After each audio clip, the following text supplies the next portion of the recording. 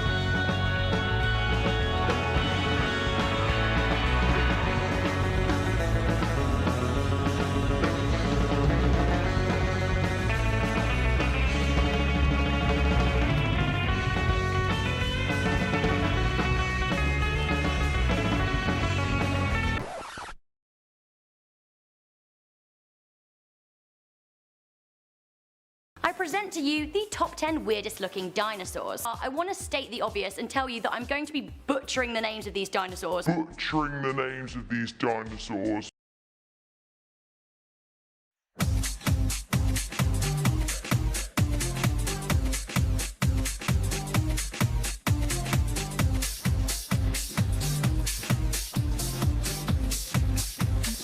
number 8, we have the Tradoon.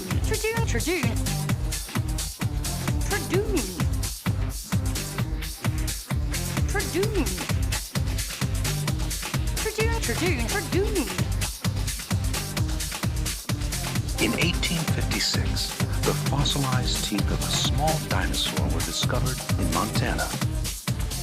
The species was aptly named Troodon, which means wounding teeth. Tradoon.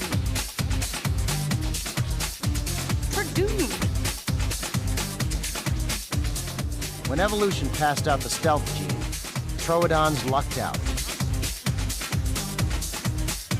Tradoon.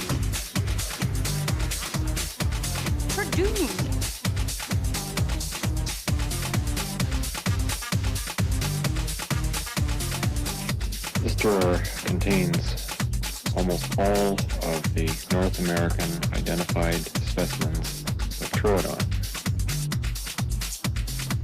Troodon was every inch the predator, with razor-sharp serrated teeth and large, hook-like claws. Troodon probably fed on our ancestors, the early mammals.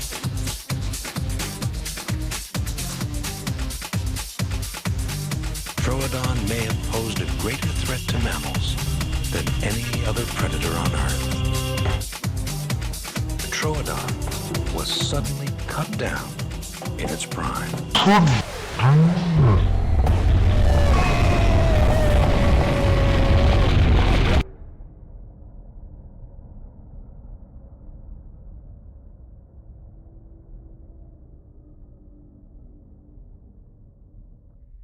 Tradoon.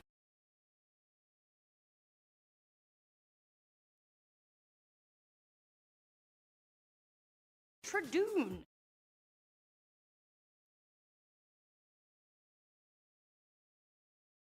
Tradoon.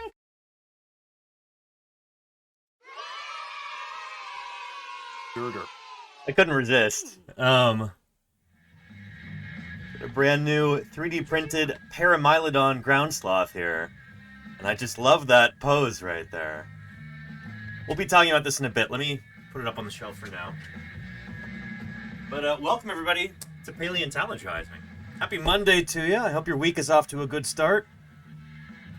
That goes for the viewers who are watching live, but for anybody else who might be watching later on, sometime in the future, in the VOD or on YouTube, I'm glad you're here too. Welcome to Paleontologizing. If it's anybody's very first time here, then allow me to introduce myself real quick. My name is Danny Anduza. I'm a dinosaur paleontologist. I'm here on Twitch trying to do some good old-fashioned science outreach. Talking about fossils, talking about natural history, talking about science. Telling you why you should care about it, why it's relevant to your life, why it's important to understand. As a dinosaur paleontologist, I work on dinosaurs. Dinosaurs are what I study, what I publish on in the scientific literature, what I present on at scientific conferences. We'll be talking about that today. And dinosaurs are what I dig up during the summers, too. For the past 2 summers, we've been able to live stream that, and it has been a blast. So check out some of the VODs or go onto the YouTube page if you want to see some of those live streams. We dug up 3 new species of dinosaur this past summer. Pretty excited about that. I streamed like 50 or 60 times from the field. It was, yeah, it's a big deal from Wyoming and Utah. Anyway, science outreach is one of the things that I'm very passionate about. I want to be able to share what we've learned about the history of life on Earth with anybody who cares to listen. This is important stuff. You know, it gives us a perspective that's extremely valuable, and you stick around here and you'll start to develop that perspective. So I'm glad you're here. Welcome to Paleontologizing. And right here off the bat, Diego Smitty, how are you doing? Hello, hello.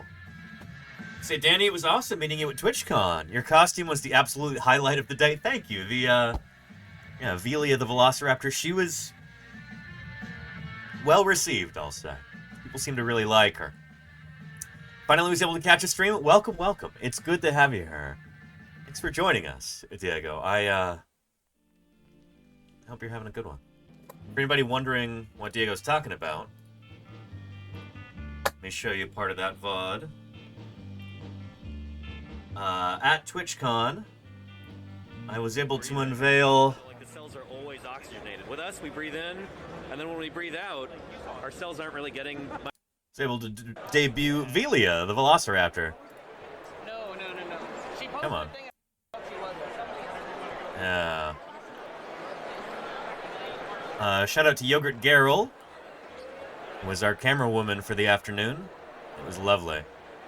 But, and we do need a Velia emote. That's right. I didn't even think about that, Salamander, but that's a great idea. Yeah. Will there be a Velia 2? What do you mean? There's no need for a Velia 2. We still have Velia. Yeah.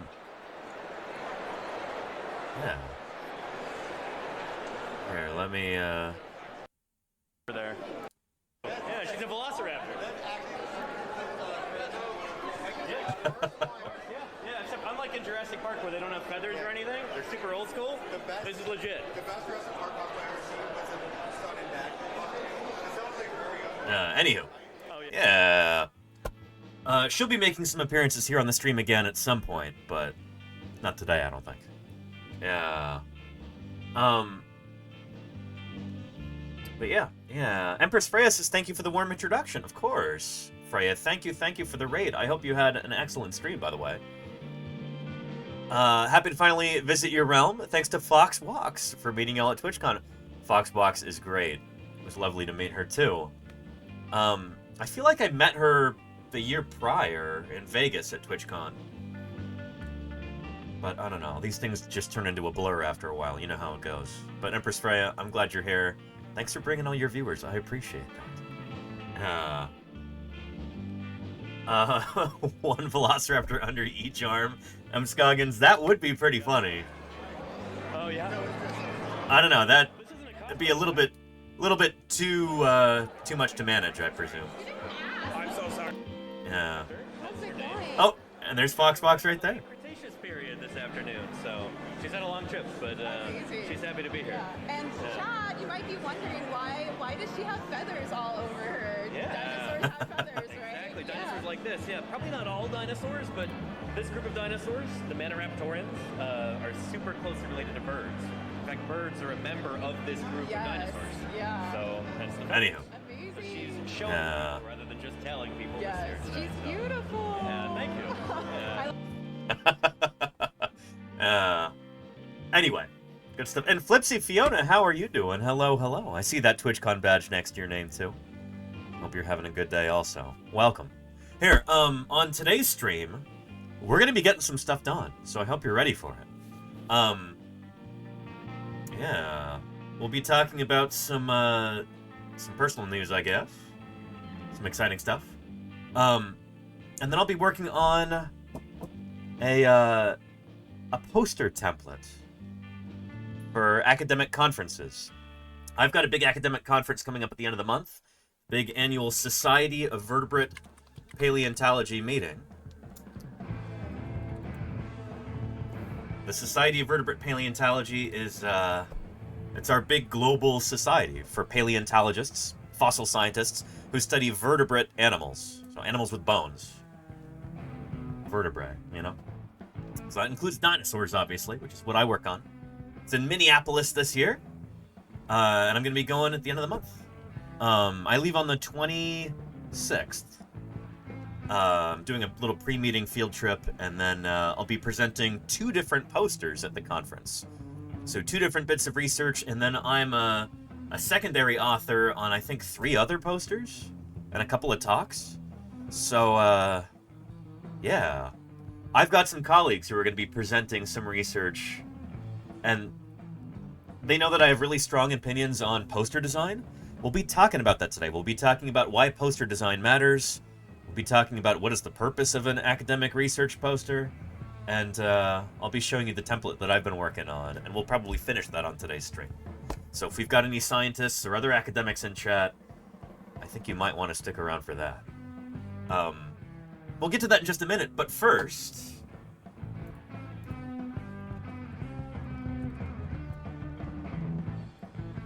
I've got some kind of exciting news.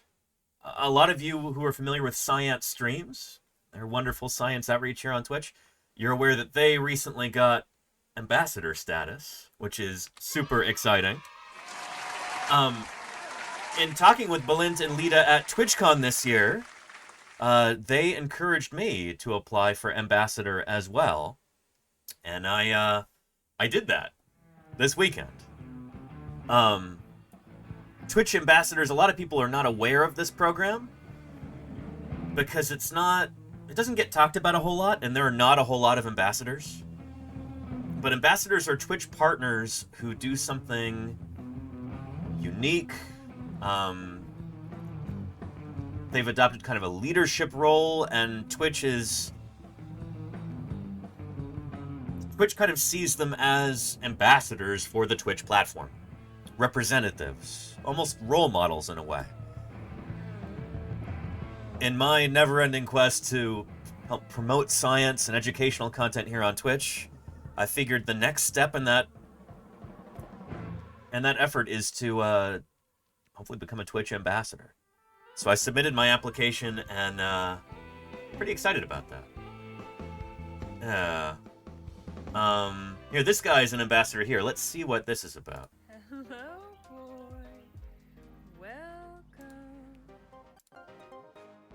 Welcome. Ready, set, man. On my weekly shot. Kids won't watch anything else but that bloody Final Fantasy 14 or whatever they call it.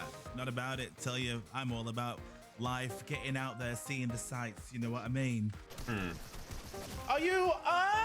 So apparently he does video games on Twitch. Imagine that. I cannot take this any longer.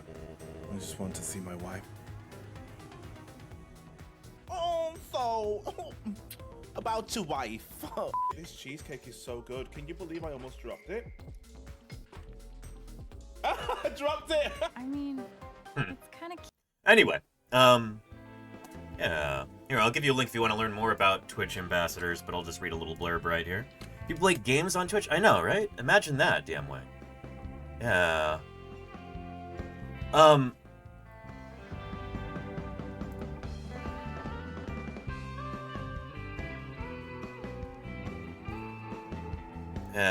We'll feature ambassadors and their communities live on the front page of Twitch, telling their unique stories. They will also be popping up on social media, and even a convention from time to time, like TwitchCon. We hope you'll stop by, say hello to these creators, and leave a bleed purple or two in chat. This little emote, I guess. Interested in becoming a Twitch ambassador? Let us know. Twitch ambassadors positively contribute to the Twitch community, from being role models for their community to establishing new content genres, like perhaps digging dinosaurs live on stream, to having inspirational stories that empower those around them. These creators embody what it means to #BleedPurple. So I'm excited about that. I put a lot of thought and effort into the application, and I'm excited. It'll probably be months and months until I hear back, whether it's a yes or a no. It'll probably be sometime in the new year, I imagine. I'm guessing probably like February, but who knows? It might be sooner than that. The application said for 2025, so I assume I won't hear back before the end of the year, but you never know. I feel good about this, and I think the community that we've been able to build here is something really special. And I like to think that we represent the Twitch platform well, and that Twitch might want to feature us as an example of cool things that you can do here on the platform. With that being said, application's in. Now we wait. And not breaking TOS. There you go, TMK, yeah. Hope you get it, Denny. Thank you, Casey. I appreciate that. Yeah. Trek Nerd says you're an ambassador, whether Twitch knows it or not. Well, I guess we'll see about that. I will be presenting on these Twitch streams. I'll be presenting this to the Society of Vertebrate Paleontology at the end of the month. So I'm very excited about that. I did that last year in a more limited kind of venue. I can give you a link if you'd like to watch that, but I did a little online talk.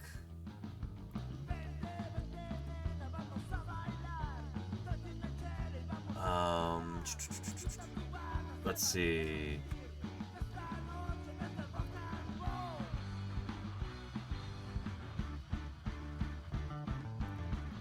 There we go. It's going to be in the Immediate Spots playlist, presumably.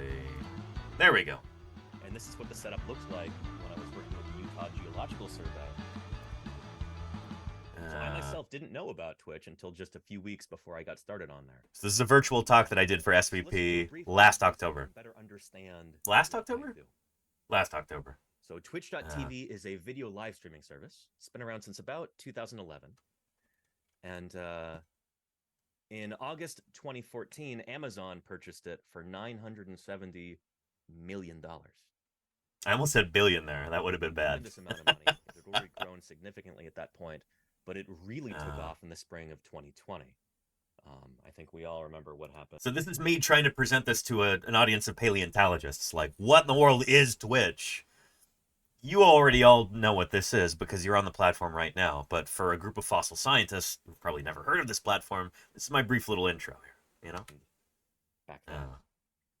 That's actually when I started on the platform, was in May of 2020.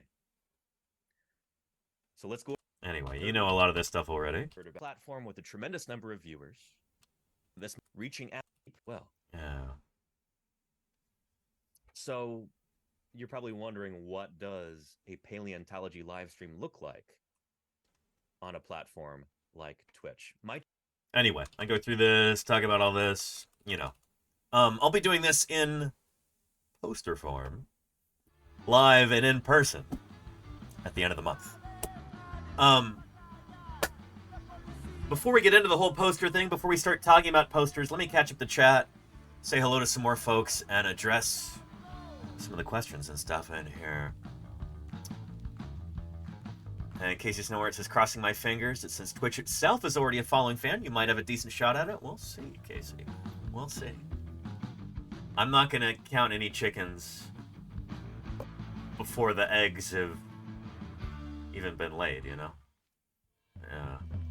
Beguiling Thanks says, your streams are very enjoyable. The community is great, and I always learn a lot. Share my passion with everyone here, so yes, thank you. Beguiling Thanks, I appreciate that.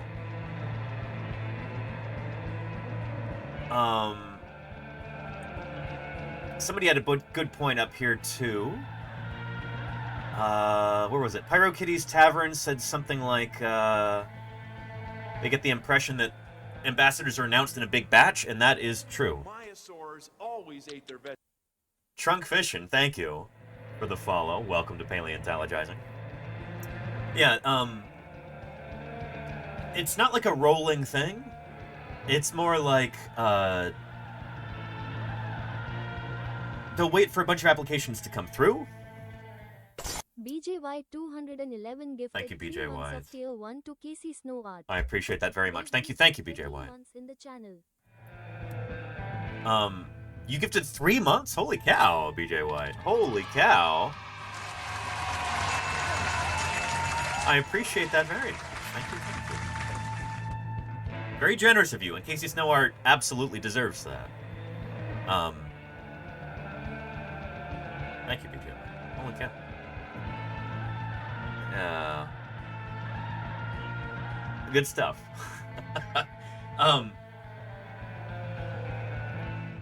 And Aurora Elias. Well. Thank you for the 5 months of support. I appreciate it. Holy cow. And Dino Dax Dino Dax, thank you so much for the 5 months also. Paleo Well, science well, shake, well. Paleo science shake, paleo dance, paleo dance. Spectacular. Good stuff. Good stuff. It's folks like you that make this whole thing possible. I know I say that a lot, but it's true. I wouldn't be able to do this if it weren't for generous, supportive viewers like you, so thank you. Tradoon. Lenina, how are you doing? Hello, hello. And Squiggles Legabo, hello to you too, Squiggles. And we've got 5 gift subs from Aurora Elias. Thank you for those. Excellent. Holy cow. Yeah. Aurelius is getting serious with those 5 gift subs. I appreciate that, Aurora Elias. There's 5 people in the chat who won't have to worry about any ads for the next 30 days. It'll be November before they have to see a single ad on this channel. Thank you, Aurora Elias. Appreciate it.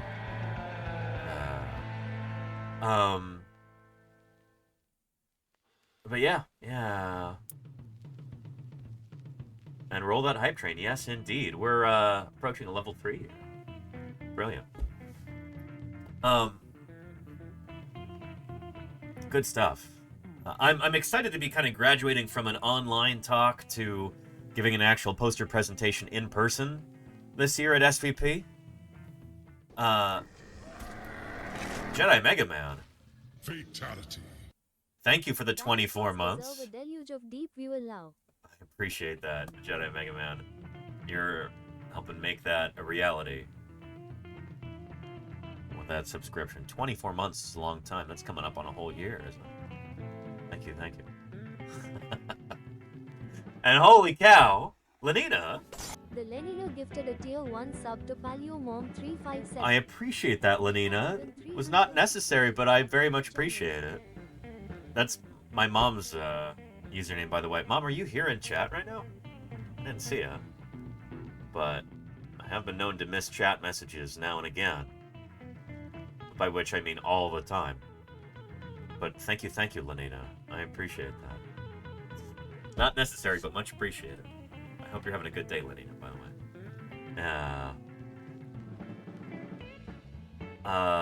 But yeah. Oh, and I appreciate that, Lenina. Thank you. Yeah.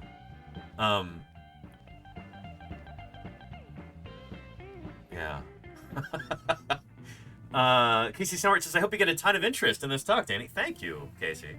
It would be honestly super cool to get more scientists interested in sharing their knowledge on Twitch. Agreed. That's kind of what I'm trying to do. And again, if I do happen to get ambassador status, it would be kind of an easier sell for some of my colleagues, for other people in the sciences to be like, hey, not only is Twitch a wonderful platform for science outreach, but they recognize it. And they recognize it enough to give a certain degree of prominence to the scientists who stream on Twitch, as long as they do good work, you know? And, yeah.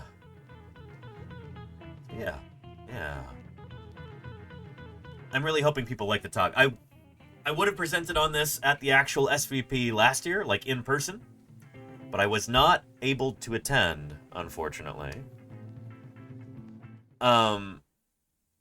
Because TwitchCon ended up being the same exact weekend as SVP. So I had to make a difficult choice, and I chose TwitchCon because Twitch was actually going to comp my ticket and everything, and it was going to be a lot less expensive to go to TwitchCon than to go to SVP. So yeah. So I hope that makes sense. But yeah, I don't know what's up with YouTube right now. It's been awful laggy. But yeah. Hate when conventions overlap. I know, right, Squiggles? Yeah. Anywho, some of the stuff that I'm going to be doing on stream for the next 2 weeks is going to be getting ready for the Society of Vertebrate Paleontology 84th annual meeting in Minneapolis this year. I've got a research poster, 2 research posters actually, that I have to make, and then I have some colleagues who would like some guidance in making research posters. And so I've decided to put together a special exploitable template that they can use, just kind of copy and paste their own stuff in. The basic poster design is already done. They can customize it however they like, use whatever colors and text and logo, everything else. But just kind of provide them a framework for this. But some of you are probably watching right now and you're wondering, what in the world is it? What is all this talk about posters? What are you talking about? What does that have to do with science? And so let me fill you in right here. This is a... to put it in kind of a goofy way. It's a sacred ritual undertaken by scientists the world over at scientific conferences. And we've got a nice little primer on this. Poster sessions can be glorious things, but they're usually very frustrating, and a lot of that comes down to poor poster design. Let's talk about it. Every year at And let me set this up for proper viewing right here. For a seamless experience. There we go. Every year at hotels all over the world, scientists from every field in science flock to these giant academic conferences. They're like the Society of Vertebrate Paleontology meeting that I'm going to in just 2 weeks. And best poster wins. There often is a poster prize. But as this video is going to explain, we put posters together for a reason. It's because not everybody can have a talk, and sometimes talks are not the best venue in order to present your research. It's usually not for mine. I actually really prefer poster sessions for a number of reasons. I prefer putting together a poster. But, yeah, a lot of people hate poster sessions. They hate presenting posters. They hate making posters. There's reasons for that. This video is going to get into it. They're like Woodstock for geeks in that field. Scientists go to these conferences to learn about the new research going on in their field and to share the work they're doing with everybody else. And to drink and hang out with friends from other universities who they don't get to see very often. Yep. It's like a big social knowledge update for the whole field. And it really is. This is like the social event of the year, if you're a paleontologist, is the Society of Vertebrate Paleontology meeting. If you work on vertebrate fossils, SVP is your conference. And so the majority, maybe about half, maybe half to a third of all the vertebrate paleontologists in the entire world will be going to this conference. It'd actually be nice to get some good numbers on that, and I'm going to see about doing that this year. But, anywho. Conferences are great. Poster sessions often leave a lot to be desired. Talk about why. at most all of these conferences, there's something called a poster session. Steely Dan says, so grown-up science is still all about whose science for a poster board is better? To a certain extent, yes, although the stakes are lower in a lot of ways. It's not like a science fair where first prize, you know, wins a $100 gift card to Sports Authority or something like that. No. It's more, there might be like a small cash prize for the poster award, but really what we're trying to do is to communicate our original work to our colleagues. That's the whole point of a poster session. But you can think of it like a science fair, kind of. You've got other rooms at the conference venue where people are giving talks. So like they're basically giving a slide presentation before an audience. If you don't apply for a talk or if you don't get one, I applied for a poster this year. Dinosaur man. Foxyful, thank you. Live. Today is a good day. Thank you for the 3 months of support. I appreciate you, Foxy. Thanks for keeping me here on the air. Anyway, it is kind of like a science fair, but it's a grown-up science fair. And, you know, there's a lot of discussion, some arguments, seeing old friends, there's some drinking, you know, stuff like that. But it basically is kind of like a science fair. Yeah. Poster sessions are where researchers share findings that didn't fit into bigger sessions or bigger presentations. Scientists take some new research findings, some new truth about the world, and they try to explain it on this giant poster. So there's usually far more posters than there are talks at any given conference. So it really is like the bulk of the research being presented is in poster form. These poster sessions are one of the main ways that scientists share knowledge with each other, and they have the potential to be this really great experience for both the person presenting the poster and the person walking around looking at all the posters. But in reality, scientists have mixed feelings about poster sessions. A lot of us Yep. go into poster sessions feeling like kind of optimistic, and then we come out feeling like disappointed and underwhelmed. And here's Yeah. why. First, here's what it feels like to present a poster. And this hits really, really close to home. If we have any academics in the audience, any scientists, I saw science streams earlier. Rhacodactylus might be watching right now too. They can probably speak to this. Yeah, oh boy.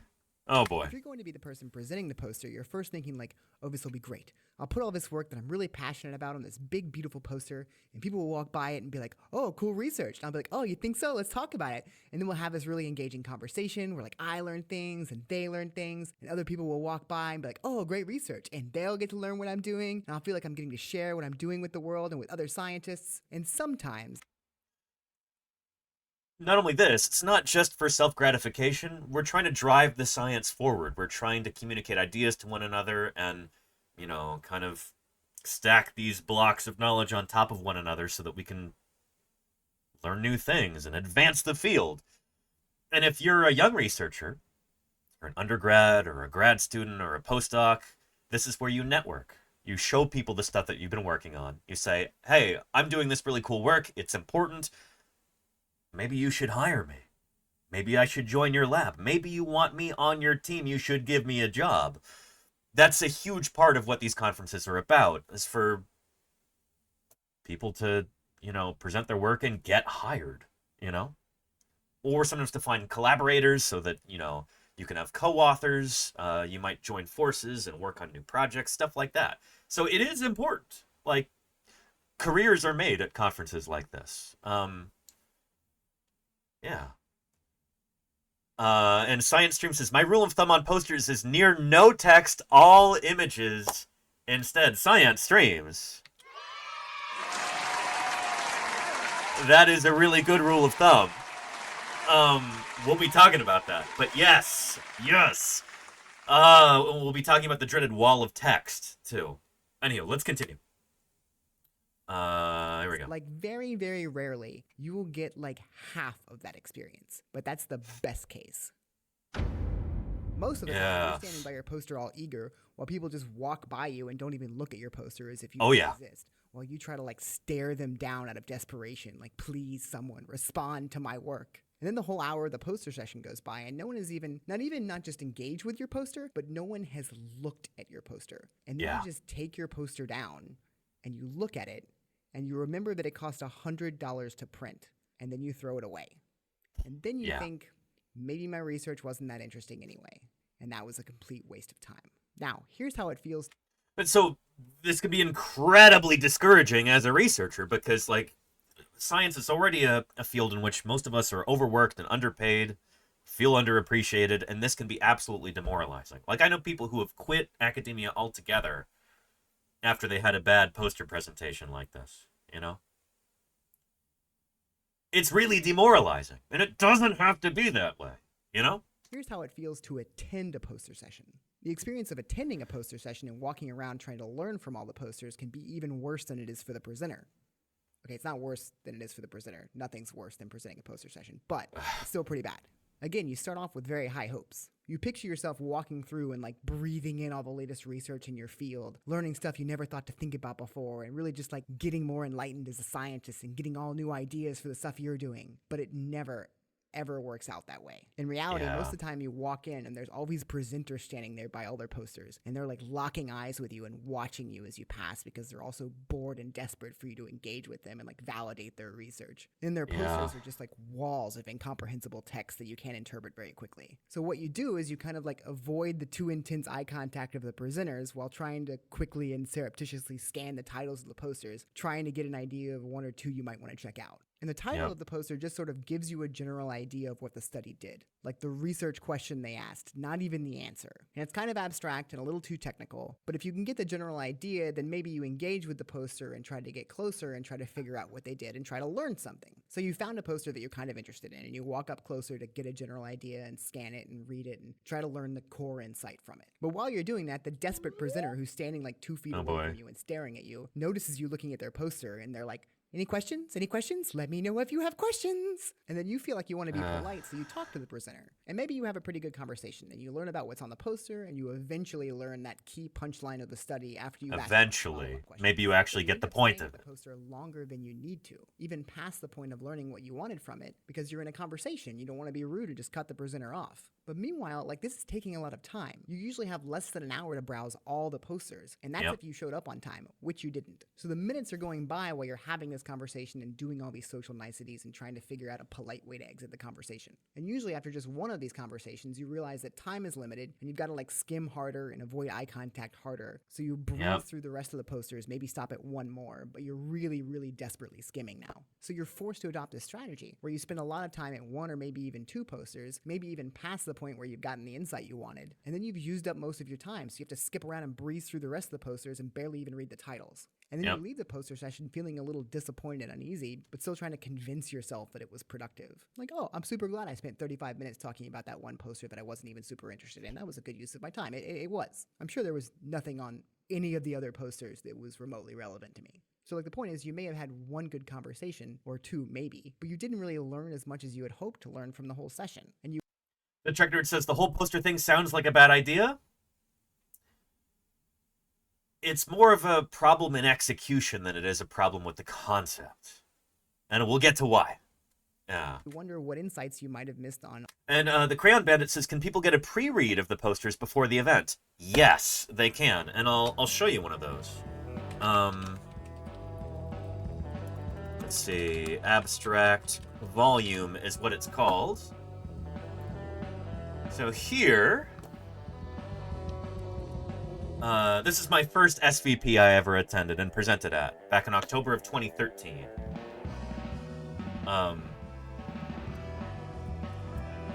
There we go. And so all of the abstracts, here, let me take a step back. All of the talks and posters that are going to be presented at the conference, the abstracts, which are like short summaries of those, the abstracts are all in the abstract volume, which is what this is. So here, I'm first author on this abstract. I'm presenting on Trirarchuncus, that Alvarezsaur. This is a dinosaur that we published on in 2020. This little hook-handed insect-eating dinosaur. Brand new critter. We had some material of it back in 2013, not enough to publish on it and name it, but enough to tell us that we had this kind of dinosaur in the Hell Creek Formation. And so I present on that. Here, and there is the abstract. So this is poster session 3, Friday, November 1st, 2013, 4:15 to 6:15 p.m. We had a 2-hour poster session there. SVP is usually pretty good about this, providing enough time for poster sessions. But there's me right there. Yeah. And here is the abstract. So the thing is, if you're smart about how you attend a conference, and if you have time, you'll look through, maybe even print out the whole abstract volume beforehand, and you'll be highlighting things so that you know, okay, I've read this abstract and this abstract, these are super interesting, I want to attend these talks and talk to the authors at these poster sessions and all that. Yeah, does that make sense? Then go talk to the presenters. Exactly, Red Crayon Bandit. Yeah. But in my experience, not enough researchers really do this. And sometimes the abstract is written poorly, or it doesn't really sell the idea well enough, because academic writing is often meant to kind of... It's not meant to obscure ideas, but it often ends up obscuring the actual ideas. Anyway, a poster should be a different kind of thing. And,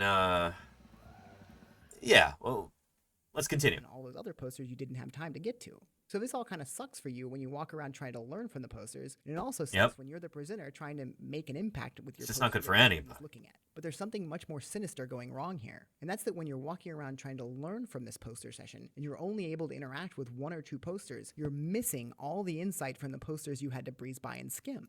And that doesn't sound like a huge problem, like, oh, okay, great, you're not having a great experience at the poster session. But the thing is, this is science. It's important. I can see that my 50,000 a year has been well spent. Speaking of science, Reagan Nation, thank you for helping support science outreach here on Twitch for the past 15 months. Thank you very, very much for that. I really appreciate it. Tier 3 subscription there, folks. Reagan Nation, thank you for helping make this possible. It's that's pretty awesome, Reagan Nation. Tier 3 is a lot. I appreciate it. Scientific conferences like this are where scientific progress can be made. Like, researchers are learning from one another, there's all these new ideas being passed around, and sometimes, like, an idea that you get from somebody's poster helps, you know, jog something in your own mind. Suddenly things click, and suddenly you have a new insight, and you're able to move forward with your own research. Make a new discovery. Maybe something suddenly makes sense. That's why these things are so important. That's why we have these academic conferences like this. They're sort of a driving force in the progress of science. So when poster sessions don't go well, when they are not optimal, that keeps the science from advancing further as quickly as it could. And that can have life or death consequences. Fields like medicine, epidemiology, stuff like that. You know, when we're trying to solve real problems for people, when we're trying to make a real difference in the world and improve people's lives, anything that hinders the science, hinders scientific progress, can be it can be really terrible. It can have bad consequences. And these missed insights are all like part of your field. You're supposed to know all of this stuff. A lot of them Yep. probably apply to the scientific problems you're wrestling with in some direct or tangential way, and you're Yeah. missing them. You're only getting like 1 or 2 points before time runs out and you gotta leave. So not only are poster sessions kind of a lackluster experience for everybody involved, but they're also really inefficient at Thank you, Claire. transferring knowledge Okay. to people walking through the poster sessions. And that means it's slowing down the learning. It's slowing down scientific progress. There we It's go. actually holding the human race back in a non-insignificant way. That Yeah. sounds like hyperbole, but I actually mean it. Maybe the research in your field isn't very important, and I'm in psychology, so I get that. But if I don't know. Paleontology, of course, the most important of all the sciences. But yeah. you're Yeah. studying something that people are suffering from, like cancer or Alzheimer's or ME/CFS, And welcome, one of Noodles. those Hello, missed hello. posters could contain some Yeah. finding you hadn't thought about that triggers a Yep. moment of insight that helps you cure that disease sooner Here we go. than you would have if you had missed that poster. And all of these missed insights are happening in mass in every single field of science right now. This isn't Yep. just a design frustration. This is a serious problem and a serious opportunity. I think a lot of these problems come down to the way we approach designing academic posters. So let's see if we can fix that. Okay, so here's how the poster design process works, if you can call it a design process. 6 months before the conference, you write an essay talking about your research findings that you want to put on your poster. So that's called the abstract. So like we were talking about the abstract volume right here. Each of these abstracts. First pterosaur from Antarctica. That's exciting. But yeah, here's an abstract, which is a short summary of your research. And Hugan, thank you for the 200 Do you agree bits. with the interpretation of Leoningosaurus being a swimmer and hunter or scavenger?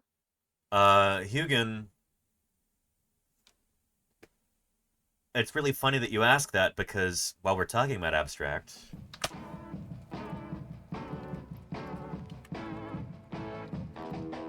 because, well, here, I happened to present on this very subject last summer at the Mesozoic Terrestrial Ecosystems Conference.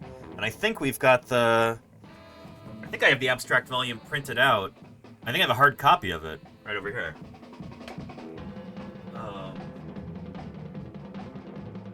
It's somewhere over here.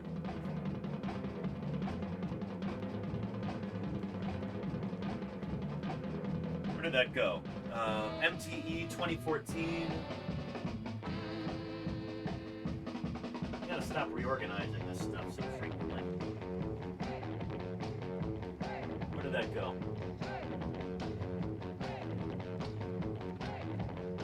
I don't know if I'll be able to find the hard copy in time.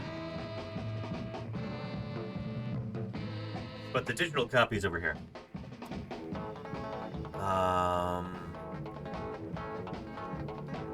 There we go.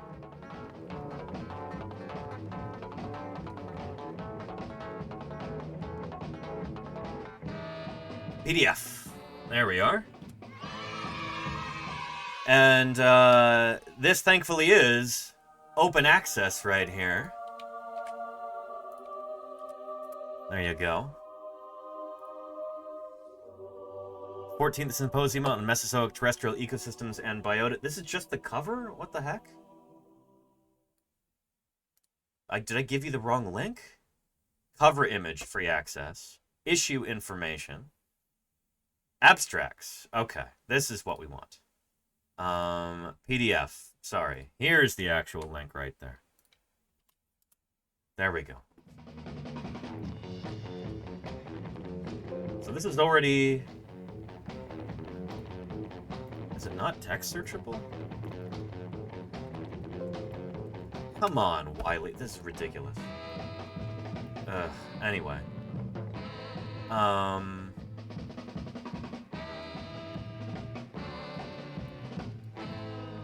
Poster number 11, Anduzo, that's me right there.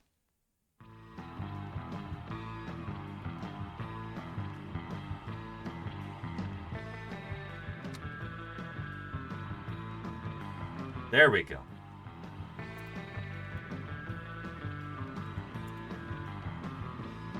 I think I have to scroll through the whole thing before it becomes searchable? That was dumb. Now it's saying there's 0 hits. Not well designed. I'll just scroll through until I find my figure. Which wasn't even a good figure. Because I had to do this real fast. But it's about Liaoningosaurus. And no, I do not think it ate fish. Oh, come on. Anyway, it's in here.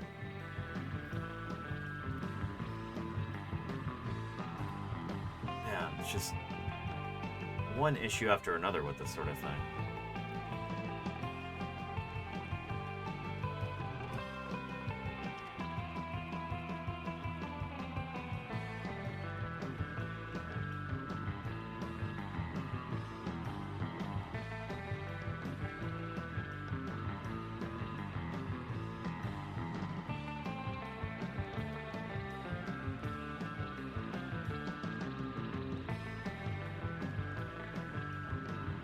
Forget it. Ugh. Criminy. Anywho, you can see how these things get frustrating when the systems just aren't well designed. They're difficult to use. They're painful to use. And that hinders scientific progress. Yeah. But anyway, Hugin, yeah. I do think Liaoningosaurus probably was a swimmer, but don't think that it ate fish on the regular. Yeah. And Little Pink Pony says, why does it have to be a poster? Get some big TVs in there and have a poster-sized slideshow? Well, TVs cost a lot of money, and you're dealing with sometimes thousands of posters in a poster hall. Having thousands of TV monitors would get very, very expensive. So instead, the cost gets passed along to the conference attendees. You've got to pay $100 or more to get your poster printed and then bring it and then present it. That's usually how it goes. Anywho, yeah. And then you submit that to that's how the poster design process works, if you can call it a design process. 6 months before the conference, you write an essay talking about your research. That's the abstract, like we were talking about. And then you submit that to the conference, and then hopefully it gets approved, and then you're happy because that means your school will pay for your travel. And then you forget about it for like... Claire Burst says, if you were enterprising and could afford to bring your own screen, could use a video or slideshow. I've seen people put a little tablet, an electronic tablet. Not like a piece of slate, but like, you know, an electronic tablet with a screen, and then they just like Velcro it on next to their poster. I like to put QR codes on my poster that link to videos, that link to full references, stuff like that. QR codes can save you a lot of space, and they can also help you engage an audience better. You might have a contact form with a QR code. Maybe your email is a QR code, stuff like that, you know? So yeah. 5 months until about 2 anyway. Research finding, call it a design process. 6 months before the conference, you write an essay talking about your research findings that you want to put on your poster. Yep. So you submit the abstract to the conference, and then they accept or reject it. The abstract is like a short summary of your research. But it's written in a very academic kind of way, very dry. It's not the sort of thing you want to put on a poster, honestly.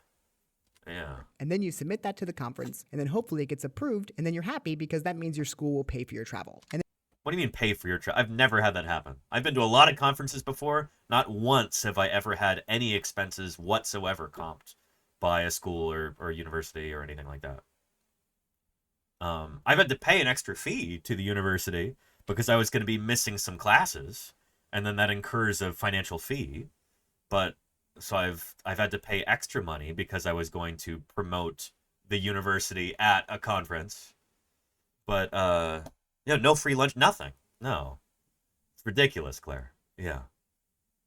But anyway, yeah. And then you forget about it for like 5 months until about 2 weeks before the conference. Oh, and boy. while you're already worrying about everything else you have to do for the conference, plane tickets, packing, things like that, it suddenly hits you and you're like, oh, shit.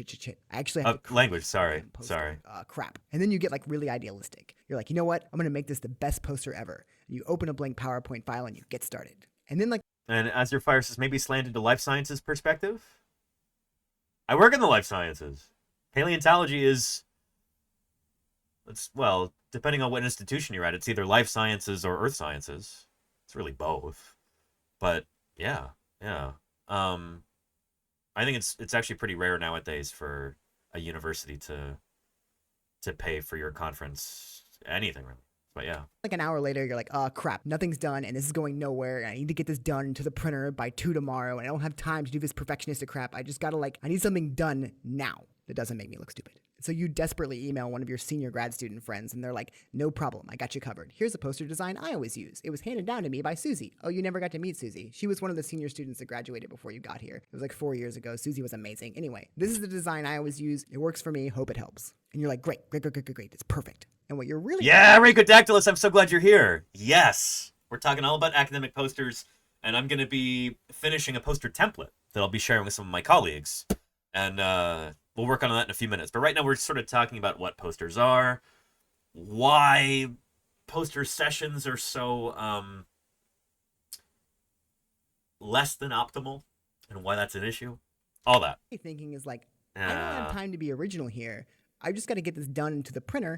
And Gravity, I will be translating your finished poster if you authorize me the honor of doing so. That'd be great, Gravity. It'll be about a week at least until it's done. But yeah, that'd be awesome, Gravity. And it's my first year of grad school or whatever, and I'm kind of afraid of looking unprofessional or looking like I don't know what I'm doing. I don't have really time to think this. Oh, gotcha, Azurfire, yeah. In times of uncertainty, Medicine, you mimic. yeah. You copy somebody else, and that makes you feel safe. So you open up your friend's template, and then whatever is on that old hand-me-down poster design, you copy. Like whatever they did, you do. If they had their entire introduction paragraph copy and classic bad poster designer, corner, then that's what you do. You take your entire introduction paragraph and you put it in that little box. If they Oh, why is the abstract on the poster?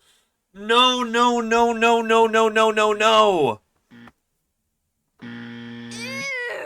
Don't do that. We'll be talking about why. But yes. Yeah. Rhacodactylus says, all of my posters have looked that bad. It's quite embarrassing. Honestly, it's not embarrassing, Rhacodactylus. This is what almost all posters look like. You know? Good poster design is incredibly rare. And that's such a problem. You know? Anybody who's watching right now who's an academic or will ever be presenting a poster, when I'm done with this this poster template that I'm working on, you are 1,000,000% free to use it in whatever capacity you would like. Provided you use it for good and not for evil, because it will be powerful. But, yes. And Rhacodactylus says, that is what makes it embarrassing. I mean, this whole story here is about how, you know, most researchers don't have time to actually put together a good poster. You know, they just use what's been handed down from them, and sometimes they're only following orders because their university or their institution says, oh yeah, just use our template. You know, it's dog water. It's awful. No one will stop at your poster, but at least you're following orders, you know? So yeah. You mimic. You copy somebody else, and that makes you feel safe. So you open up your friend's template, and then whatever is on that old hand-me-down poster design, you copy. Like whatever they did, you do. If they Yep. had their entire introduction paragraph copy and pasted into this tiny box in the corner, then that's what you do. You take your entire introduction paragraph and you put it in that little box. If they display Rhacodactylus is tradition. Peer pressure from dead people who existed before we had PowerPoint, Prezio, and the internet. Exactly, Rhacodactylus. Exactly. And Von Tronium, thank you for the follow. Welcome to Paleontologizing. Sorry we're not really talking about fossil science specifically right now. We're not talking about dinosaur feeding ecology or, you know, the evolution of flight and pterosaurs and later in birds, anything like that. We're talking about some of the nuts and bolts of scientific presentations at the moment. But it's important stuff. And since I'm currently in the process of designing some scientific presentations, some academic posters like this, that's what we're talking about right now. But rest assured that this is the real deal here. This is not just flashy whiz-bang stuff that's exciting for Twitch. This is, you know, in-depth, real-world, sophisticated stuff, which makes you a sophisticated viewer. I'm glad you're here. And Von Tronium says, no worries, love the vibe. Welcome to Paleontologizing. It's good to have you here. Rhacodactylus makes a good point here. The sociology of science and how we operate as a profession is important to understand science, and also to understand how some aspects of science are quite dysfunctional. Yes! Absolutely yes.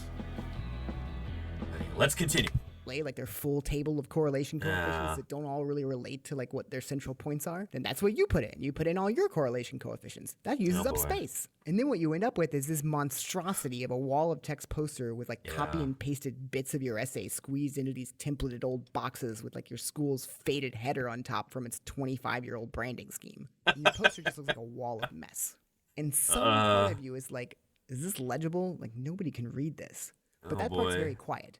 The very much louder part is like, good, it looks great. And it looks great because it looks like I did something. It looks like I spent longer on this than the rushed hour that I actually spent on it. Now, if you have a little extra time on your hands, you may be able to listen to that, let's make this a little more readable voice. And if you have that kind of time, maybe you like add a nice graph or turn one section of text into bullet points or something like that, or add a picture. And I've done this. When I first started my PhD program, I tried to take an extra hour with a poster and improve the usability of it a little bit. So here's one of my first posters. I had like a so what box and icons and pictures for everything, but it's still just a wall of text in the same old format. And then and it's full of boxes too. I mean, this is one thing that even like most good poster designs, people put a lot of thought and effort into, they still have these boxes. I hate the boxes. I hate them. We'll be talking about why and how to avoid the boxes in a little bit. Beguiling Fang says, this is such an eye-opener. I had so many of these to read for my studies, and they all look like the bad examples, because that's what almost all of them look like. Like, this is a huge issue. Here, let's just do a Google image search. Poster presentation hall. Here we go. Look at this.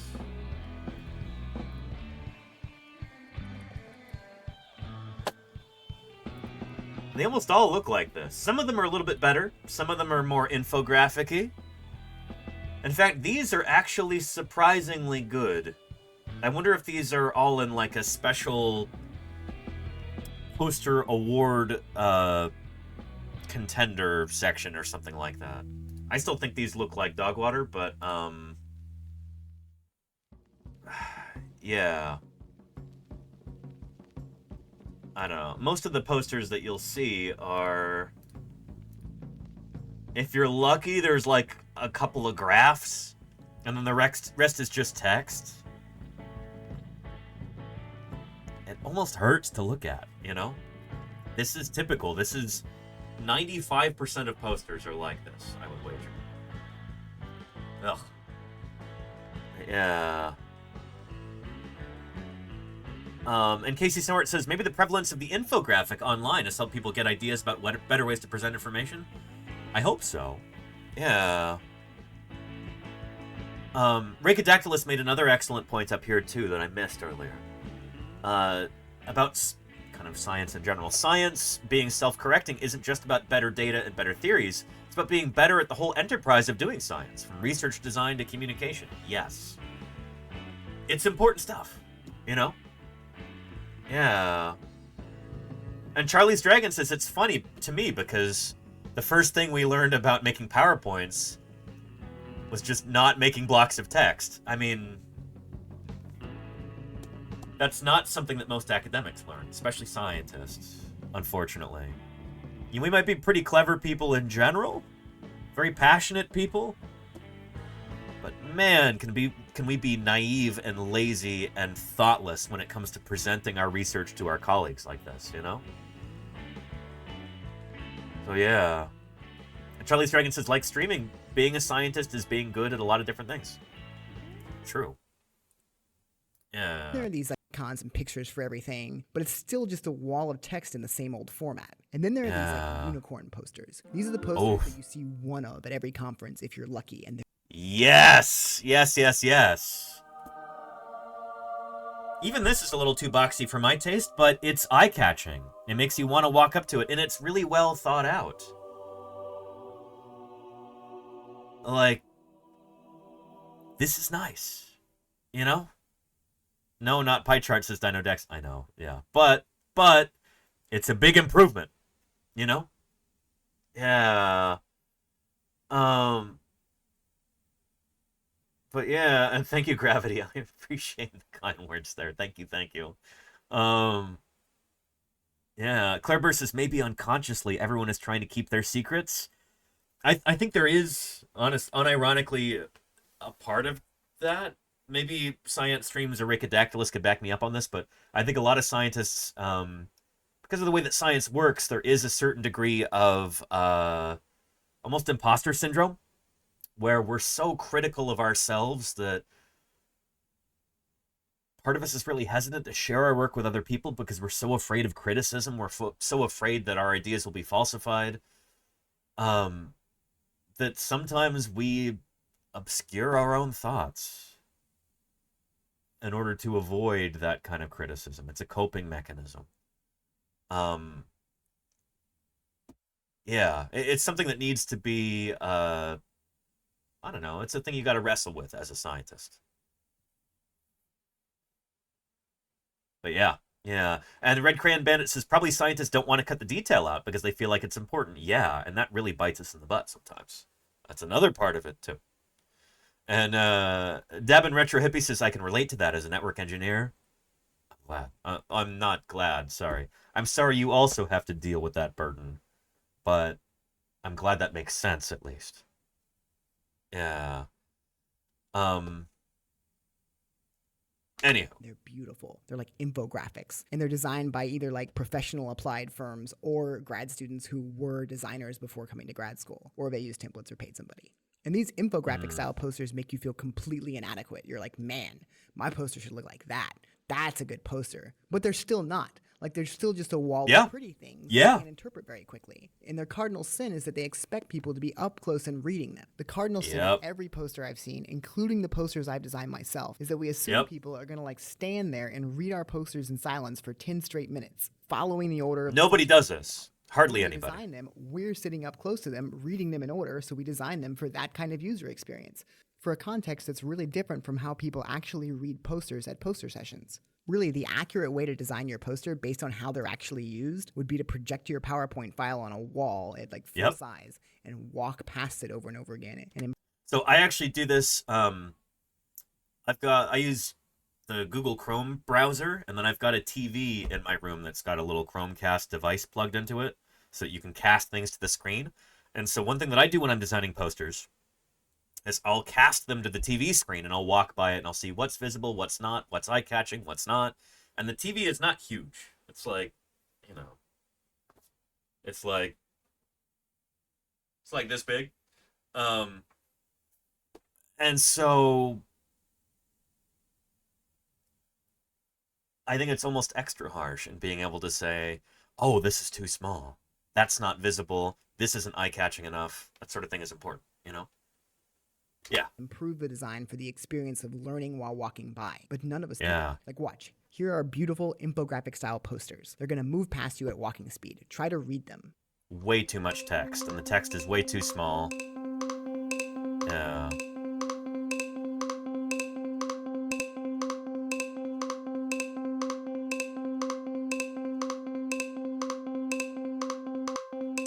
Charlie's Dragon makes an excellent point here. The poster is the hook. The scientist is the info dump. Exactly. Exactly. Did you catch anything besides the title? Did you even catch the title? To learn anything from the infographic format, you have to walk up and spend a lot of time with it. Because that's what infographics are designed for. They're designed to sustain your attention while you're right up next to it for 5 to 10 minutes, reading it on your own in silence. Infographics aren't the right goal for scientific posters, because we just don't spend that much time with most posters. If anything, a billboard is a better design analogy because those are designed to transmit information as you move past them. So what should an academic poster look like? I think Rachadactylus, oh man, I wish you were here just a few minutes before you got here because that's exactly how this video starts. Rachadactylus says, there's something very awkward about standing next to my poster while someone is reading it, and they nod, look at me, say something like, very interesting, and then they walk away. At some point I realized if my poster is basically a paper, then why am I standing there? Yes. Yes! The beginning of this video talks about that. We're here at 10:47 here. So...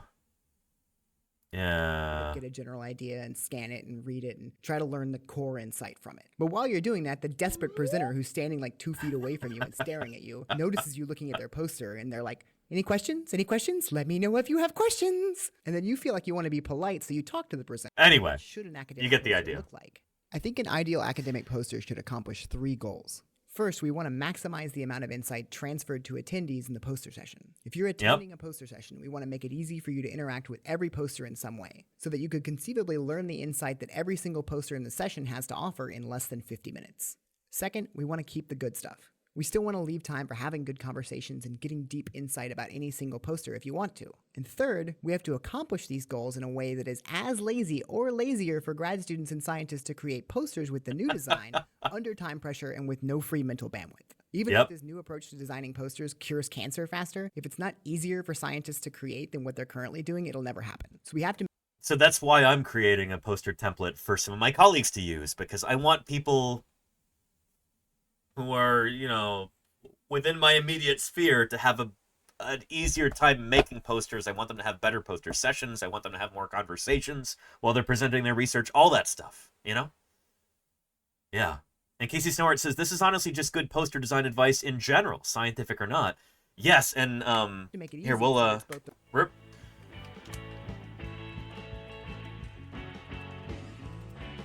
Yeah, there we go. Reptiles owned the skies, the land, and the sea. Optic nerve. Of all the reptiles were the dinosaurs. Thank you for the 36 months of support right there, Optic Nerve. I appreciate that tremendously. Thank you for keeping me here on the air for that long. That's wonderful. Good stuff. Good stuff. Here, we'll get into this in just a second. The Better Posters blog is one that I recommend to people all the time. But, we had a question from Melinderb. Is the 3D printed model still around? Our sloth? Yes, indeed. It is right here.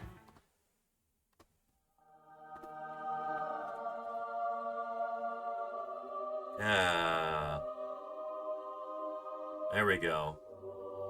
This just finished early this morning. Around 6 a.m. Here, brief detour.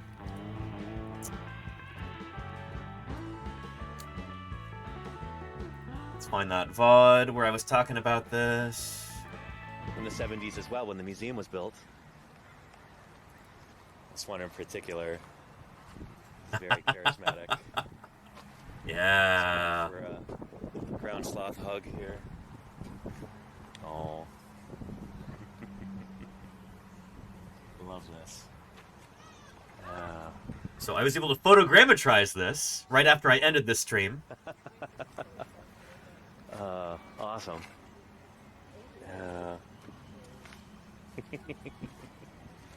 Yeah, just... That's Paramylodon harlini, Harlan's ground sloth. In the arms. Yeah. There's a bunch of these in the tar pits at La Brea. And can't give you many details right now, but I might start working on some Pleistocene mammals sometime soon. Oh yeah. Some pieces fall into place. I've got something coming up on Friday. Gonna be talking to some other paleontologists and seeing if I can finally make an announcement about this. But yeah. Stuff right back home in the Bay Area. So stay tuned for that. Anyway, I hope you all had a wonderful time here today. I hope you had as much fun as I did. This has been incredible. My first time ever at the La Brea Museum. It was a blast. I'm excited to go back in, go to the gift shop, get those pressed pennies, photogrammetrize these guys, and then we're heading back to the Bay Area today. Yeah, so by taking a whole bunch of photos of this critter, I was able to generate a 3D model. There we go. Hang on. There we go. Yeah. Just like that. This one was, I don't know how many photos. I think it was about 300. Yeah. And then I was able to do some file conversions to get it into a format that was printable and then print it.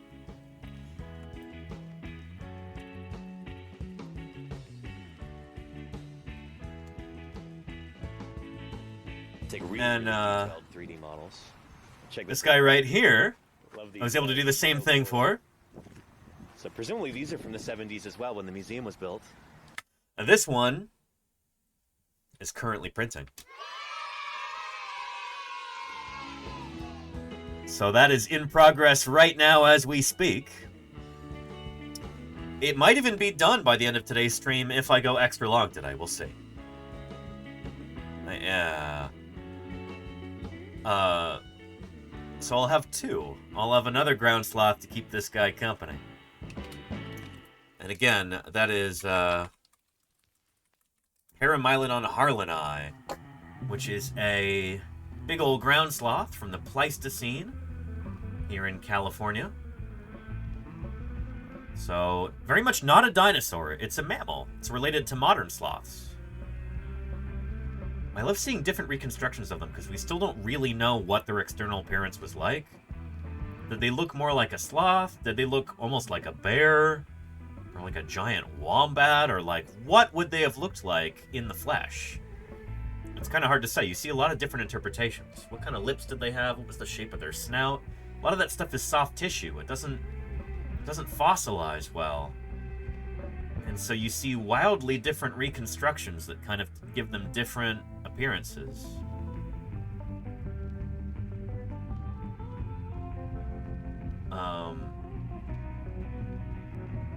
Yeah. In the time of the dinosaur, this was a subtropical delta. Miss Caprical. And of the monsters who chased them. Miss Capri, thank you so much for the 6 months of support. I really appreciate that. Thank you, thank you. Appreciate you. Barnacle Bum says, some almost look anteater-like in the body posture. Yeah. Yeah. Anyway, they're weird critters. They're very cool, though. I love them so much. This is a derpy-looking one. Being pounced upon by a Smilodon. And there's a slightly more dignified one right there. Much more dignified. And how does it compare to Jefferson's ground sloth? It's smaller. Megalonyx jeffersoni is bigger. Yeah. But anyway, they're really cool critters. And, yeah, I've always really loved that particular Paramylodon statue at La Brea. Seeing pictures of it since I was a kid, and now I've got a mini one right here in the office as of this morning. And we're working on an additional one right here.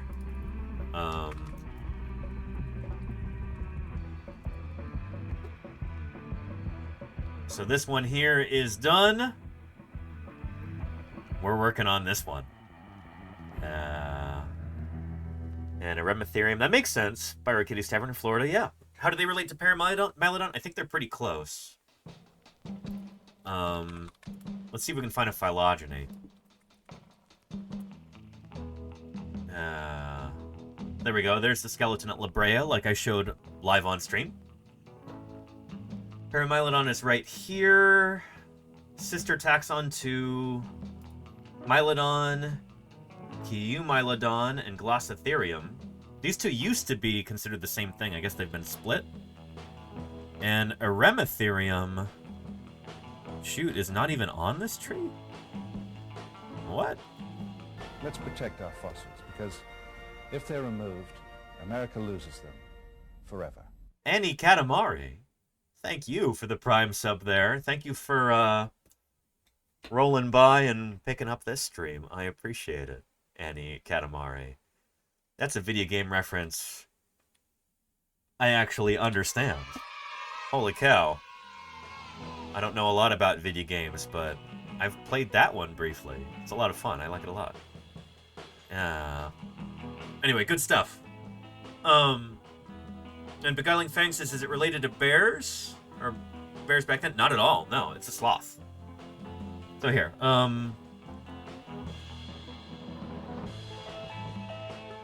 let's look up Eremitherium. Eremitherium, there we go. Eremitherium, I think, is bigger than Paramylodon. Yeah, okay. More of a tropical type sloth. Type ground sloth. It's cool how diverse these critters used to be. So yeah, it's sister taxon to Megatherium. So it's bigger than Paramylodon, and it's one of your more kind of South American sloths, apparently. Pretty cool. Eremitherium. Anyway. Yeah.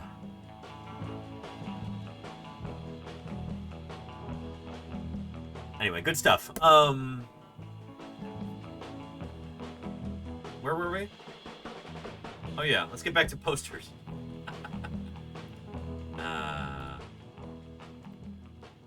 Get rid of those tabs.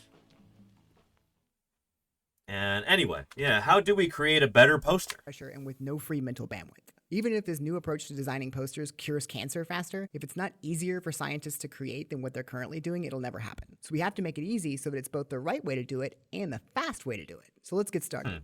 Okay, so let's get into the right frame of mind here. We're going to start things off with one of the most famous quotes in all of design. Here we go. Perfection is not when you have nothing to add. It's when you have nothing to take away. Good designs start with simplicity. Very, very minimal. Like brevity is the soul of wit. Simplicity is elegance, is beauty, is close to perfection. The core thing, and they work from... And hey, Nerduino, hello, hello. Welcome, welcome. Nerduino, I'm excited for a crossover tomorrow. We haven't even talked about that yet on stream, but everybody, I'm going to be doing a crossover stream with Nerduino tomorrow, talking about asteroid impacts and extinctions and all that stuff. Right now, Nerduino, I'm talking about academic posters. The scourge of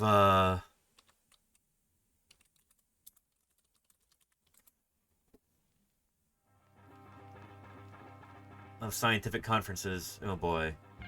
We're talking about bad poster design and how to make it better, and I'm going to be finishing up a poster template that I'm going to be passing out to some of my colleagues before the big Society of Vertebrate Paleontology meeting at the end of the month. So yeah. And there you go, Nerdy Window. Exactly. Yes. Yes.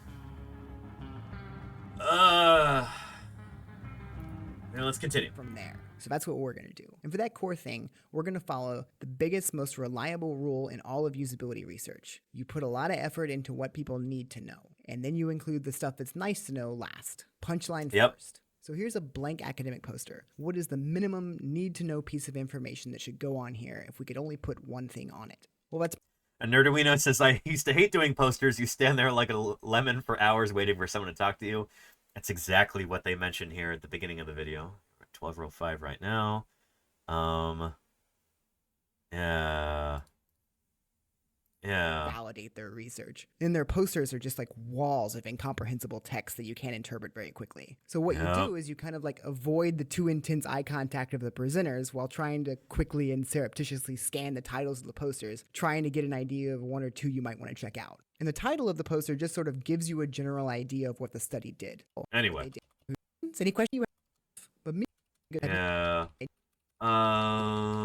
learn from all the, and then you just take your poster as if you don't exist while you try to like stare them down out of desperation, like, please someone respond to my work. And then the whole hour of the poster session goes by and no one is not just engaged with your poster, but no one has looked at your poster. And then you just take your poster down and you look at it and you remember that it cost $100 to print, and then you throw it away. And then you think, maybe my research wasn't that interesting anyway, and that was a complete waste of time. Now, here's how it feels to attend a poster session. Before I forget, here's a link to this video. But anyway, how do you create a better poster than this? Yeah. On here, if we could only put one thing on it. Well, that's probably like the main finding of the study, right? So we need a finding. I'm going to use a real finding from my friend Jacob's study. Jacob very bravely sent me his poster and let me use it for the video. Thank you, Jacob. And so we've had a couple researchers here in the chat already say, like, oh, all of my posters have always looked exactly like this. And this is how most posters look. They're terrible. Dog water, but it's not your fault. It's just, this is what's expected of us as scientists. We're expected to do bad work. Like, yeah. Nerdy Windows says you got to jazz them up with pretty pictures and color. Yes, and some other things too that we're going to talk about. And you probably can't tell from this poster, but Jacob's study is actually really cool and important. But that coolness and that importance is lost in this traditional academic poster format. So we're going to take this and we're going to redesign it. Dr. Irrefutable says that's unreadable. Agreed. And we're going to start by grabbing the main finding, the core takeaway of this study, and putting it on our blank poster. So let's see, what's the main finding of this study? What's the main finding? See, this is the problem I'm talking about. It's taken me way too damn long to find the main takeaway from this study, which is pretty representative of the problem here. And that has nothing to do with this poster. Every poster in science is like this. Okay, so after reading this entire poster, I think the main finding is this bit right here. We found consistent differential validity for some non-cognitive measures for predicting international student GPA, specifically with SJTs, continuous learning, social responsibility, and perseverance. So let's put that on the poster. And then we're going to change the background color. You can use your school's color if you want to, but I think it would be extra efficient to use colors that prime people's expectations about what type of poster they're about. I don't know about this part. They'll notice the color first. Like we could use green for empirical studies because they're the most common, blue for theory, red for methods, and yellow, the most attention-getting color, for that rare and wonderful intervention. This seems arbitrary to me, but whatever. Better. But it sounds kind of technical to anybody who doesn't specialize in the subfield that this relates to, which is selection or hiring decisions. Which is fine for an academic paper where people can go back and look up terms they don't know. But we don't have that kind of time. People are walking by in 5 seconds. We gotta punch it in their brain. And research on usability writing shows that plain language is interpreted faster and gets people's attention better. So the most efficient thing we can put on this poster is actually a plain language version of Ultravision Prime. Hello, so we're going to say, for international students, perseverance and a sense of social responsibility are extra important for predicting first-year GPA. That's so much better. Holy cow. Now, this kind of makes sense, right? Now you're getting this whole story popping into your mind. But what if we're presenting a poster and somebody comes up and asks us a question we don't know the answer to, like give me your full list of predictors and all the correlations? And DMWing says, does this example not have a conclusion section? That's maybe kind of worked into discussion of results. But yeah. What about those figures and tables that give us that sense of safety and the ability to answer questions? Well, for that, we're going to add something called an ammo bar. The ammo bar is just going to be a column on the right side, or whatever side you plan to stand on. And you're going to copy and paste all of your miscellaneous figures and tables and stuff that you need for answering questions into that bar. You're not going to spend any time worrying about the design or layout of this section because it's just for you to use. And so this, I don't know. I like the approach here in the sense that it's supposed to be super easy for researchers to run with. You know, you don't have to have a background in graphic design. You don't have to really think about it that hard. It's just plug and play, you know? Copy and paste, here it is. And I like that. And so there we go. This is kind of the final idea. You put a QR code in there as well so that, you know, they can follow a link to the full paper. I guess this is if the paper's already published. it's already published. Why are you presenting it at a conference? I don't get that. But anyway, it is a big improvement. Let's look at a before and after. So in the next screen, a few real academic posters are going to move past you at a walking pace. See how much information you can absorb. Yeah, this is not great.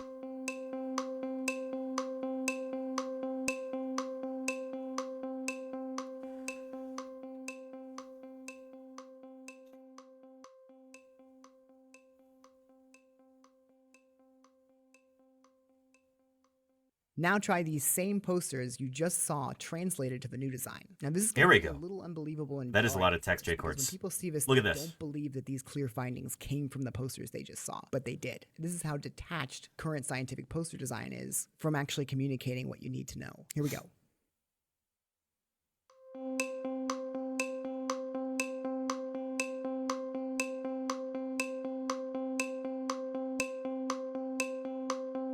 This is still, it looks awful dry to me, but it is an improvement.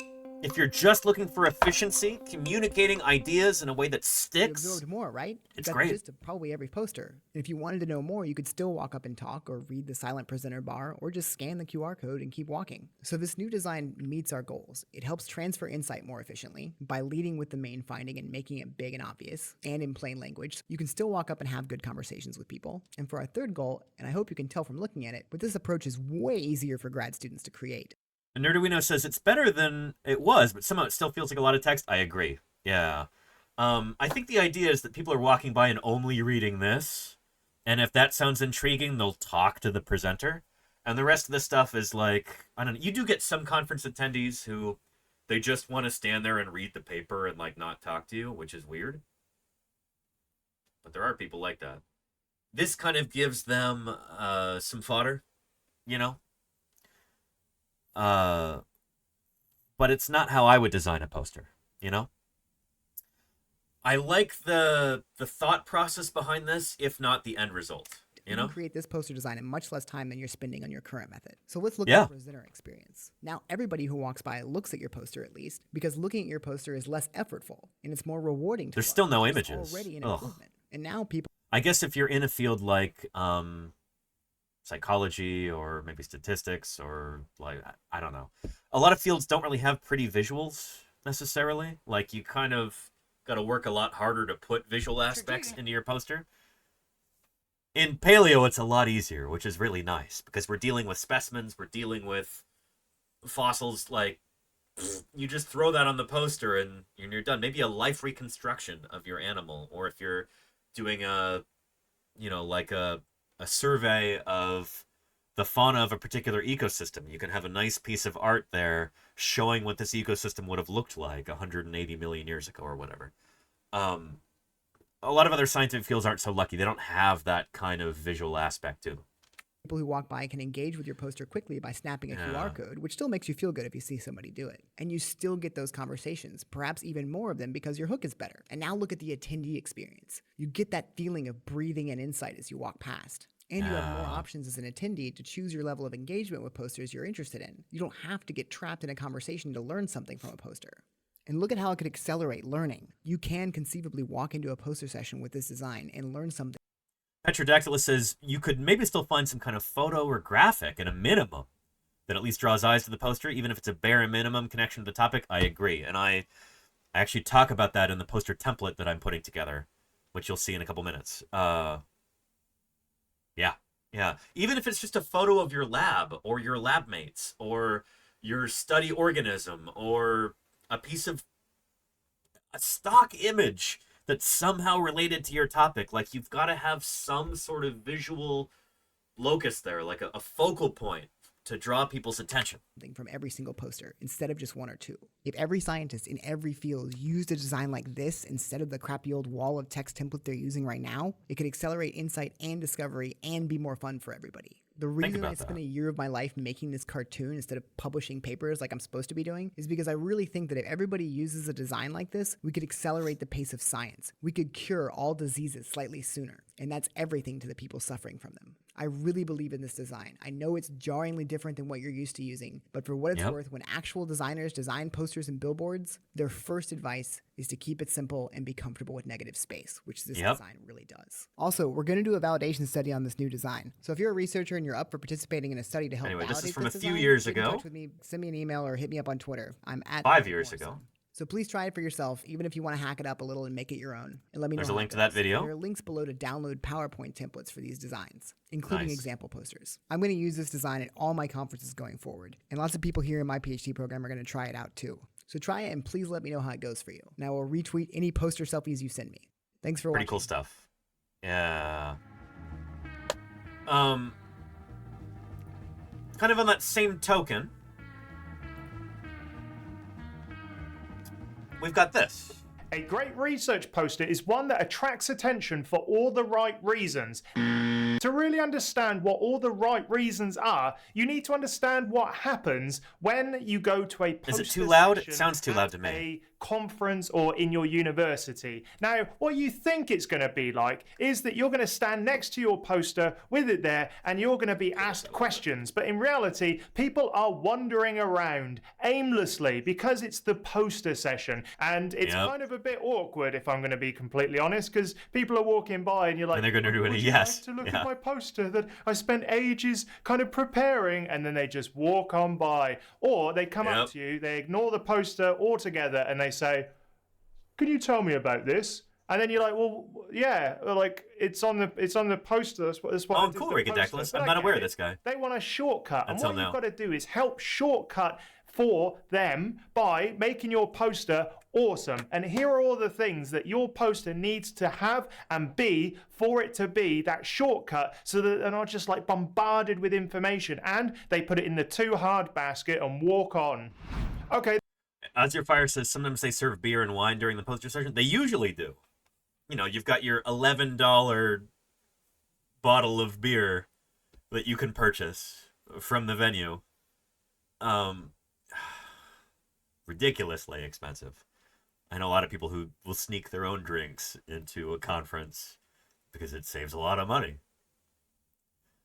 I can neither confirm nor deny that I have ever done this.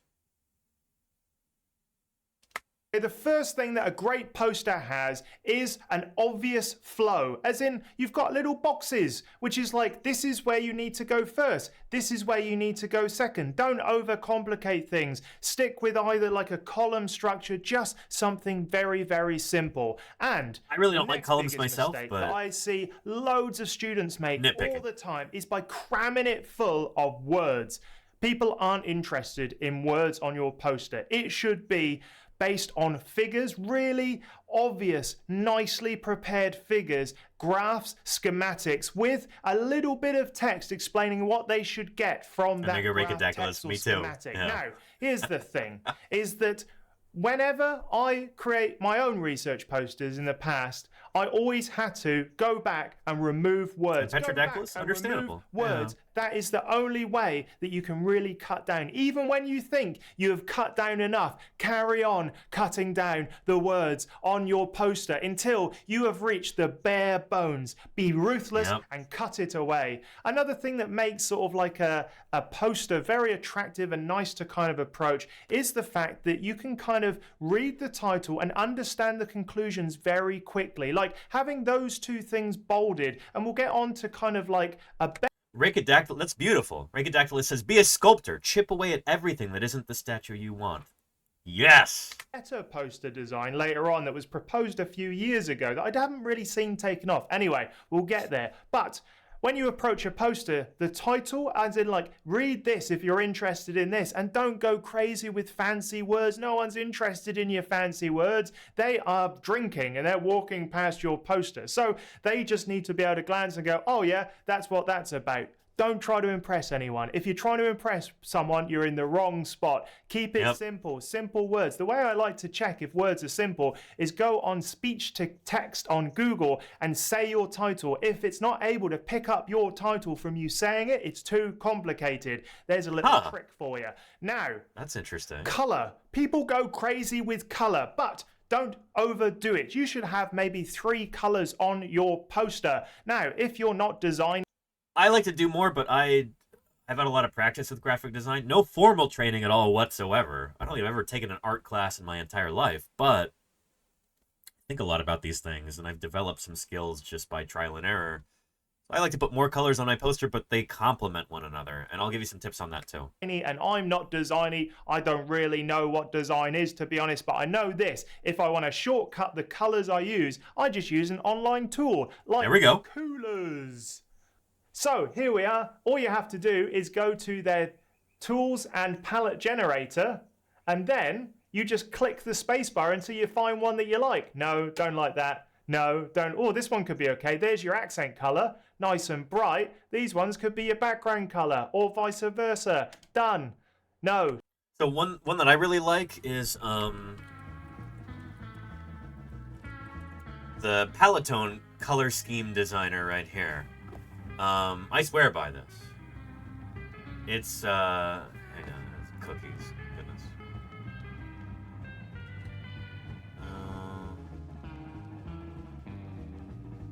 Confirm my choices. Okay. This is really nice. So it can make really, really nice color schemes for you. Like this. I just take a quick screenshot, and then I'm able to grab some of these, get the hex codes, and yeah, it's simpler than it seems. But I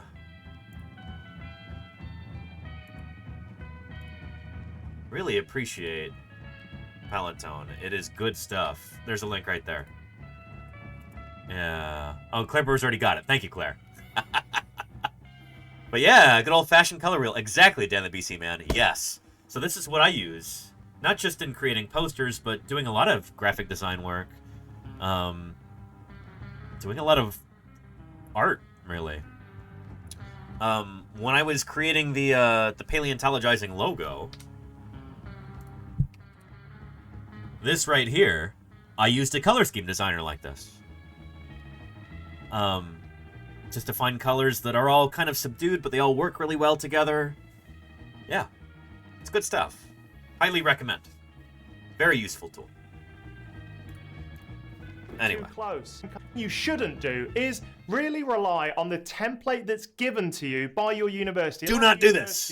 Yeah. They're in university mode. They're not thinking about you communicating your research really well. They are thinking about, how can I get my logo on everything in this conference? So they're more interested in having their colors, their brand colors, and their logo up at the top. Now, if you're forced to use it, sure, you have to. But remember the normal sort of like rules of not too much text, mainly using graphs, figures, schematics. That is important. But if you can, just do away with it altogether. Put their logo at the top, of your post.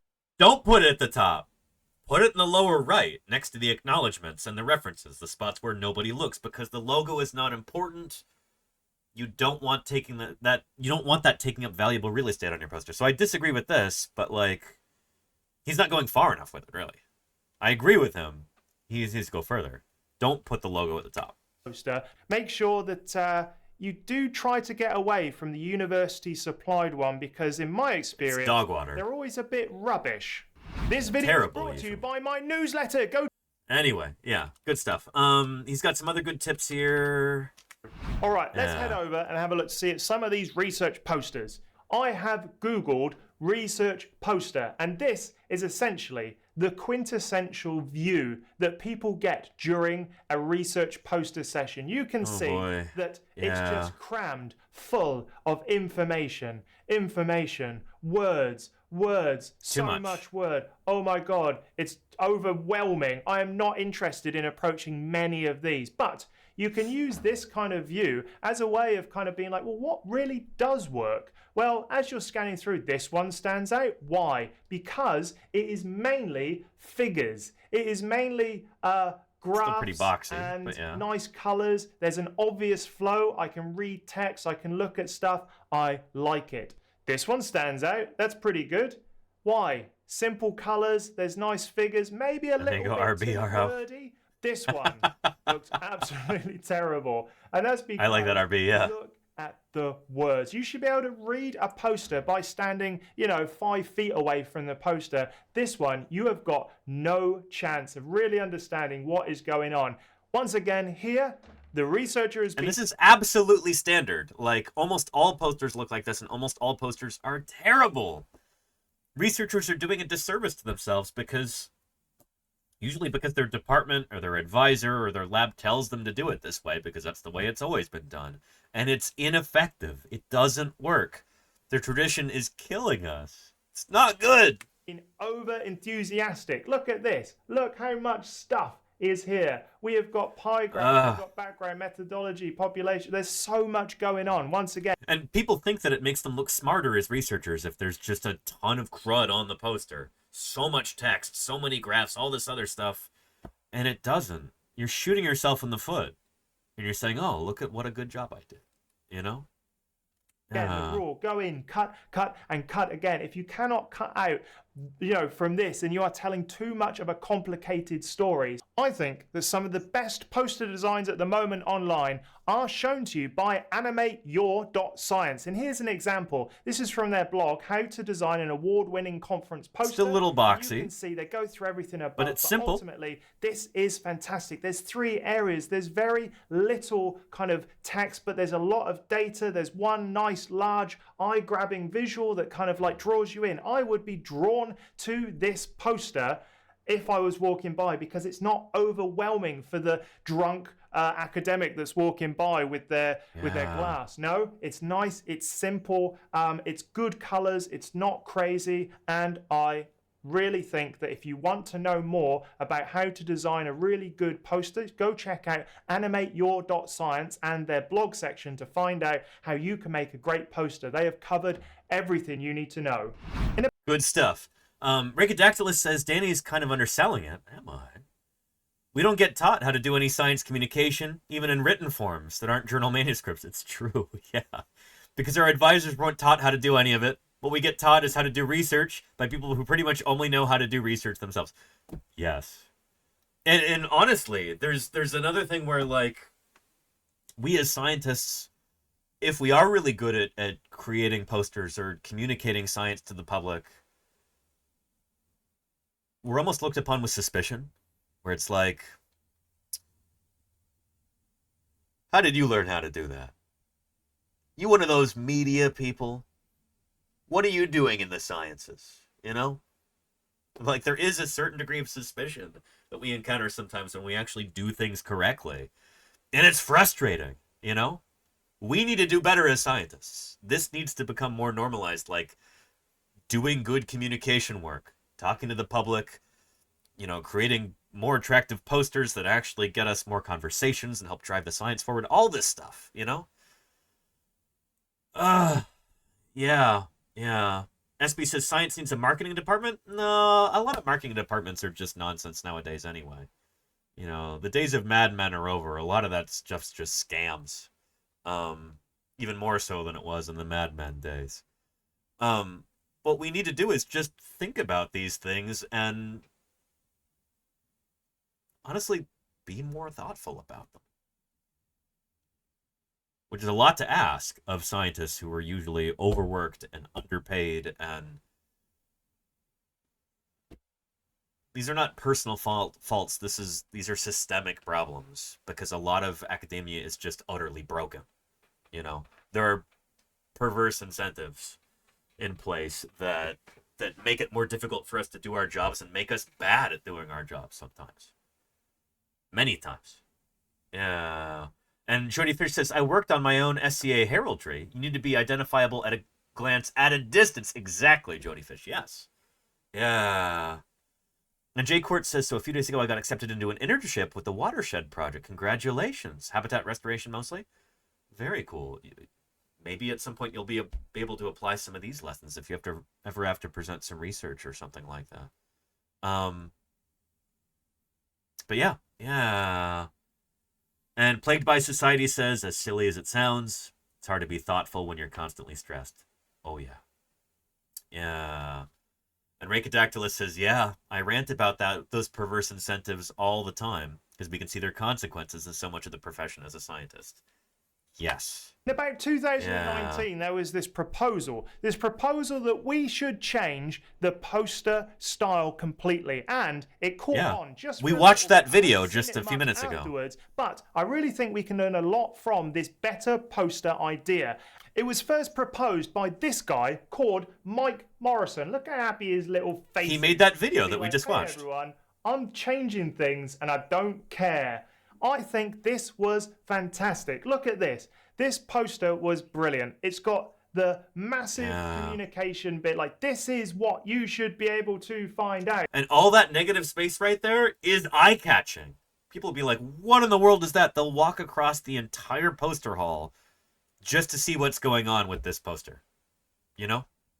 And then underneath it's got a QR code for more information, and then it's got very sparse information on the side. Now, I think short and sweet, really memorable, impactful. I want to see poster designs go closer to this than anything that we've seen in the past. So overall, Mike Morrison, you did a fantastic job. I'm sorry it didn't take off, but hopefully we can get closer to your vision with your happy little face as well. Here's another layout where... That sounds so condescending. Your happy little face as well. Anyway. Yeah. I'll give you a link to this video right here. I'll show you one more excellent resource for this before we jump into the poster template that I'm putting together.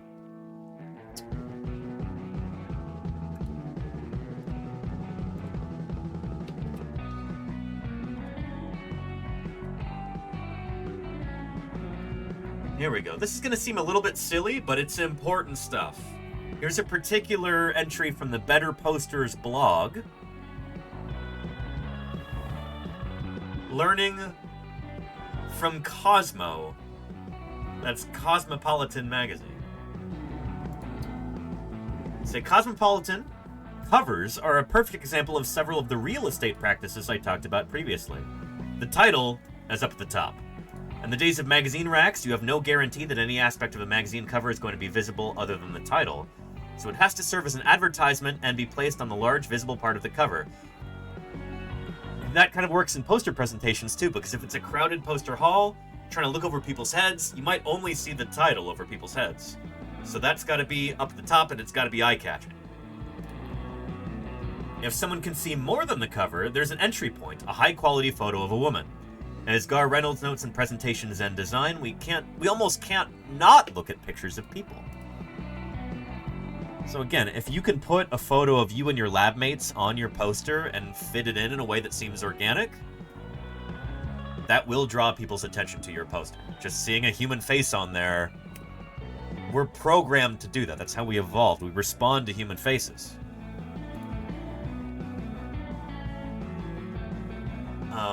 The magazines always have the model's face up top, even though it obscures part of the title. So you can probably see the eyes of the model in the magazine rack. They're making good use of that valuable real estate. Yeah, there's often a circle on the right side of the cover. Circles, while not as powerful as the face, are still effective focal points. I'll be talking about that with my poster design. The typefaces vary a lot, but for the most part, they are large, bold sans serif fonts. There is a chatter mentioning this. Sans serif fonts are easier to read, they're more eye-catching, they're more visible at a distance. They are substantial enough to say, hey you, yes you, across the hallway, come over here and read me.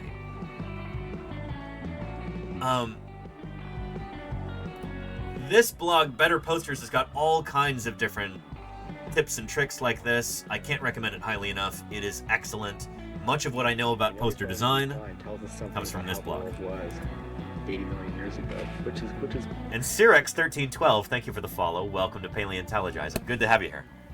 And Jody Fish says, typesetter at a print shop. Setting this stuff up is my job. It's lovely to have an expert here. So I'll back up some of these points. I appreciate you, Jody Fish. Thank you.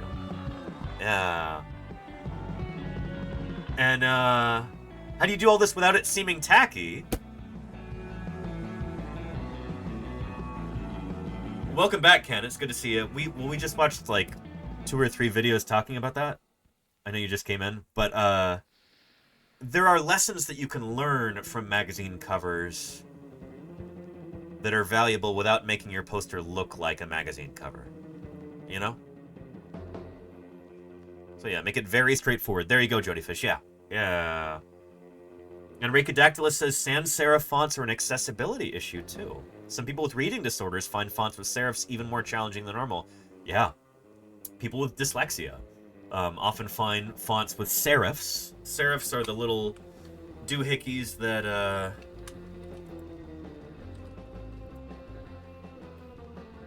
There we go. Here's a sans serif on the left, just straightforward. And then the serifs are like the little, you know, the little design flourishes on there. Serifs can make things easier to read in large blocks of text for people who don't have, like, reading challenges or reading disabilities. Things like dyslexia. So that's why they're used in a lot of... Also, they look fancier. So a lot of people like them for that reason. Yeah, this is a serif font. It's got the serifs on it. But it's not as readable at a distance. And if you're trying to include everybody, including people with dyslexia and other similar conditions, getting rid of those serifs is a good thing to do.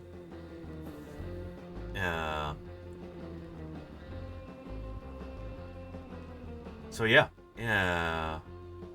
And don't use thin fonts, especially not for a title. Yeah, Jodyfish, exactly. Anyway, without further ado,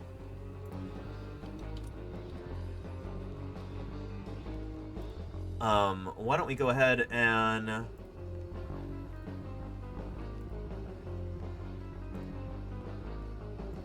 open this up here.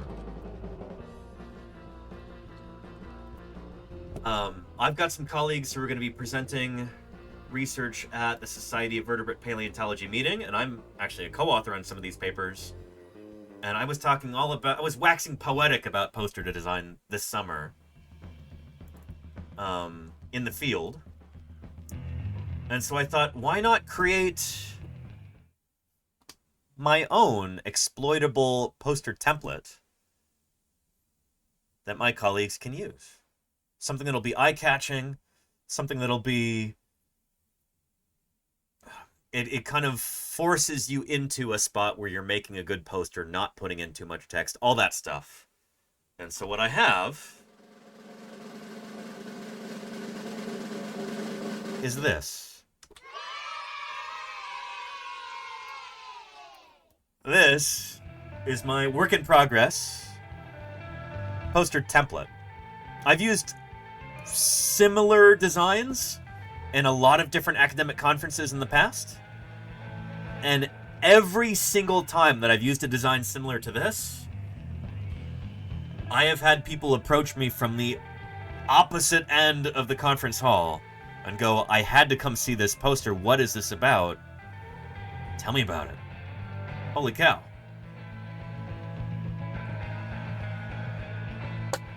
So I, of course, designed this to be as simple to use as possible.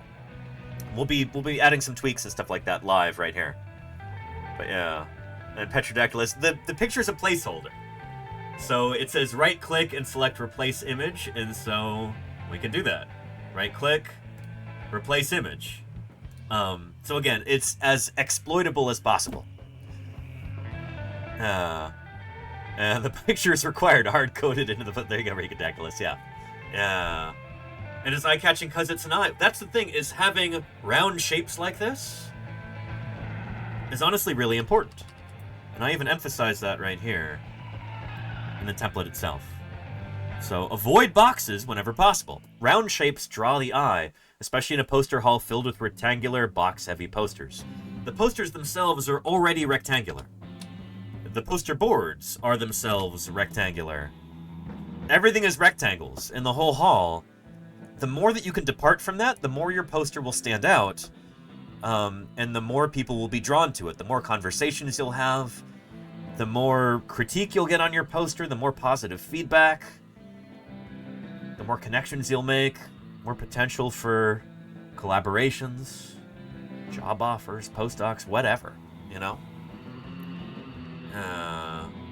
Rhacodactylus says, everything is rectangles because everyone who goes to scientific conferences are squares. Oh no. Don't say that, Reiko. Yeah.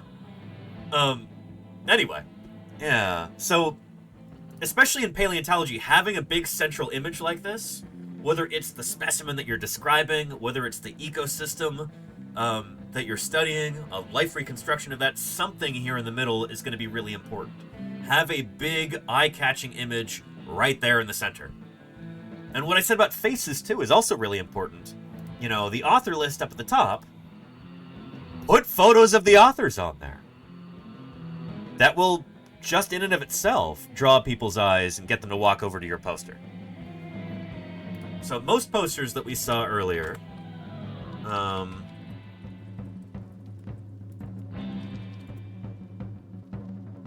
you know, they just look like this. Here, there's an example. Yeah, add author names and information. So this is how it typically goes. That's lousy. You don't want it like that. Also, this is the most valuable real estate in your poster. These are usually like institutional logos up here. That is the worst place for them. Here, like, let's take a look at this as an example. Institutional logos up here. This is absolutely prime real estate. This is the most valuable space that you have. Don't put the stupid institutional logos up there. What I did with this is that institutional logos are still on there because it's usually a requirement. But you put them right down here in the lower right corner.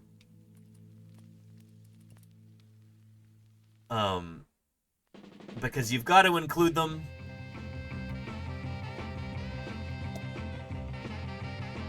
They're already eye-catching enough. They're logos. They're designed to catch your attention. Shunt them down into the corner where they're not going to distract from your actual research, you know? Important stuff. Yeah. And does it fit more info doing it this way? Does the logo catching eyes by sound incredible? I don't know what you mean, Gary and Kellis. Yeah. I don't trust that group? What, you don't trust Nuke the Whales? Really? You gotta nuke something. Oh, and likewise, references are often a requirement on posters like this. I usually just have select references on my poster. So I'll have 3 or 4 papers that are really, really important, and then everything else, you put in a Google document, and you link to it with a QR code right there. Acknowledgements, too. Right here. They're important to have on there, but they're not something that should be taking up your prime real estate. And they're something that hardly anybody is actually going to read anyway. It is nice to have some key acknowledgements on there, especially if one of those people walks by at the conference. You can point to them there, but yeah. Anyway. Yeah. Yeah.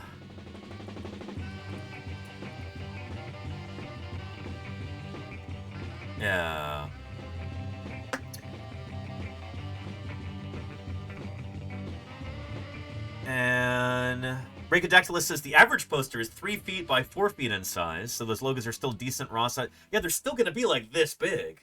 Like, they're still gonna be huge. You just don't want them to be the first thing that somebody sees when they walk up to your poster.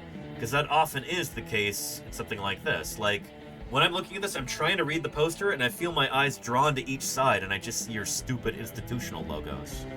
You know? That's not what you're trying to communicate with a research poster. It's just bad design.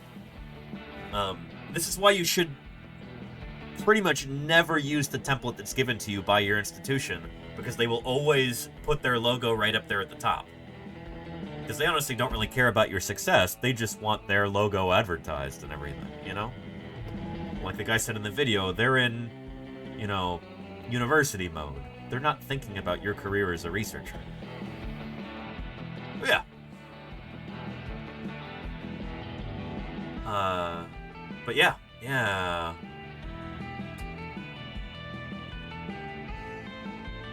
Let's see some other key points here. Having as many images as possible and putting them in these kind of oval shapes is another great way to keep from getting that like overly boxy design there. Now let's do slideshow here. There we go.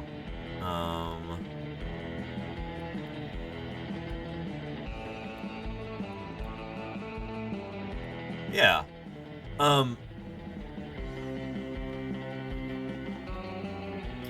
You're just making sure that your poster stands out. Your research is important. You worked hard on it.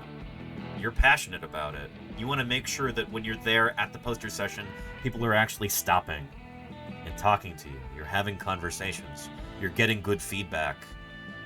Good poster design can help with that. That's why I made this template. Yeah. And Snapping Neuron says, have the foot come out of frame to give more depth. I will absolutely be doing some stuff like that with my own poster, but this is kind of a simplified, you know, like template that I'm making for colleagues. So, yeah. You're not wrong. I really like that idea, and I'm going to be doing some similar things on my poster. But, yeah. This is just the super simplified version right here.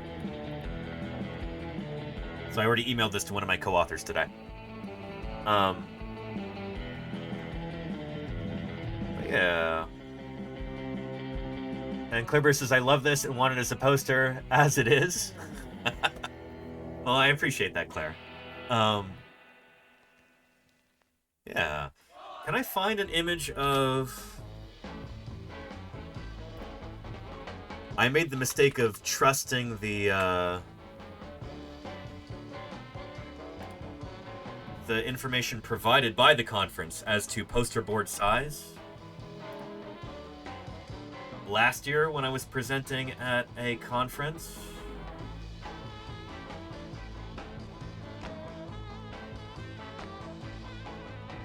there we go.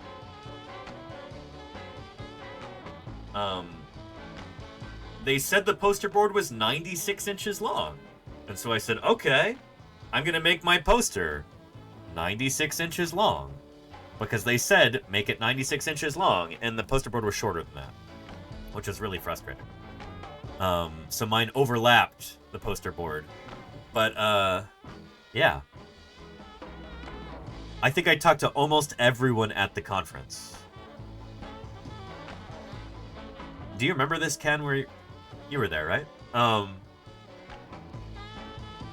yeah. Yeah. This was excellent. If it weren't for the poster board fiasco, I would have been really, really happy with this. And I printed mine on cloth, by the way, too. I almost never do paper posters because they're more expensive. Usually the printing is lower quality on paper posters. And you've got to carry a big stupid poster tube around with you, especially if you're traveling on a plane. That's a real pain in the butt. A cloth poster is usually cheaper, higher DPI, so higher resolution, and you can just roll it up or fold it up and put it into your luggage. You can put it into a soft bag. So much better. And then you've got like a nice blanket at home that you can use. So yeah, you can wrap yourself up in knowledge. There you go, Barnacle Bump. Yeah. And Salamander says, the blanked out text, I want to read it. I mean, I guess I can find it for you. It's been a year. The abstract is out there in the abstract volume. I don't have to be as cagey about it anymore. So let's find that. Research, Ankylosaur work with Jim.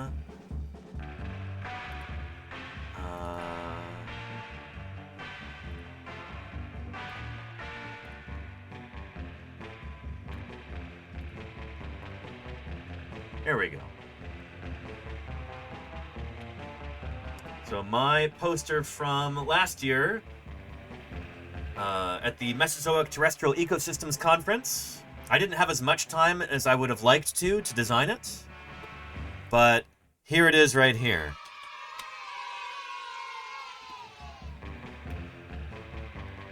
Hugan, this answers your question that you had earlier. Liaoningosaurus as an algal grazer. Clues for marine iguanas and ray fin fishes. There's this bizarre little dinosaur, Liaoningosaurus from China. Yeah, it's been proposed as an aquatic dinosaur that ate fish, because purportedly there were some fish found in its abdominal cavity, in its guts. It's a really weird little critter. Like, there's a reconstruction of it. Wikimedia Commons, life reconstruction of Liaoningosaurus by user PaleoEqui. It's a weird critter. Anyway, Jim Kirkland and I were talking about this, and I'm like, I don't think that ate fish. And he's like, I don't think it ate fish either. Let's look at its teeth and figure out what creatures have similar teeth. All right, summarize the research right here. Really quick bullet points. I think this is a good thing for a poster. Small, bizarre ankylosaur Liaoningosaurus was proposed to have been an aquatic fish hunter. G. et al. 2016. There's the citation right there. And then you can actually get a link to that original paper at that QR code. And what happened in MT? Yeah, Ken, they did have different poster boards than they had the wrong information on the website, basically. Yeah. Among its many bizarre traits are comb-like, pectinate teeth. Look just like this. And I've got an image there, too, to draw the eye. We found pectinate teeth to be an adaptation for algal grazing in marine iguanas and various ray fin fishes. Therefore, we proposed that Liaoningosaurus was adapted to feeding on algae. And so people are going to know, what fossil material do we have of this animal? And so I wanted to have a really nice, big, high-res photo of the critter right there on the poster so we can talk about it. I can point to it. We can talk about its anatomy. This is one of the... It might be the only published specimen right there. But yeah. It's so weird. So weird. And then there's some key facts about it right there. Here is my life reconstruction. So I did this illustration myself. It took a lot longer than I would have liked. But having a big image right there to draw people's attention worked really well. Yeah.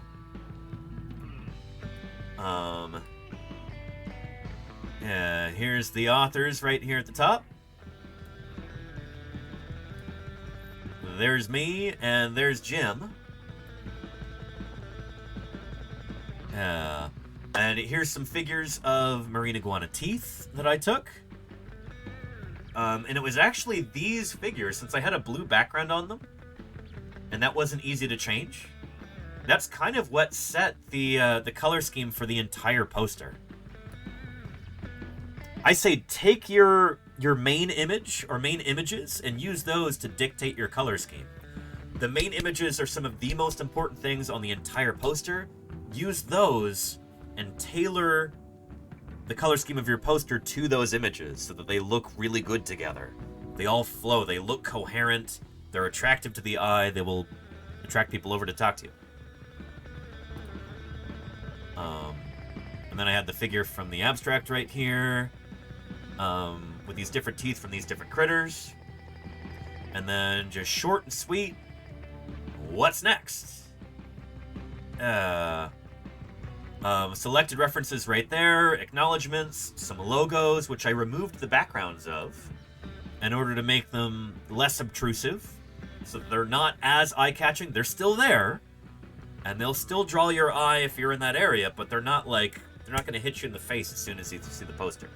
Sometimes it's important to remove the background, like from the Utah Department of Natural Resources logo.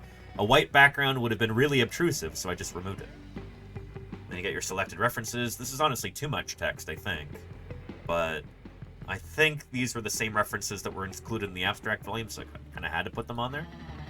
But, so yeah. This was one of my posters from last year. And it looks so good. Thank you, Claire. I appreciate that. So I wanted to make this poster kind of the same basic principle. And another thing, since these almost like half moon shapes over here, since they are such an odd shape, they kind of prevent you from putting too much text in them. Like this is almost too much text over here. In fact, I might even revise that.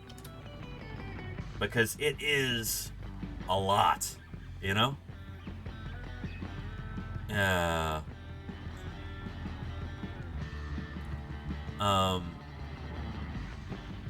Anyway, it looks like too much text, so I might even change that. But yeah. Anywho. Never done revising? There you go, Gary. Yes. Yes. So yeah. Anyway.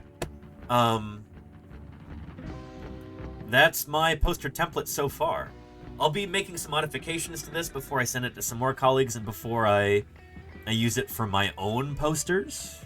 Because I've got 2 posters that I'm designing and presenting at SVP this year. But that's the basic design. And the cool thing about this is you can take all of these and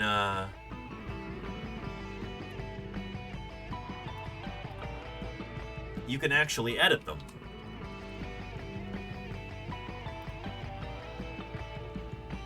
Alright, here. So let's take that. Let's change our color there. Let's change it to purple, let's say. You can do this for all of this. That's why I say it's exploitable.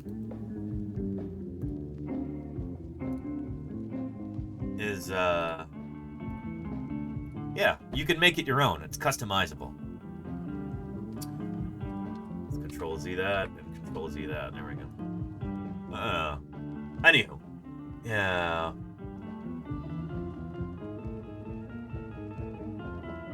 And Rakadactylus says, I'd absolutely use this kind of a template in the future if I ever do another poster. Thank you. No, that's high praise. I appreciate you saying that. Here.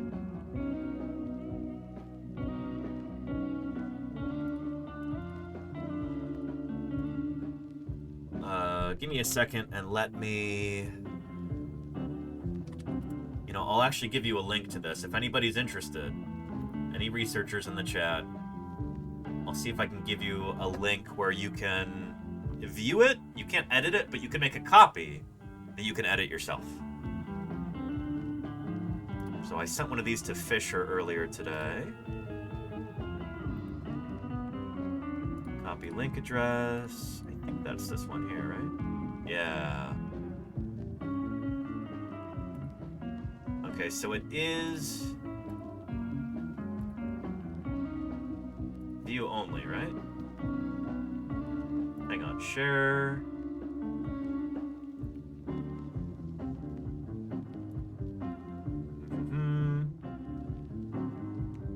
Can view. Okay, copy link.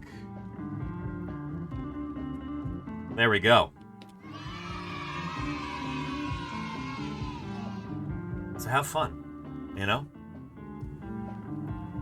Yeah. Anywho, yeah. Yoink, says Rakadactylus. There you go. I hope it's useful too. And what is an MT? Very good, Ken. I wish you were going to SVP, Ken. I'm gonna miss you. Oh man. But yeah, and consensus on the Oxford comma. I'm all for it, Melinder. I don't know what the general consensus is, but I really like the Oxford comma. Mishin Segai says, "Are you a paleontologist?" I am indeed. Welcome to Paleontologizing. It's good to have you here. My name is Danny Anduza. I'm a dinosaur paleontologist. I work on dinosaurs. I study them. I publish on them in the scientific literature, and I dig up dinosaurs during the summers. If you'd like to see some of those videos, some of our live streams from the past summer, go here to YouTube, and we've got all of our VODs from the summer. Did a ton of field work. And, yeah. How painstaking it is, you know. It's not stuff that happens quickly. Even when we do use a jackhammer, like Ethan's got down there right now, that's that thrum that you're hearing. But, yeah, anyway. The whole point of these broadcasts is to be able to do science outreach, to be able to show you what it's like to do science. So you can ask questions, we can interact in real time. You know, this is the the best method that I have devised of being able to kind of make science come alive for folks at home. Yep. So don't be hesitant with your questions. Don't be shy. If you've got questions about dinosaurs in particular, dinosaurs are what I work on, or if you've got questions about other fossil organisms, you've got questions about the history of life on Earth, There you go, about Mishin. extinction Yeah. or evolution or anything like that. The philosophy of science in general. Don't be shy with those questions. Back on the quarry over here. Inside, Yeah. I use my AC pretty minimally. You Yeah. know, we turn it on, and keep the thermostat at like 78, like when we really have to, and otherwise we open up the windows. Nice. You know? Anyway, yeah. Mishin Segi says, on a scale of 1 to 10, what is the possibility that dinosaurs have existed? You're kidding, right? Not only have dinosaurs existed, they're still around today. Birds are living dinosaurs. But I don't know, this isn't some sort of internet conspiracy theory TikTok nonsense, is it? That we as paleontologists are all lying and we've made dinosaurs up or something like that? This isn't that, is it? Oh boy. Yeah. It is, says Clearbur? Oh no. Goodness. Here, looking through. Hang on a second. Dyson Dinosaur, thank you for the 16 months of support. I really appreciate it. Holy cow. It's from another dinosaur paleontologist here on Twitch. The only other one I know of here on Twitch. Thank you, Dyson Dinosaur. Today 2 rejections, job plus paper, but also 2 good research news, so neutral day. Okay. In the meantime, here's my 16th month. Dyson Dinosaur, thank you so much for your continued support. I really appreciate you. If anybody else wants to follow another dinosaur paleontologist here on Twitch, go follow Dyson Dinosaur. He does some excellent work. And, yeah. Highly recommend his stream, especially if you speak Italian. He does English streams on Saturdays nowadays. You're still doing that, right? Anyway, that's Filippo Bertozzo, who's a dinosaur paleontologist. He specializes in ornithopod dinosaurs, hadrosaurs, and their precursors. Yeah, good stuff. Anyway, but Mishin Segi, I'm gonna be charitable here and just assume that you're joking about all this and trying to troll. Let me see what you said up top, though. Because I know you were stuck in an ad earlier, I think. I heard that no one is allowed to see the skeletons. It's all replicas. You've been lied to, Mishin. I hope you haven't been fooled by that. But, oh boy, there's a lot of people online, you know, conspiracy theorists on TikTok and stuff like that, who really want to take you for a ride and tell you things that aren't true. That's why I do these live streams from the field, you know? Digging up dinosaurs live in the quarry. Here's Utah State paleontologist Jim Kirkland right here. We were literally digging up dinosaur fossils live on stream to show people how this works, you know? Down here, Yeah. come down, you know, ways. But yeah, I'm thinking that's part of a chevron. That'd be cool. Everybody in the chat wondering what that is. So it's one of the kind of dangly bones underneath the tail vertebrae. And that is a real Jim, not a replica. There you go, Charlie's Dragon, yes. Yeah, in fact, I can show you. Let me grab that visual aid out of here. Where's our... Yep. So this is not quite our dinosaur, but it's a member of the same family. So this is Iguanodon right here. And the chevrons are... This is one of the dinosaurs that Filippo studies, by the way. Dyson Dinosaur. Can we get another shout out for Dyson Dinosaur, please? So they come off the vertebral centra that's like the round hockey puck shaped on there. I'm grossly oversimplifying here, but you get the idea. And then you've got the chevrons that hang down underneath. Potentially one of those. Pretty cool. But it's really this lower stuff where we should see. So this is Iguanodon bernisartensis from Belgium. No doubt. And our dinosaur is about 20 million years older than this one. So it would have looked a lot more like Camptosaurus, honestly. So our dinosaur would look pretty similar to this. You know? Dyson Dinosaur says, next year is 200 years anniversary of Iguanodon. Yes, 1825. And there are many papers planned for it. I'm excited. Iguanodon is only the second dinosaur ever published, after Megalosaurus and before Hylaeosaurus. So, yeah, this is one of the original dinosaurs. Well, I guess nowadays it wouldn't be Iguanodon. It would actually be Mantellosaurus, right? But... Rampaging in an unsuspecting world. Living creatures from the dawn of time. Captain Kira? Will they wreak? Well, hello, hello. Holy cow. What depths of panic and terror will they create? Welcome, Captain Kira. Another ornithopod there. Kira and their 58 raiders have arrived to wreak some sweet havoc. Captain Kira, how was your stream? I hope it was really good. Welcome to Paleontologizing. It's great to have you here. And welcome to those raiders, first-time chatters. Corellia23, Banana Bot. I like Banana, good name. Cute Tane, Grimlock, DeCheeto Lord, and Pimer. It's a Roomba raid. Well. It's good to have everybody here. Captain Kira's stream was super fun. We were just a bit silly today. I'm glad it was super fun and silly. Those are both good things. Thank you, Grimlock, for the follow.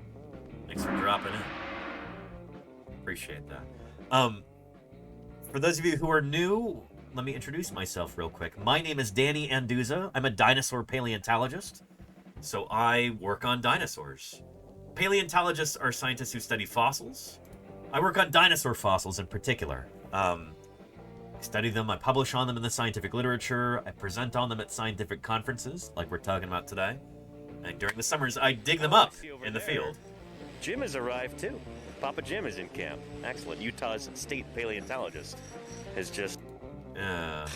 Anyway, we were able to stream some field work pretty much the whole summer. June, July, and August this year. It was a ton of fun. So yeah. The opposite of the current direction indicators. Anyway.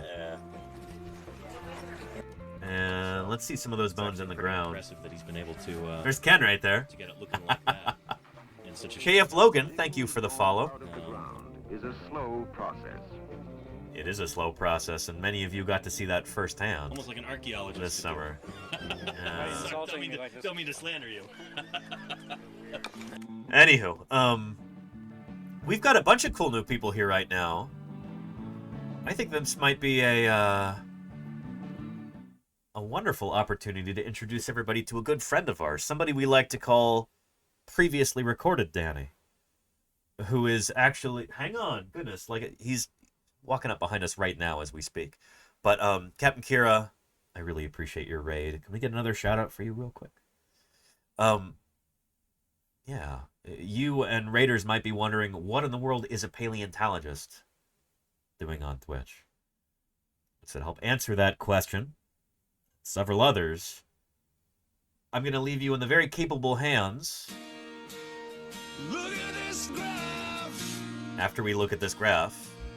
Freya, thank you, Freya, for the follow. Welcome. Freya, you and the rest of these awesome folks, I'm going to leave momentarily in the very capable hands of Previously Recorded Danny. Previously Recorded Danny, take it away. Well, thanks, present day Danny. Well, if you happen to be new around here, then welcome to Paleontologizing. You may well be wondering to yourself, well, if this is Twitch, then where are the video games? I'm gonna level with you here. I don't really do much in the way of video games. I'm a paleontologist.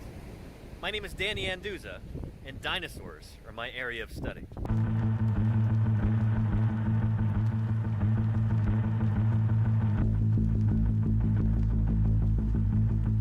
But how in the world does a paleontologist end up on Twitch? Well, you're about to find out. When I finished high school, I moved to Montana and immediately started work at the Museum of the Rockies, which at the time was an unparalleled powerhouse of paleobiology. That program was built by this guy. Famed paleontologist Alan Grant. Well, kind of. You consulted on that movie. I did consult on all those And they movies. said that the guy Alan Grant was you. Yes. Yeah, well, fortunately, he didn't get eaten. Meet Jack Horner, the real-life Alan Grant. He's one of the most prominent and controversial paleontologists in the country, a dyslexic MacArthur Foundation genius who never finished college and who says he doesn't care why dinosaurs went extinct. To him, the important part is how they lived. It was at Museum of the Rockies, under the auspices of Jack Horner, that I learned how to be a dinosaur paleontologist. And a huge part of that I learned by working with Jack's final graduate student, a guy by the name of Denver Fowler, who would later go on to become curator of the Badlands Dinosaur Museum.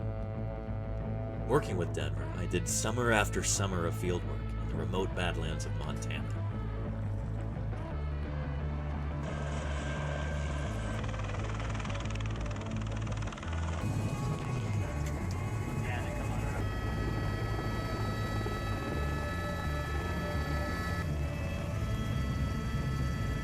Together, we dug up more dinosaurs than we knew what to do with, at fossil sites numbering in the hundreds.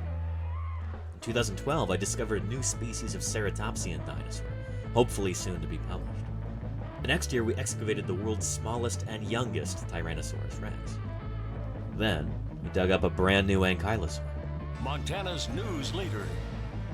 5 paleontologists are excavating what looks to likely be a new species of armored dinosaur. So we found its head, we found parts of its armor and plates, and so it should be a new species.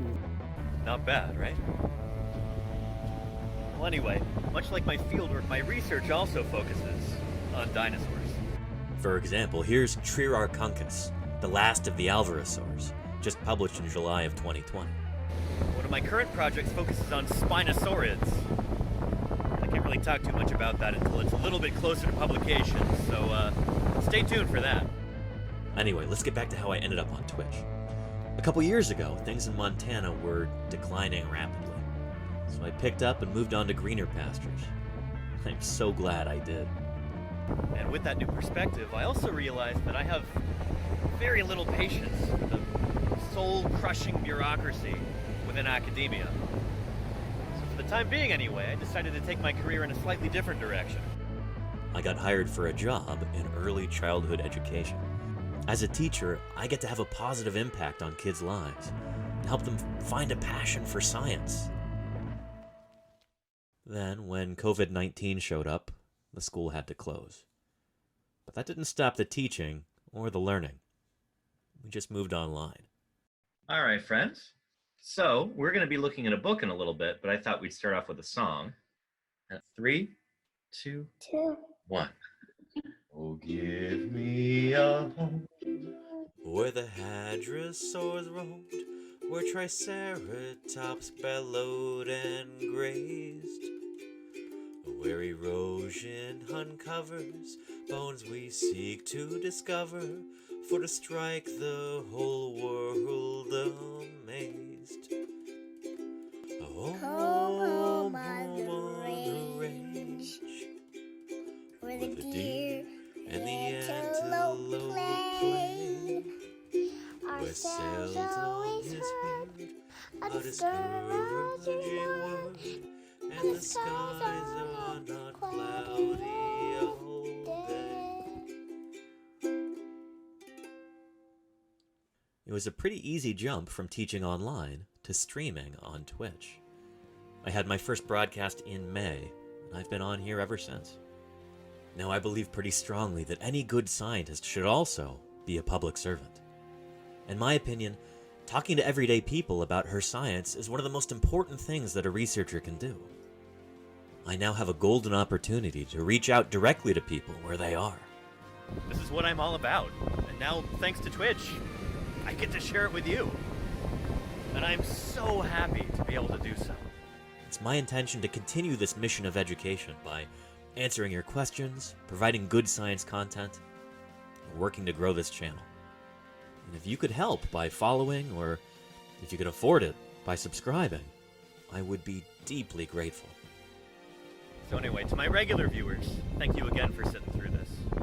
To everybody who's new, welcome. I'm genuinely, earnestly glad that you're here. And I hope you stick around. We've got a remarkable little community here, and I'd be delighted if you join us. Anyway, let's go ahead and get back into it. So, present day Danny, back to you. Well, thank you very much, previously recorded Danny, and of course, thank you even more to Captain Kira for that raid. I really appreciate it. Holy cow.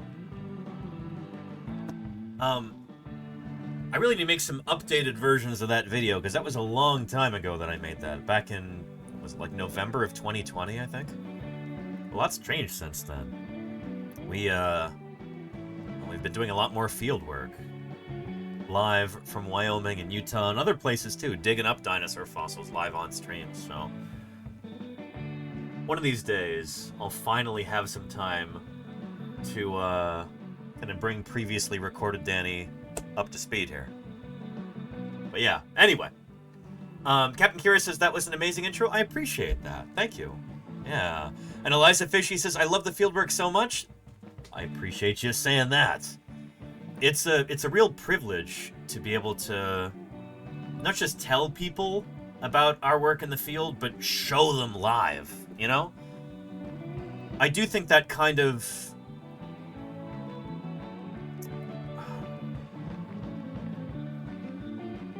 that kind of outreach is, it's a rare and beautiful thing, you know?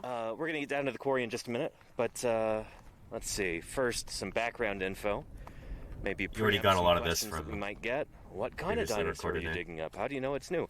So this is an iguanodont dinosaur from the earliest Cretaceous Cedar Mountain Formation, about 142 million years old. The very, very beginning of the Cretaceous period, and just that alone almost guarantees that it'll be new, just because these particular rocks are older than dinosaurs have ever been named from before in North America. But also, this is our third year digging in this particular quarry here. We've got a lot of bones of this critter so far. Of bones out Holy of the ground, cow, yeah. Back to the laboratory, they've already been cleaned and studied, and they're super distinct. Got every indication that this is going we to know be they're a new species. critter. Yeah. Doesn't have a name yet, but that'll probably come in a couple years once Karen Poole gets around to publishing on it. She's our iguanodont expert who was in the quarry with us earlier in the summer. Was that last week? It feels like longer ago. Anyway, here's me working on gathering a lot of data. Holy cow.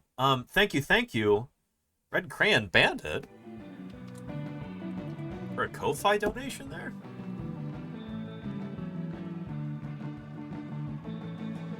Thank you. Love your streams, Danny. Hope this little contribution helps. It certainly does. I really appreciate that. Thank you, Red Crayon Bandit. That's generous of you. I don't make a great deal of money as a scientist. This kind of gets into Vampiz's question. Thank you for the question, Vampiz. Thank you, the Red Crayon Bandit, for that that little donation there. I really appreciate it. Thank you.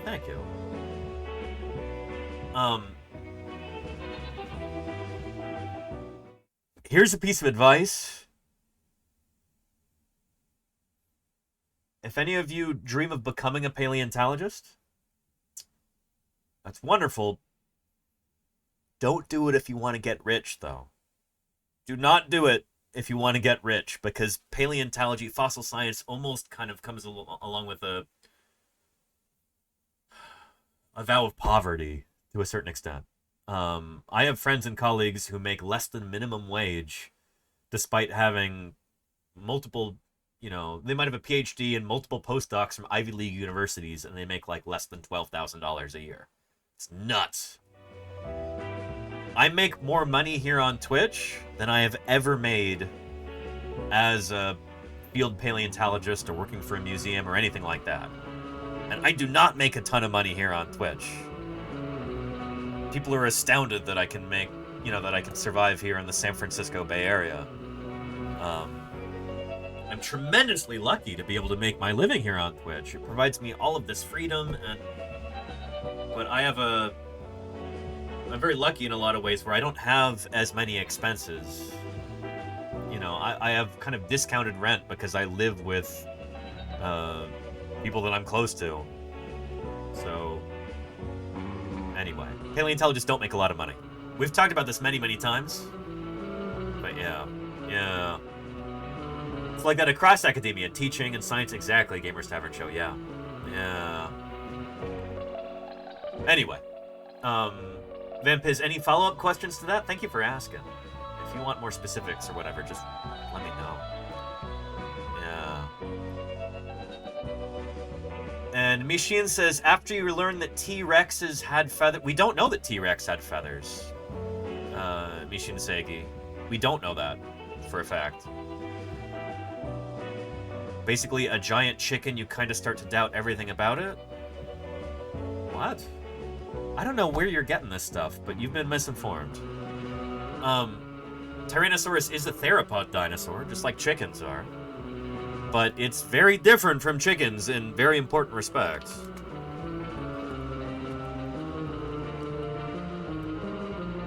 Here.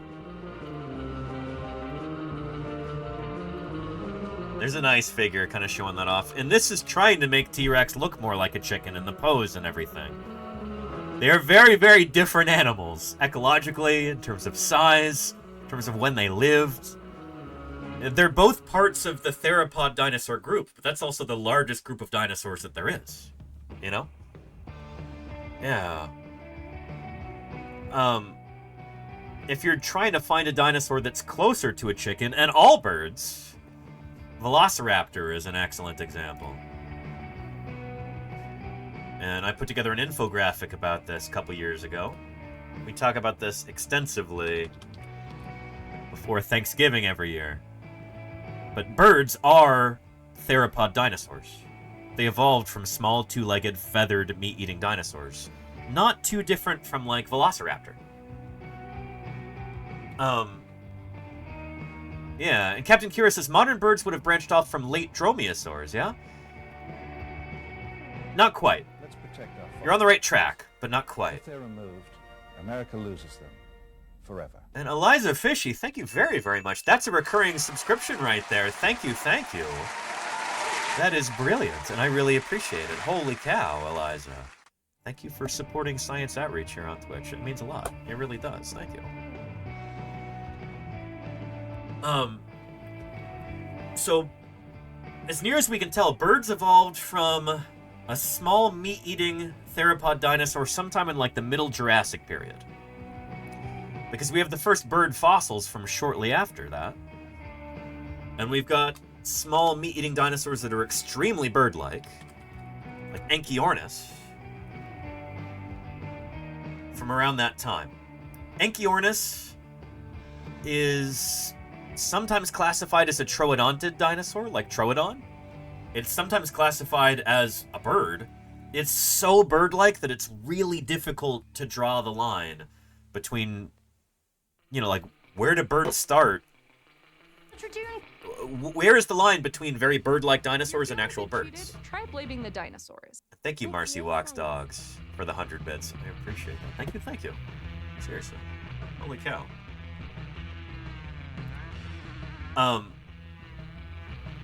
Yeah, good stuff.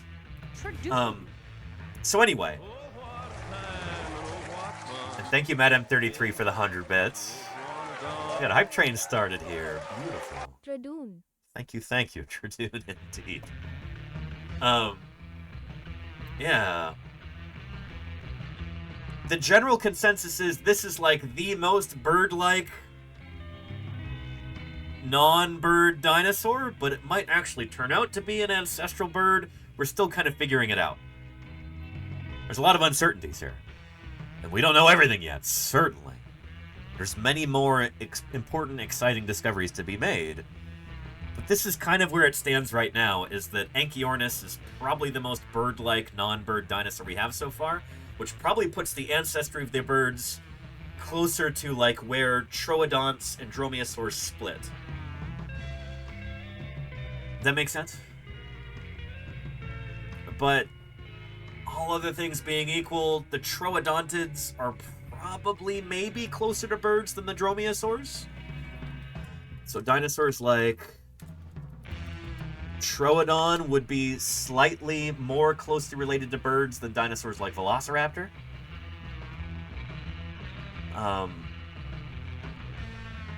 Yeah, we're still figuring this stuff out. Yeah. And Stormcat says wants to. Oh yeah. That's the thing, is that all birds are equally closely related to dinosaurs. Since as far as we know, all birds evolved from a single common ancestor, probably pretty close to Anchiornis. So, not just chickens, like a chatter mentioned earlier, but geese, swans, and hummingbirds, and penguins, and ostriches, and sparrows, and parrots, and owls, all equally closely related to dinosaurs, because that's just how evolution works. You know, you get a new clade that forms, and then it diversifies, and all of those descendants are equally closely related to that ancestor, as long as they're all at the same time. So, like, all birds that live right now in the present day, by virtue of living now, today, in the present, they are equally closely related to their dinosaur ancestors. Dinosaur ancestor, I should say. Because as far as we know, all birds evolved from a single dinosaur ancestor. One species of dinosaur gave rise to the over 9,000 species of birds that we have today. So yeah. Anyway. And Mishin says that looks closer to a bird than a lizard. I mean, it is. Dinosaurs, in general, the whole group, are much more closely related to birds than to lizards. Lizards are not particularly close to dinosaurs on the reptile family tree. Here's a figure that we look at a lot when we're talking about phylogeny. The way that we as scientists classify living things has a fundamental reality underneath it. It's not just based on vibes. It's not arbitrary. It's not, oh, this critter looks or feels similar to this critter, so we're going to say they're related. No, with modern animals, we can actually test who's more closely related to whom by comparing their genetic code, by looking at their DNA and seeing how many matches we get. We can create a molecular family tree and show who had more common recent ancestors with one another. The way that we classify living things is based on their ancestry. It's based on what they evolved from, you know? And so as a result, you know, there's an objective underlying idea, like a real truth as to what constitutes a dinosaur. So dinosaurs have to have evolved from the common dinosaur ancestor in order to be dinosaurs. That's what makes them dinosaurs. In the same way that all mammals evolved from a common ancestor, all reptiles evolved from a common ancestor. Dinosaurs who are part of the reptile family tree, they're like a Russian nesting doll within a larger Russian nesting doll, which is reptiles. Dinosaurs are a subcategory of reptile. All dinosaurs evolved from a single common ancestor. That's why they're dinosaurs. Does that make sense? That's why they're part of this group. And if you didn't evolve from that common ancestor, if you're a crocodile or a pterosaur or a plesiosaur or a turtle or a lizard, then you're not a dinosaur. And lizards are part of Squamata. They're a different branch on the reptile family tree. They're not very close to dinosaurs at all, really.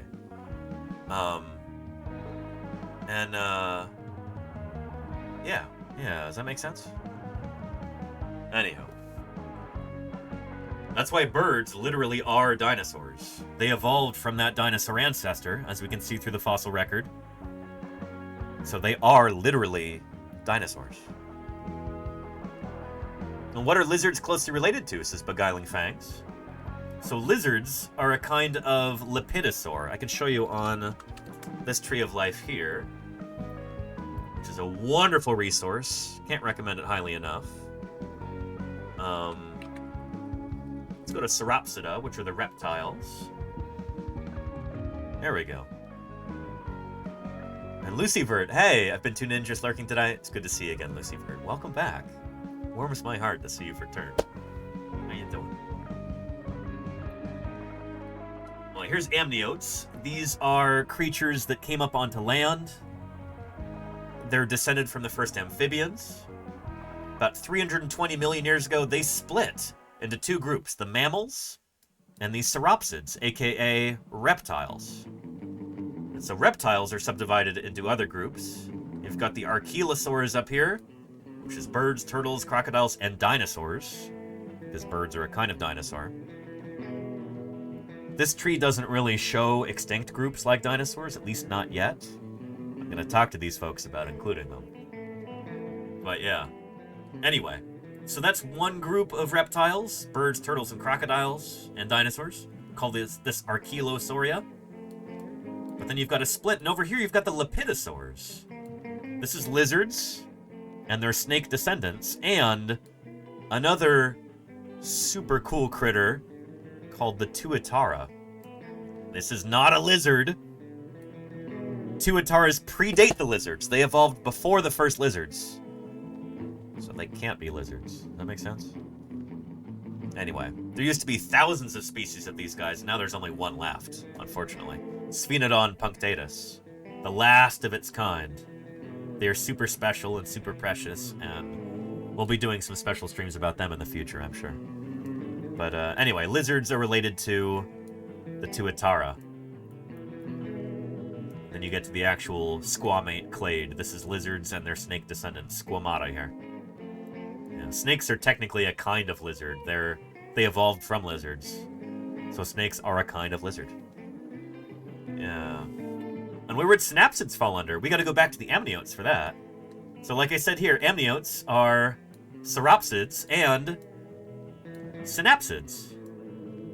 Today, mammals are the only synapsids left. All the other synapsids have died out.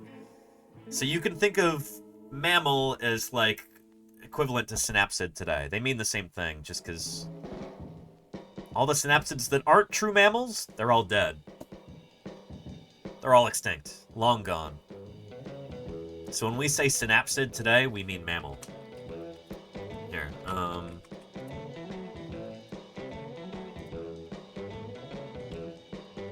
synapsid. One of the two major clades of vertebrate animals and amniota, like I just showed you. The other being the sauropsids, which includes reptiles and birds. Birds are technically a kind of reptile, but yeah.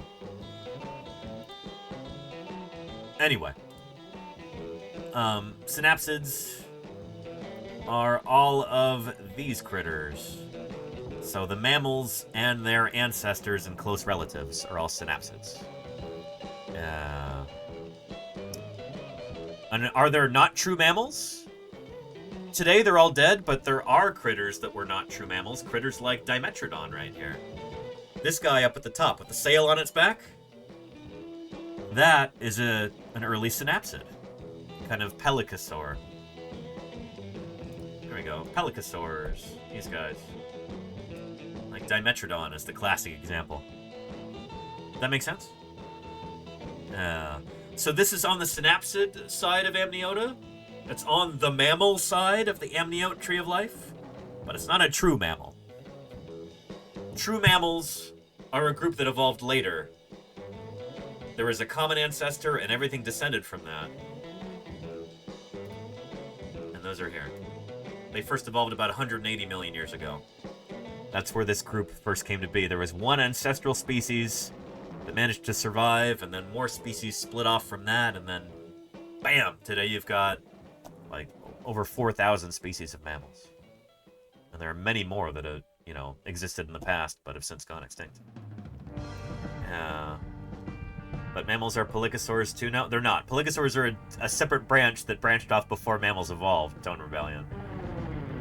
Anyway. Yeah. Anyway, good stuff. Yeah. Anywho.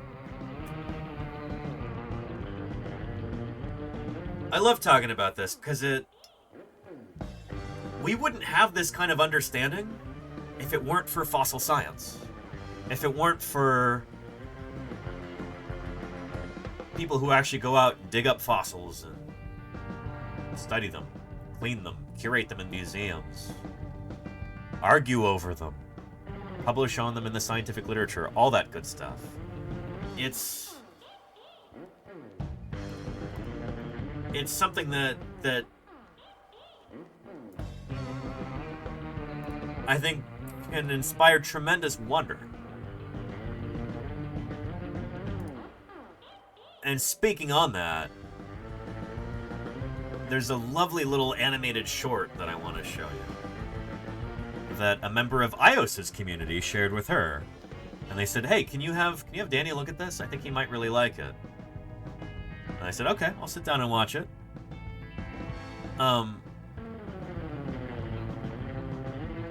Yeah. And Mishin says, all these bones are real? What do you mean, Mishin? If you're talking about this, like, this is obviously a 3D print. I finished this live on stream on Thursday. I've got some more 3D prints going right now, like this ground sloth here. We're talking about the displays, yeah. I don't have real fossils on display in my office because I'm not in, you know, a museum. And as we always say here, scientifically important fossils, It belongs in a museum. yeah. But on Friday, I was down at the museum in Berkeley, photographing actual fossil specimens, where the fossils belong. And I can just show you some photos of that if you'd like. I don't know. We as paleontologists we have to be very protective of fossils because they're often extremely delicate. I'll show you an example. This is the right pubis, and then there's an ischium in there too, of a little dinosaur that I published on back in 2020. This is from Trirarchunkus. There it is there in a museum drawer at the University of California Museum of Paleontology. Do I have another photo of it, or? Yeah, there's one that's a little bit more close up right there. Yeah, here. Let's see if I can zoom way in and show you the texture. I guess the photo's not that good. But anyway.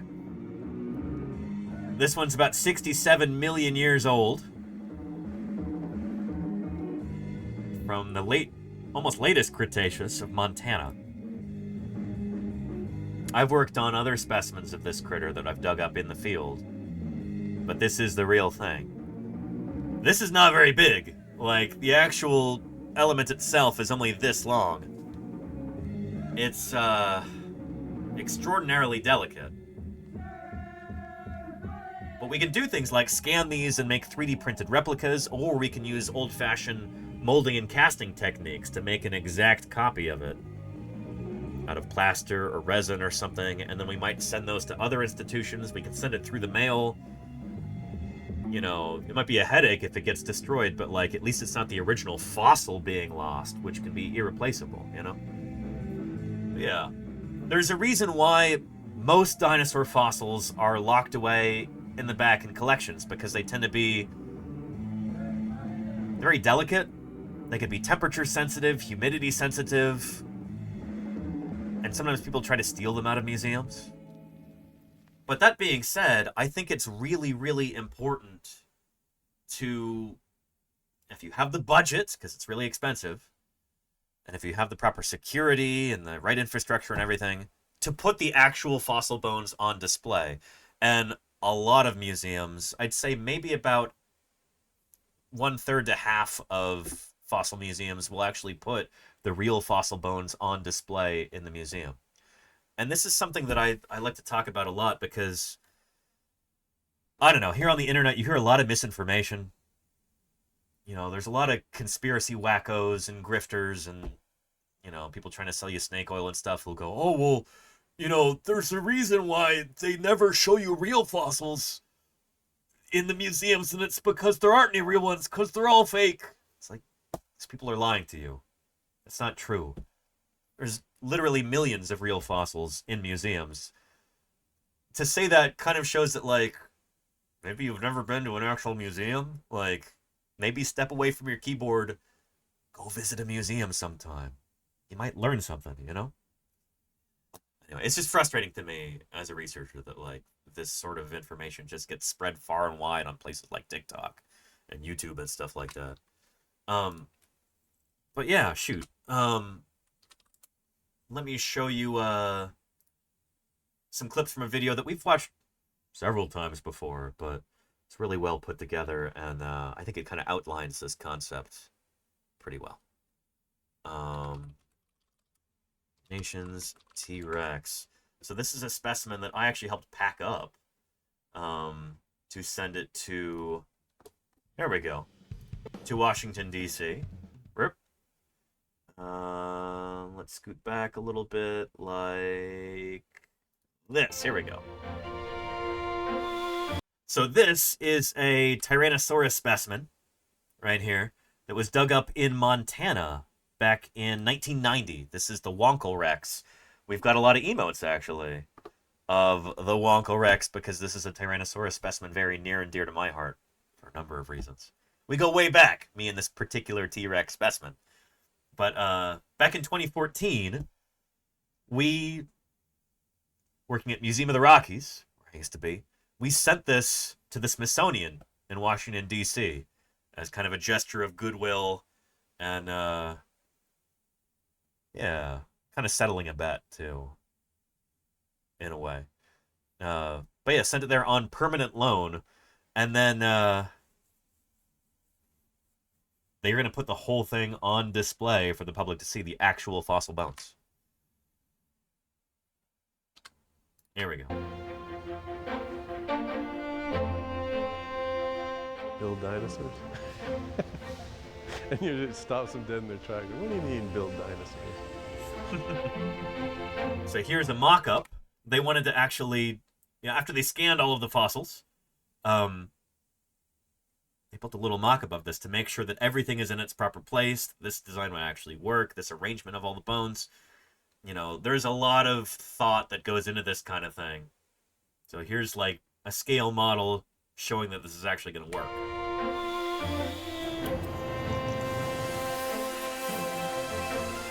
We've got the bend going up nicely. We were basically raising the tail 5 inches, so we bent the structural steel, and the reason why we did that was to keep it out of the reach of the public. Yep. You don't want people stealing the bones, because this occasionally happens at museums. People get a little handsy, and they think they'll walk away with a little souvenir. So you got to keep these things out of the way so that people can't snatch them. You'd be shocked at the number of people that have stolen toe bones from Triceratops and T-Rex specimens in museums. Especially when it's the actual fossil. They're like, oh, I'll have a bit of that. And they just take it home with them. And it's incredibly frustrating.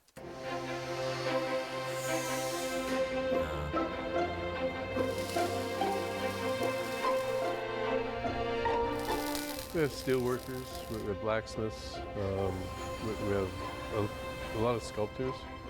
You know, we have artists, like a lot have an art background. We have conservators, preparators. So these are the actual bones right here. And they're using an air scribe to chip away that rock matrix. Artists, like a lot have an art background. We have preparators. Preparators. Yeah. So these are the actual fossil bones right there. It's funny that not all these were totally prepped when we had them in Montana. They still had rock to be removed. Here, but yeah. Mold makers. It's a huge feather in our cap, you know, like just to do this. And, you know, especially after a career of doing it, you know, and working with major museums throughout the world. And who does this work? The museum, says Mishin. So in this case, they actually had to send it up to Canada because there was nobody in the U.S. who was equipped to do this. It's actually really frustrating that, like, there's basically nobody in the U.S. who's capable of taking on a project of this magnitude. Which, as a red-blooded American, you know, that's deeply frustrating to me. That, like, I have to ask the Canadians to do this. But yeah, this is a company called Research Casting International.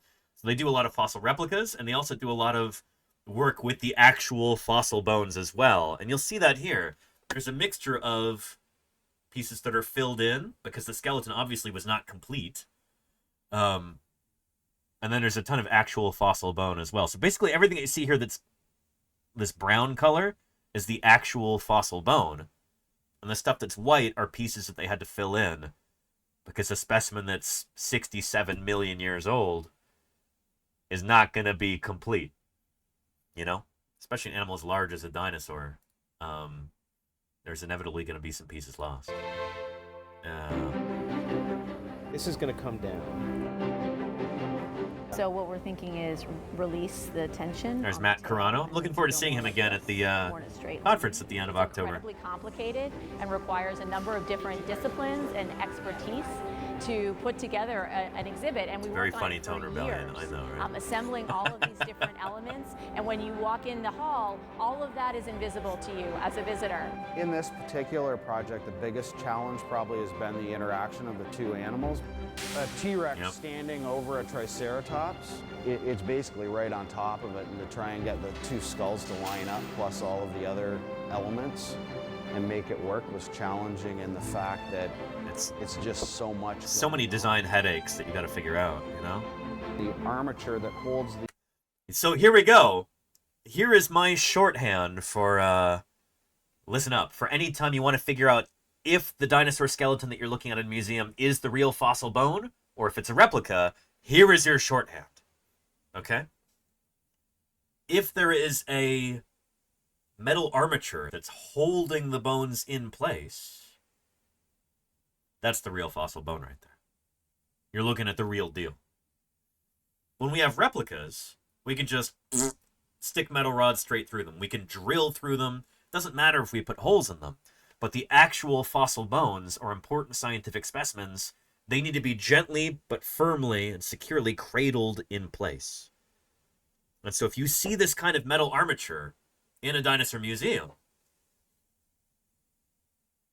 that's the actual fossil bones being held in place like this. This sort of metal armature is complicated, time-consuming, and expensive to make. You wouldn't do that with a replica. You just drill a hole straight through it. And so you can see this in the finished product. Here.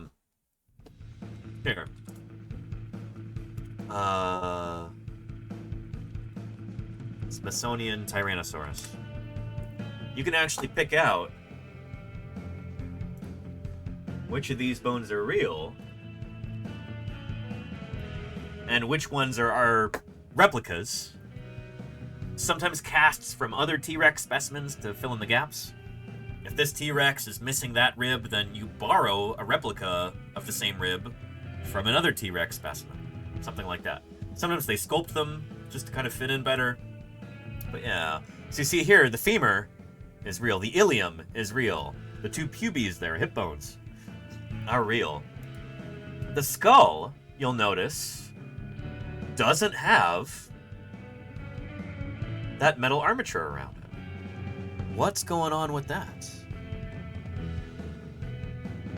Well, the real fossil, which we call the fossil holder, has, some people call them antlers, fingers, whatever you want to call them, but it usually consists of a piece of half round with pieces that are tapered, and they follow the contour of the bone very closely. And so here you can actually see that. Sometimes we, in order to make things just look a little bit more coherent, we'll paint them. So like we'll paint the replica bones to make them look kind of closer to the real bone, just so it isn't like too jarring. Like, here's a dinosaur I dug up back in 2011. This is the Yoshi's trike Triceratops site specimen. And it's got kind of a Phantom of the Opera thing going on. This is when you don't paint it to blend in. It just looks a little jarring, you know?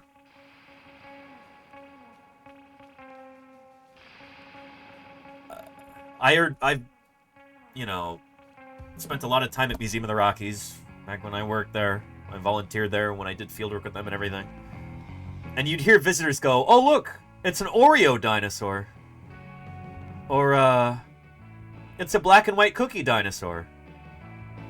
Or, you know, it's chocolate milk and vanilla milk, or whatever, you know?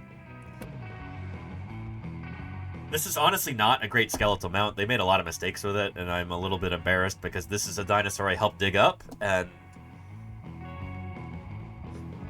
But anyway, you know? Yeah.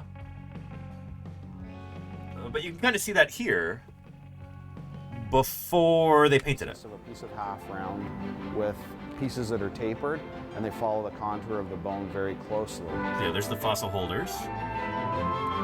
So you see that right there? Those ribs are replicas because they didn't have the original ribs for this dinosaur. Same with that caudal vertebra right there.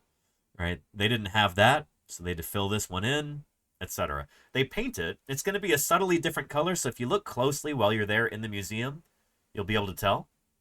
But also look, this one right here doesn't have those fingers, those antlers, the fossil holder there. It's just a metal rod going straight into the vertebral centrum because this one's a replica. This one is the real bone, and so it's got that fossil holder holding it there in place. Does that make sense?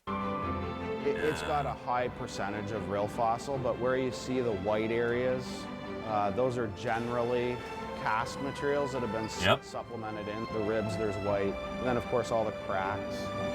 Yeah. And Mishin says, so you've actually found them yourself and helped dig them up? Absolutely, yeah. I didn't find this particular Triceratops. It was discovered the summer previous to my being there. And they dug up most of the skull that year in 2010. I started digging dinosaurs in 2011, and we dug up the postcrania. So all the bones behind this, everything that you see here in brown, we dug up. But yeah, I've discovered many dinosaur sites myself. Here, I can show you.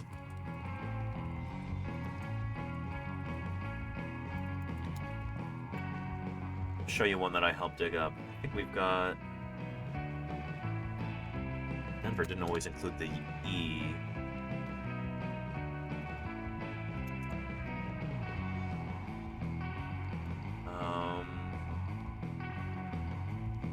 I called the site Count Tricula because we had so many different Triceratops sites, we were kind of running out of names.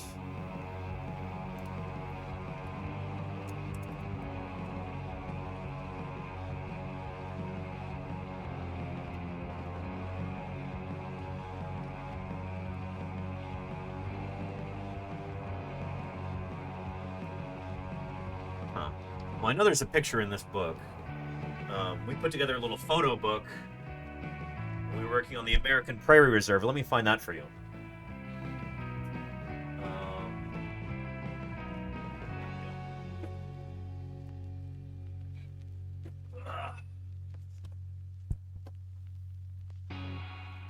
Here we are.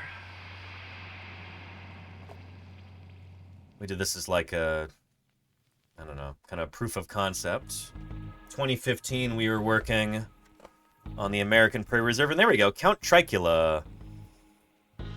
Danny discovered this site, which will probably yield a reasonably complete Triceratops skull. The right side of the face is intact and articulated, but the left side has been eroded away. That's what it looked like when I first found it. Not a whole lot there, but this bone texture on the front, like, these bits of frill are extremely diagnostic. You can tell that it's ceratopsian frilled texture. Different bones are going to have different textures, and you learn those when you spend years in the field. And so there's kind of a rough approximation here of, like, shape of the head. The face would be right here. We had chunks of horn right there. But this was, you know, I found it on the surface. It had been eroding out for probably at least 100 years at that point.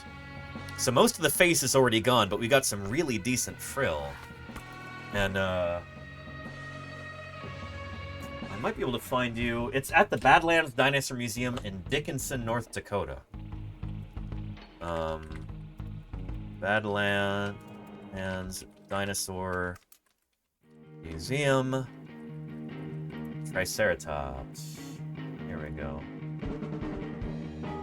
Have we got an image of it anywhere? It's there in a cradle. I know it's on display nowadays. I don't know if we're going to be able to find an image of it right now. especially with as lousy as Google search has become recently.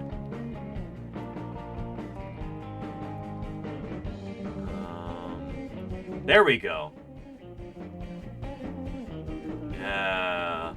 Here, it's on Facebook, but I think I can open it up here.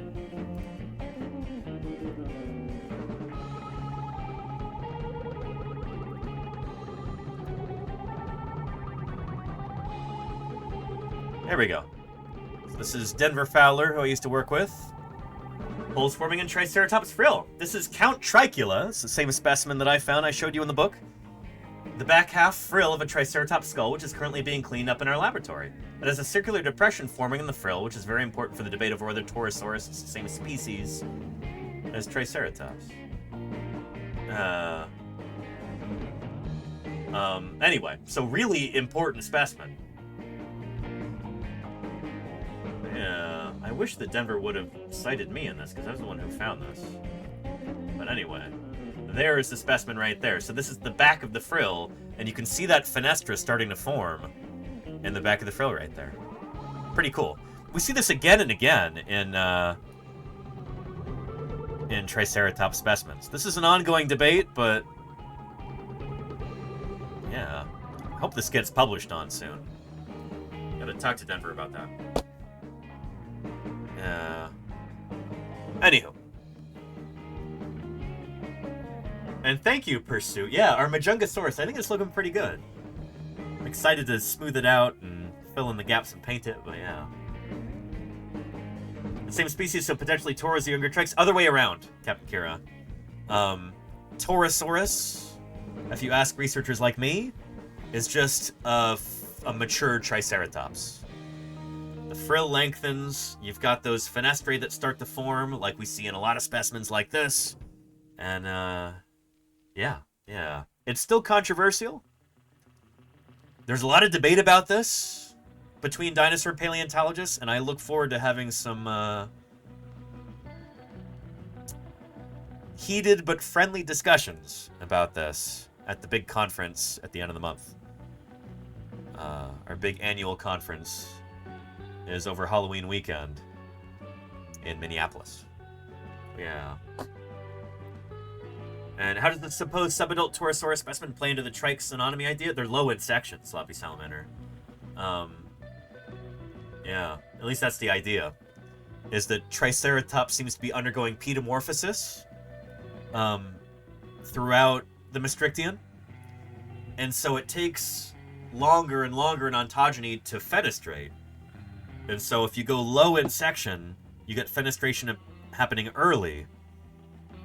But then a few million years later, it happens later and later and later in ontogeny, where maybe by the end of the Cretaceous, by the very end of the Hell Creek Formation, maybe they don't fenestrate at all. Maybe you just have to be super mature to form those fenestrae. But yeah, heterochrony is that essential idea that you gotta understand if you really want to understand this concept, you know? Yeah. Hylocomium says, how long was Triceratops a living species? And yeah, Salmon, I know you know about heterochrony. I'm sure you've talked about that a lot with Denver, actually, but yeah. Triceratops, to answer your question, Hylocomium, maybe species is the wrong way to ask it. Maybe it's more informative to talk about genus rather than species. But, here.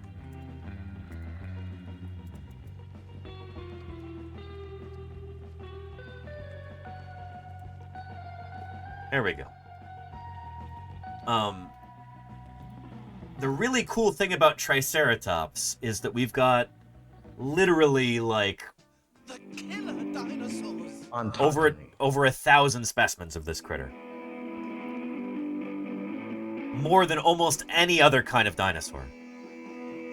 And definitely more over stratigraphic time.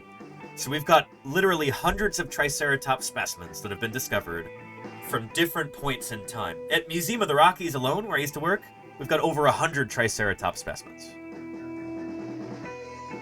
And so if you pay very, very close attention, if you take really, really good data on where in the rock record they come from,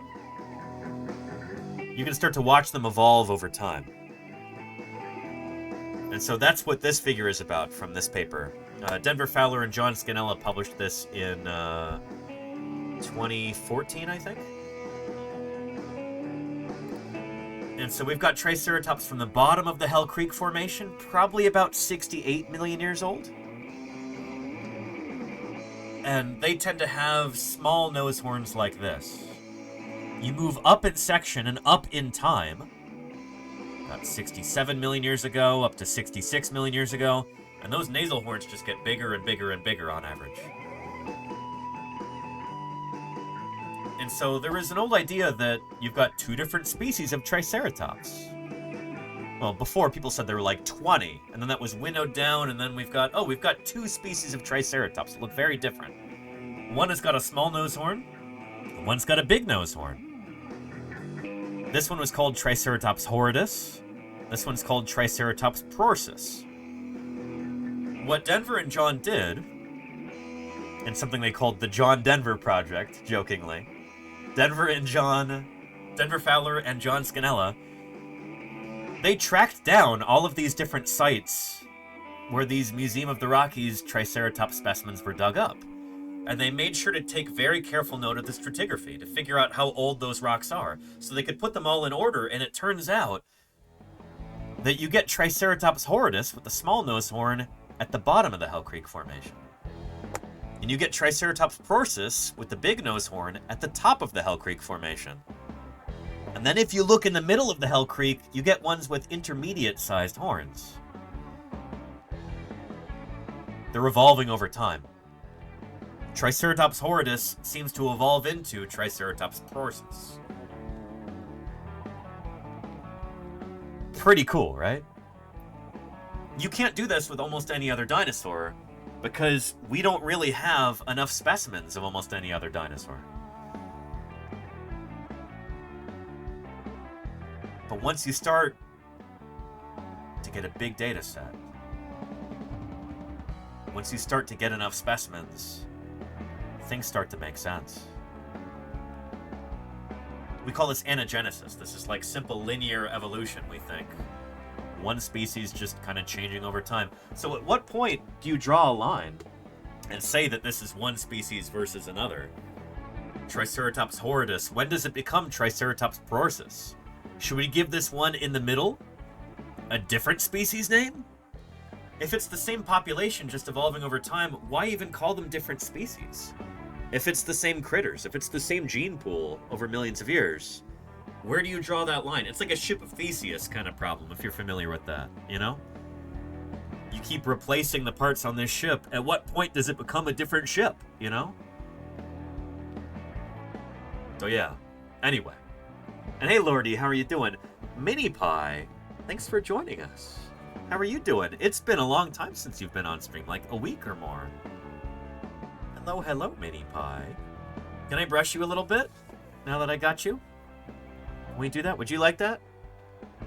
Here, let's get our cat cam going. Yeah. Like a chronospecies, exactly, Tone Rebellion. Yes. Yeah. Oh, Mini Pie.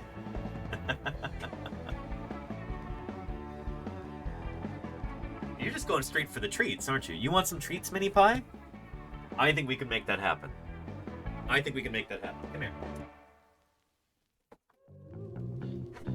Ooh, yeah, you know what that means.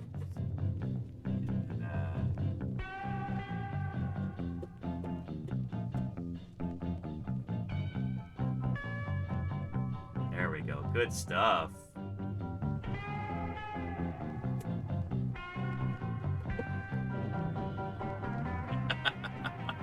Yeah.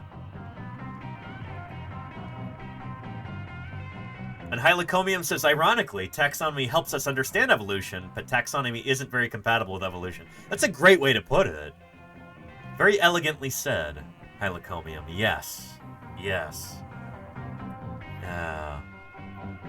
Anyway, it's good to see you, Lordy. I hope you're doing well. The cats really miss you right now. Don't you, Mini Pie? Yeah.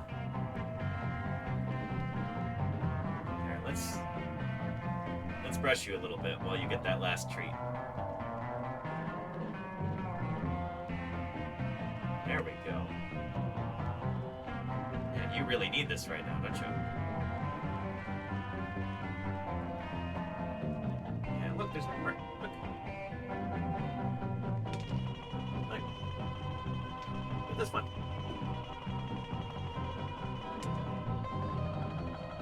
Yeah, see, her vision's based on movement.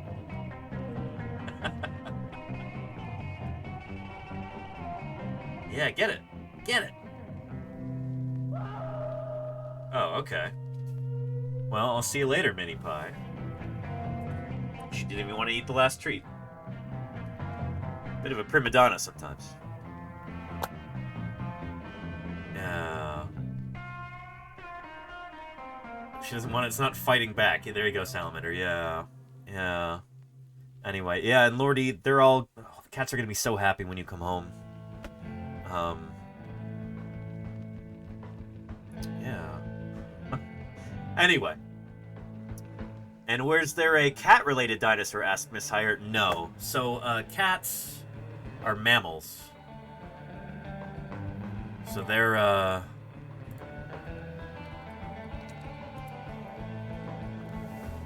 Cats are part of the mammal branch on the Tree of Life.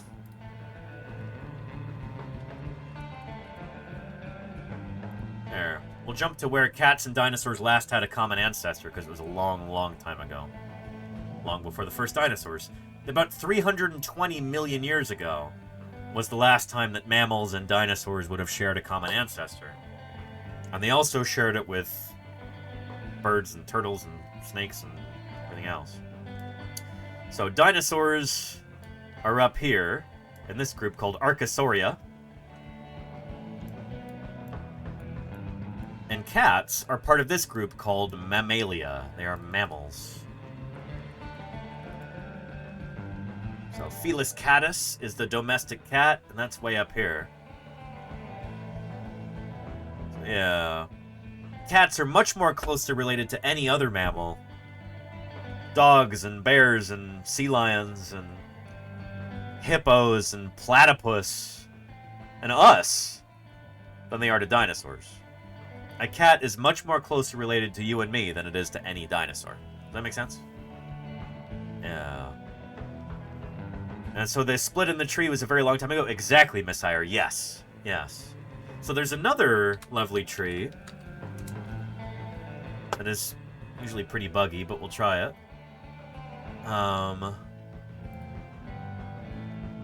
Yeah. Here, let's find... Oh boy. Cats.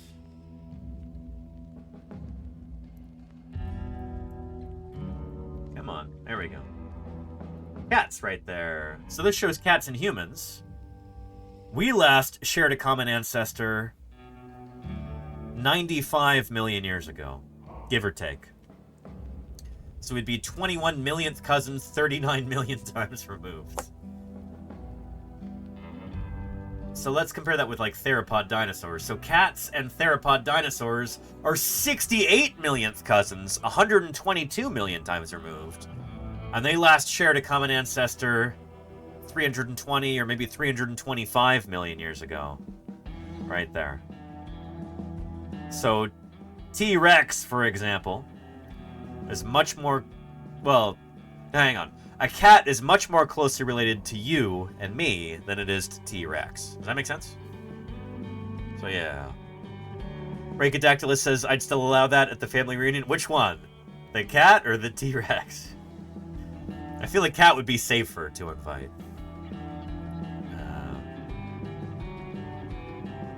Both? Both, says Salamander. And Death Dealer 40 Cal. It's a hardcore name. They say your curiosity and joy of teaching this stuff is very nice to see. Thank you, sir. Thank you, Death Dealer. I appreciate that. Seriously. I appreciate the kind words. That means a lot to me. Thank you. This is my passion, you know? This is what I study. This is what I've devoted my life to. I share it with everybody. You know, when you start to understand the history of life on Earth, it opens up so many doors. Your appreciation for everything around you, I think, increases tremendously. Stuff just makes sense in a way it didn't before. And I think it makes you more appreciative of your own life, too. I know it certainly has for me. So, yeah. Mishin Segi says, why do you think evolution has gotten slower? It hasn't. I mean, there are different rates of evolutionary change. But those can speed up or slow down with a lot of different things. Creatures that have very short generational spans. So, like, think about like a mouse, you know? Mice don't take very long to mature. They can have babies, like, what, just like a few months after they're born? So very short generational times. So they can evolve really quickly.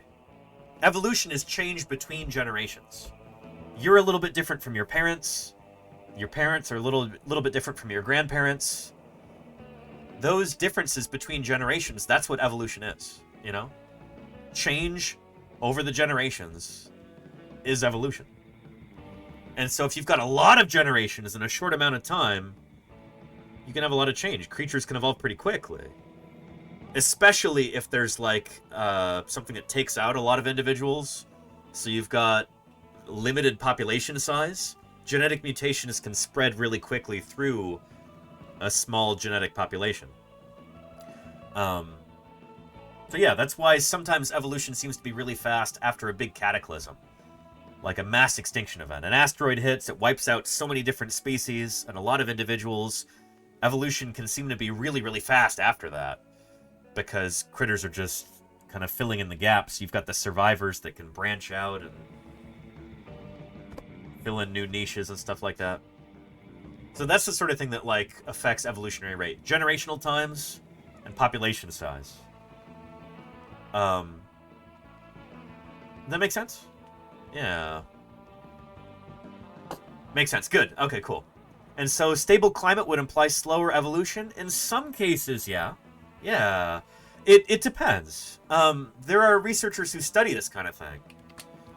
I can find you an excellent video on this, actually. Let's see.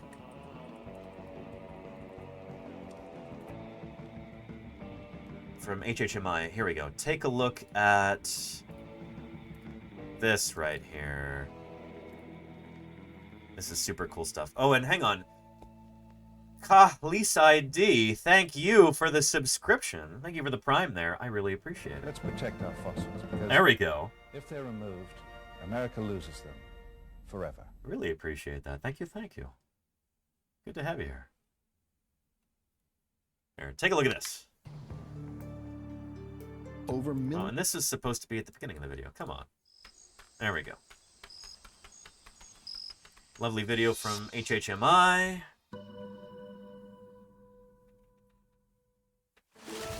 So, we can study evolution in broad terms through the fossil record, but to get to the really granular generation by generation stuff, we kind of have to study organisms that are around today.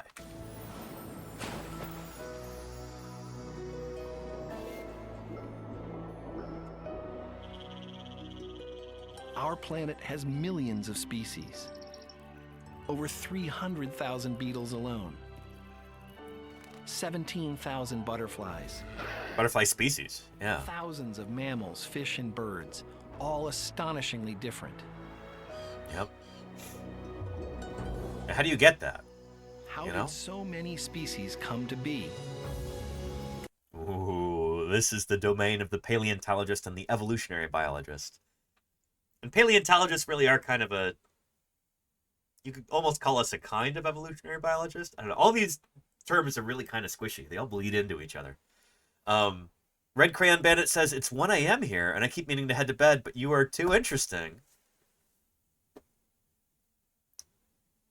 Make sure you get some sleep if you need it. But I also, thank you for saying that. Seriously, that's the kind of feedback that, appreciate that kind of encouragement. I'm glad this is interesting. the history of life on Earth is incredibly interesting. It's like the coolest story ever. And I'm glad that's coming across, you know? Yeah. To seek insights into that question, researchers are focusing on places where species recently arose, such as the remote Galapagos Islands. It's like where old Chuck E. D. used to Scientists are work. making observations and conducting experiments that would have surprised Charles Darwin.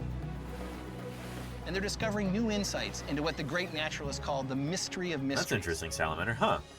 How new species form. Yeah, how does that work?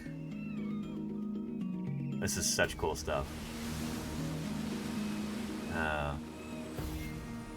The Galapagos Islands are one of the most spectacular landscapes in the world.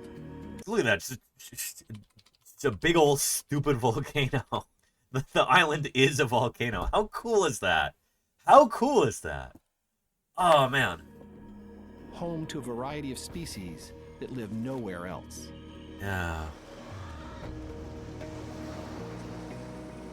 Biologists Peter and Rosemary Grant have been seeking answers to how species arise by focusing on one of the smaller islands called Daphne Major.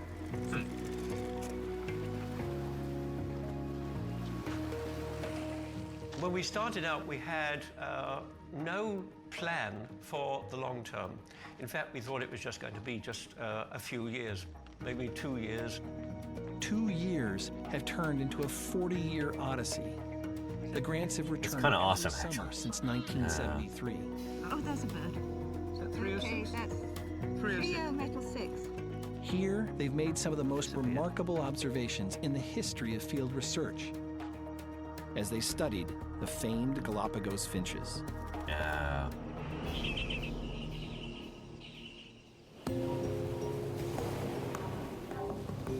The finches were first brought to scientists' attention by Charles Darwin. Yep, old Chuck E. D. When his voyage around South America brought him to this cluster of islands. And you love birds? You're gonna love this thing. Mainland Ecuador. This is awesome stuff. These volcanic islands are geologically young. They They're began brand new, rising from basically. the ocean floor less than 5 million years ago. That's like last Thursday, geologically speaking. Super recent. They now support a modest number of species.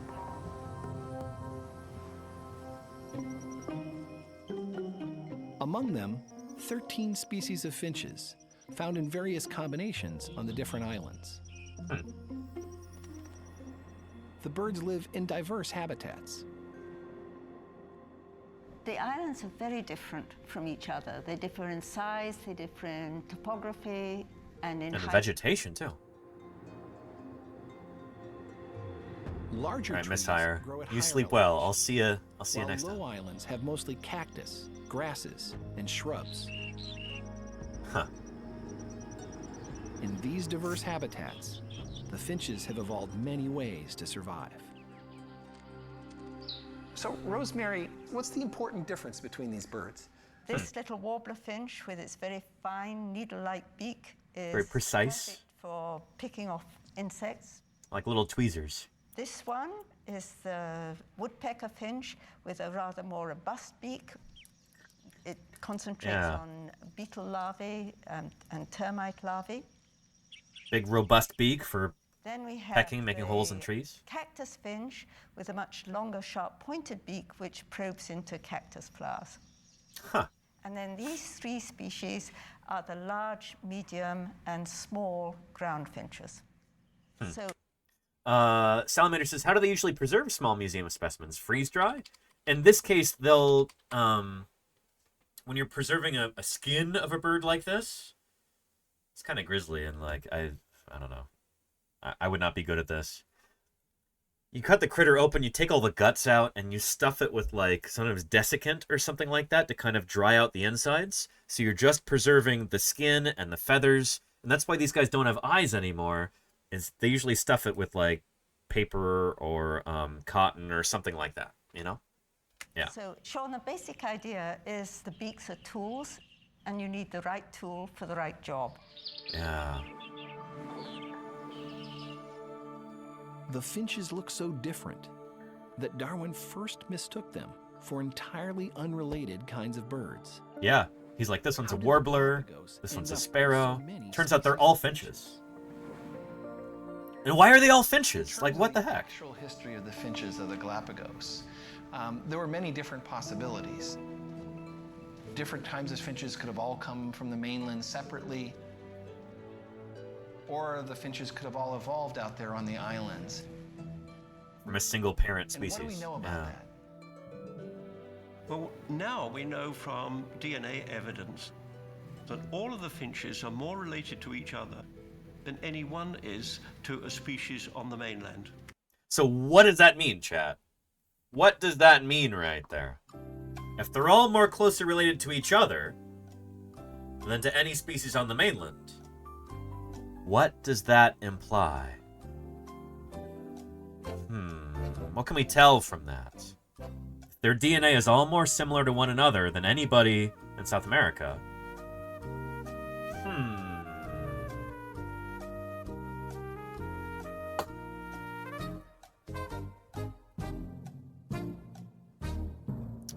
If you said something like speciation, or they came from a common ancestor, then you are correct. Yeah. You were cloned. Very funny, fall on the blanks. Yeah. And that tells us only one species arrived on the archipelago and diversified into the 13 species that we see nowadays in the Galapagos. Very cool. Yeah. They all come from a single common ancestor. Yep. Pretty neat. The question then becomes, how did one ancestral population give rise to many different species, each adapted to a different lifestyle? And thanks, Duck of Mirkwood. Good to see you, too. A crucial insight into how adaptation occurs came when the grants focused on one species on the island of Daphne Major. Huh. A factor of great convenience for us was the small size of the island. That meant that we could walk all over the place. Oh, there's a bird. I'll leave that one to you. The idea was that if we worked really hard, we could follow every individual or almost every individual. That's nuts. Think about that. You're trying to study every individual bird of this species on the whole island. It helps that it's a small island, I guess. And then catch them in these nets. 5:30 each morning to net the island's medium ground finches.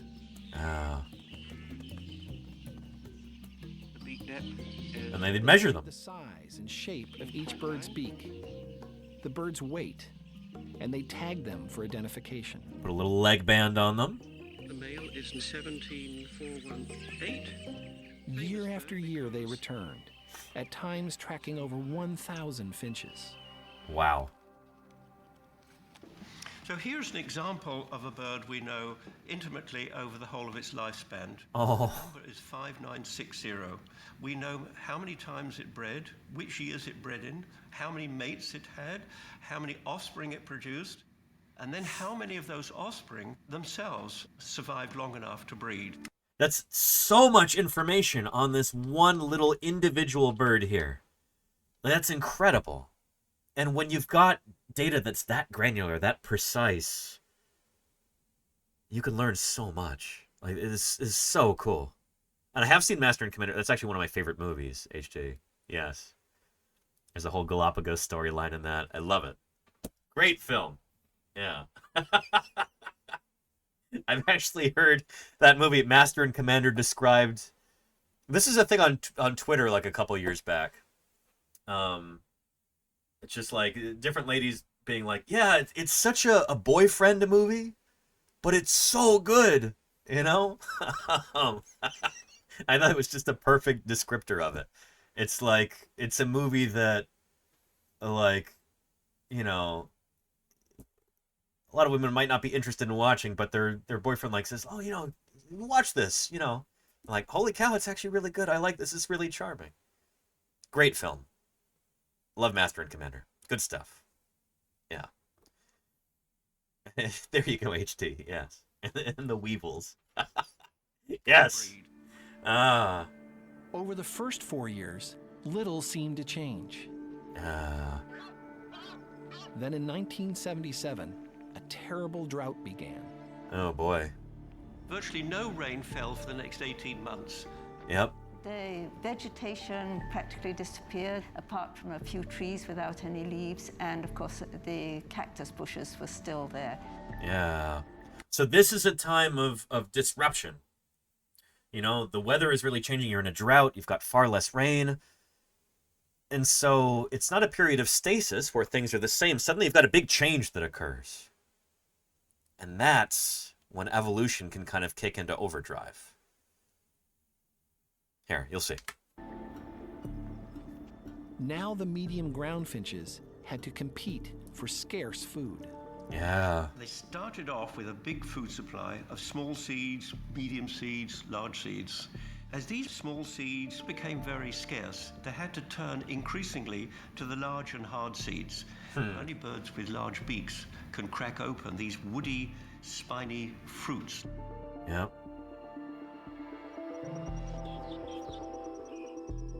The birds with the smallest beaks had the most trouble. They were scraping about amongst the rocks, and their plumage got so worn that they could barely fly. In rough shape. That year, over 80% of the medium ground finches died.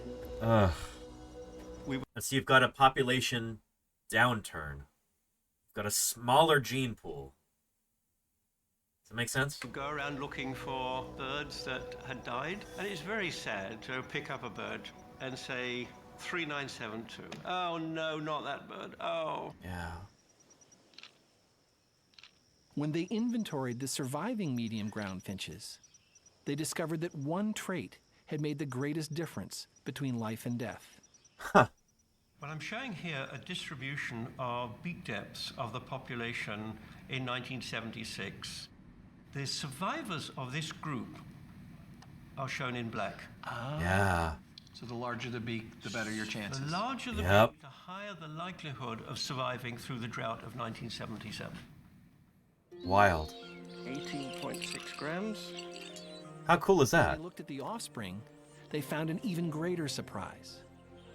The average Yep. beak depth was more than 4% larger than the previous generation. Yep. So that's the thing, is that if you're, you know, a parent bird and you've got a big beak, that means you've got genes for that big beak. Your offspring, you know, depending on how the traits are carried through, your offspring, chances are going to have a big beak too. That's how evolution works, you know? Changes from generation to generation. Those birds that inherit that big beak, dinosaurs are kind of funny. they're going to do better. You know? Mystic Blue, thank you for the follow. Welcome to Paleontologizing. It is good to have you here. We are still talking about dinosaurs right now. We're just talking about modern dinosaurs, birds. But yeah, pretty cool. And Chris TS, of this flying monster would have been about 15.5 meters. or 15 months. Chris TS, thank you so much for those 15 months of support. Really appreciate it. Thank you, Chris TS. Appreciate you. When they looked at the offspring, Rip. At that time, the land of the planet was clumped together in Hey, one crew. vast supercontinent. Dinosaurs soon occupied every corner of that world. Thank you for the 4 months of support. I appreciate that, K Crew. Thank you. Good stuff. Nice. Mayor Space. No, those are definitely calipers. Yeah. 18.6 grams. when they looked at the offspring, they found an even greater surprise. The average beak depth was more than 4% larger than the previous generation. Yep. Oh, and if Mayor of Space was thinking this, then everybody else might be wondering too, like, what are those clippers? They're not clippers. This is what we call, calipers. Let me show you. I've got some in my bag from when I went to the museum the other day.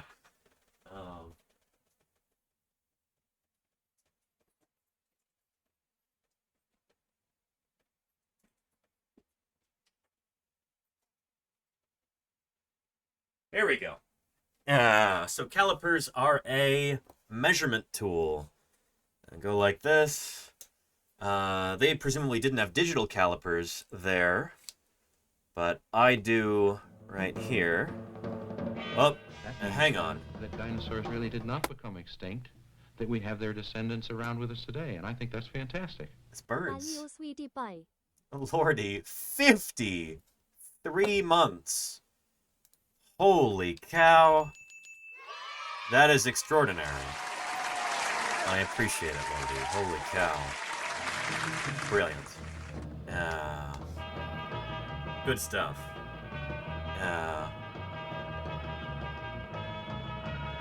It's a long time, lordy. It really is. Thanks for keeping me online for the past 50... Have I even been streaming for that long?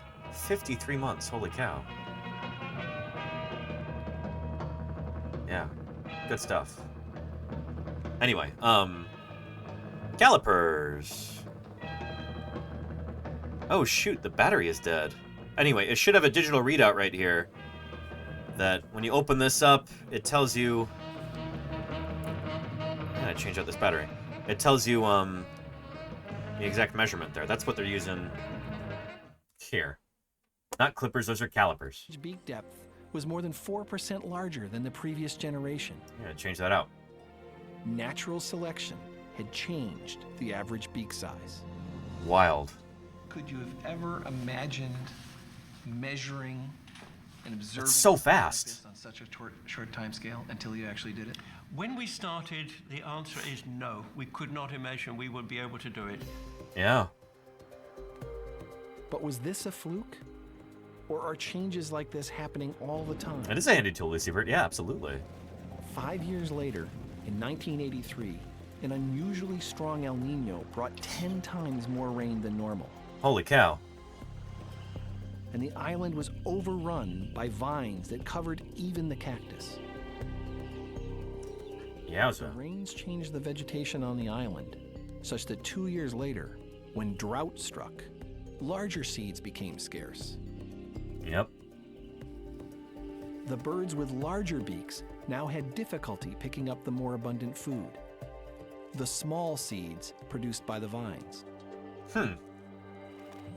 That year, many more finches with small beaks survived, and their offspring inherited smaller beaks. Yeah, so there you go. This is a really, really important point to make. Really, really important point. And it's something that so many people don't understand about evolution in the general public. We all It's gonna have to wait a second. If it hadn't been for that great dinosaur who saved us from the American forces, we would all be dead. Is that true, Solor 2015? Thank you for the 8 months of support. What a dire story. I'm glad you survived. Thanks to that dinosaur.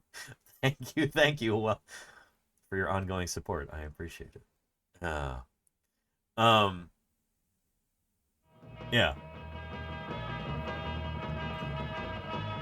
Really, really important point here. Evolution, natural selection, survival of the fittest doesn't mean what most people think it means. And we got an ad going right now. I might wait a minute and 10 seconds for the ad to complete so that I can make this point, because it's really important. But, survival of the fittest doesn't mean what you think it means. And I'm missing the really important point. You're not following the blanks. You probably can't hear me right now, but 45 seconds now. Let's let's wait for that.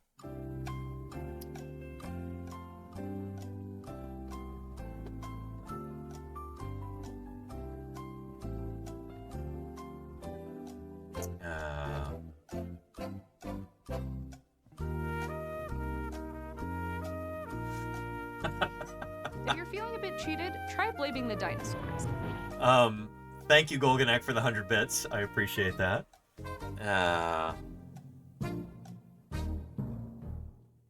All right, ad break ends in 8, 7, 6, 5, 4, 3, 2, 1. Happy New Year. No, ad break is over. Okay, good. I didn't want people to miss out on this really, really important point. Because it's one of the most common misperceptions that there is about evolution. This whole idea of, like, natural selection, survival of the fittest. When we say survival of the fittest, that doesn't just mean who's biggest and strongest and who can fight the bestest and who's the meanest or whatever. You know?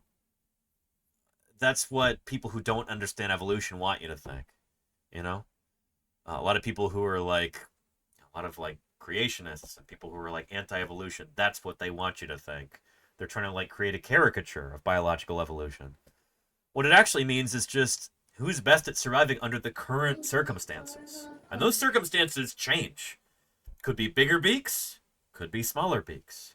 Could be bigger and stronger, could be smaller and sleeker and more, you know, better to survive with limited resources. Changing conditions dictate, you know, whatever is most advantageous in a given situation. Some years it's big beaks, some years it's small beaks, you know? That's why you can't use evolution to justify things like racial prejudice and stuff like that. You know? It's not how evolution works. You know? Salamander, thank you for the 100 bits. I appreciate that. And Rhacodactylus says, fittest is a relational concept between the organism and their entire environment. There's no absolute way to measure fittest because it's always changing relations. Exactly. Exactly. Yes. Yeah. Christias says, small enough to survive an asteroid strike. There you go. Yeah. And Tone Rebellion says, if bigger and stronger was always better, all cats would be the size of tigers, or bigger, you know? Maybe they'd be the size of American lions, which went extinct at the end of the Pleistocene. Which are the biggest cats that I know of. They got significantly larger than the largest tigers. American lions got huge, you know? Yeah. Significantly bigger than modern African lions. Yeah. We saw some of these at at La Brea when we went to visit the tar pits. Do you think they'd like greenies? I kind of doubt these guys would like greenies. They're probably more into meat, but I don't know. Yeah. But is there at least a way to justify phrenology? Very funny, Mayor of Space. Anyway. Yeah. Anywho, that's the point. The point that I wanted to make is that survival of the fittest, what makes you fittest, that's always changing, you know? Because conditions are always changing. You might have a drought when big beaks help you survive. A big El Nino year, you get all this rain, suddenly small beaks are what's important. So yeah. So the selection had swung in the opposite direction, and Yep. evolution had occurred as a result. There we go. In an amazingly short period of time, the grants had measured evolution of beak size not once, but twice, demonstrating that when birds encounter different environments, they will change over a very short amount of time. Very cool stuff. And Pursue makes a really, really good point here that I want to emphasize. Diversity is a desirable trait, that's for sure. Yes, absolutely. When you've got high diversity, when you've got all kinds of different forms, body shapes, different genes, all that stuff, that's really important for species survival. Because there might be something in there, some special gene or something that will be of great advantage in the future when conditions change. It really is true, like from a scientific standpoint, through the study of evolutionary biology, diversity is a strength, you know? That is, like, objectively true. So there you go. And XVR27, thank you. Let's protect our fossils. For the subscription. If they're removed, America loses them forever. Thank you, XVR. That is a recurring subscription right there, and I really appreciate it. Thank you, thank you. Excellent stuff. And thank you, Hogan, for the 100 bits. Well. Thank you, thank you. That is brilliant. I appreciate you. Yeah. Lucy Burt says diversity gestates growth and evolution. I mean, yeah. It gives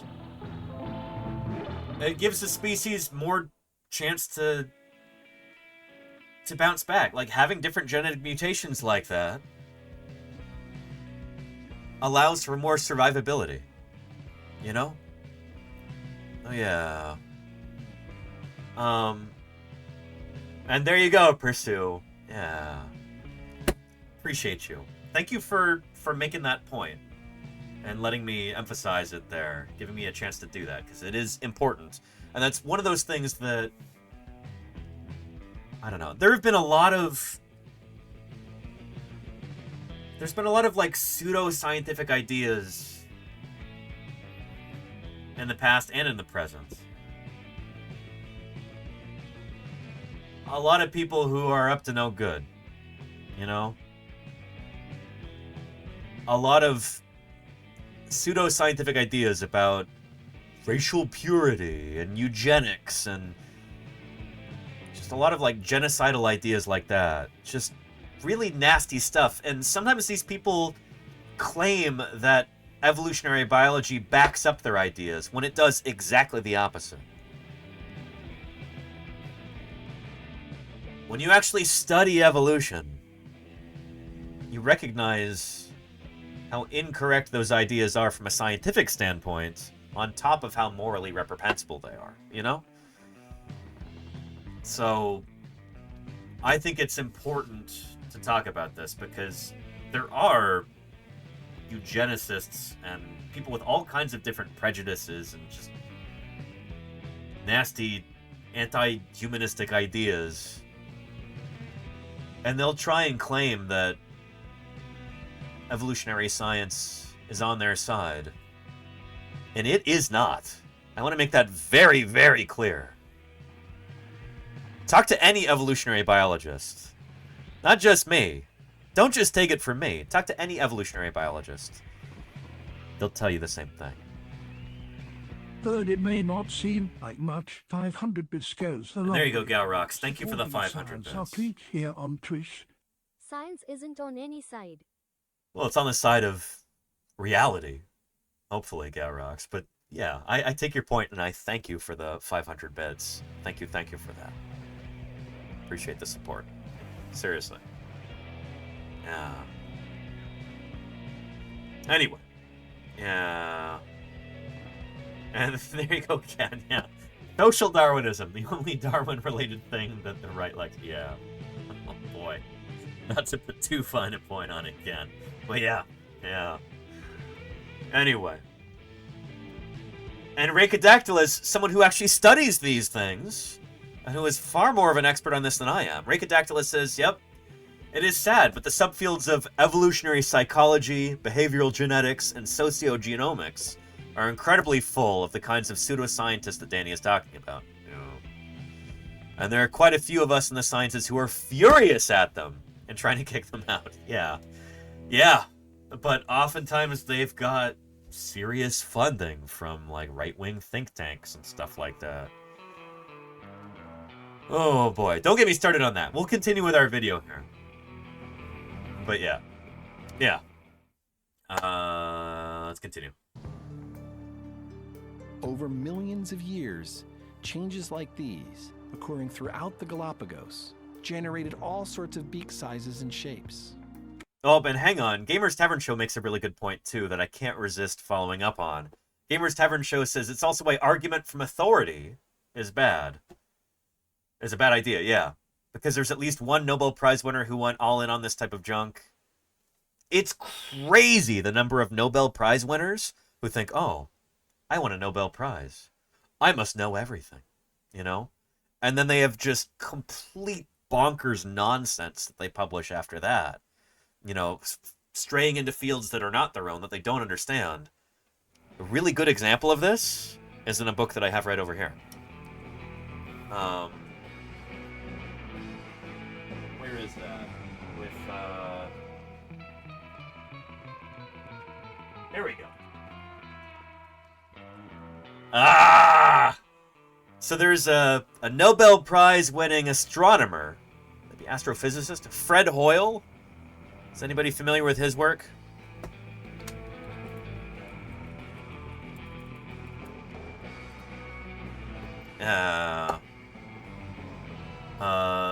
Fred Hoyle. Sir Fred Hoyle, excuse me. He was knighted. In the year...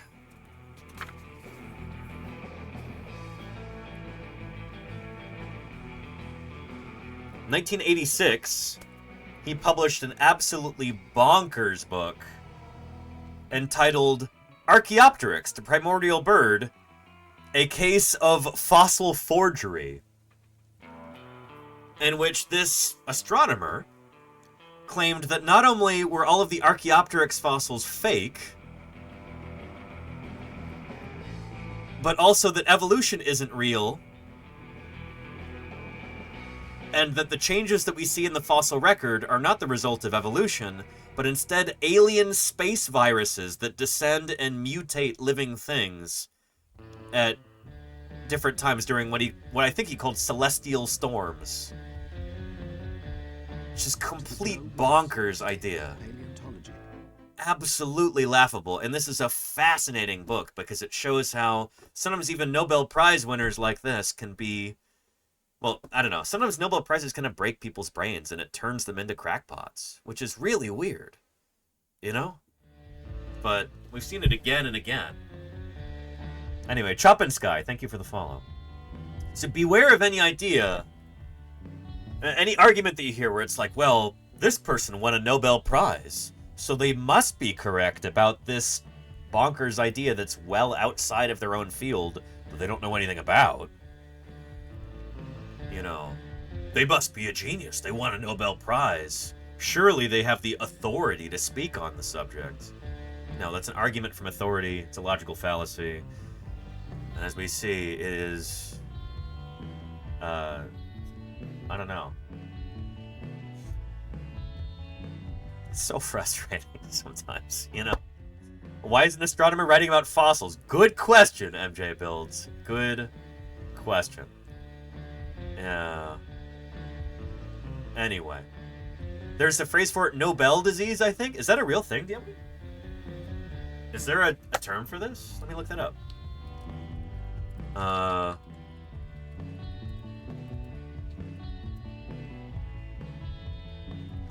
Holy cow! Oh, this is wonderful. DM Wing, holy cow. Nobel disease, or Nobelitis, is an informal term. So it's just, you know, kind of a fun idea. For the embrace of strange or scientifically unsound ideas by some Nobel Prize winners, usually later in life. This is... Oh, man. I didn't know that there was a word for this. That's beautiful.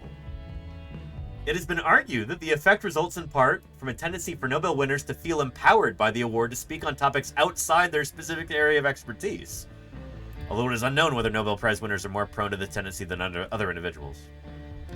Paul Nurse, co-winner of the 2001 Nobel Prize in Physiology or Medicine, warned later laureates that believing you are an expert in almost everything and being prepared to express opinions about most issues with great confidence, sheltering behind the authority of the Nobel Prize can give you.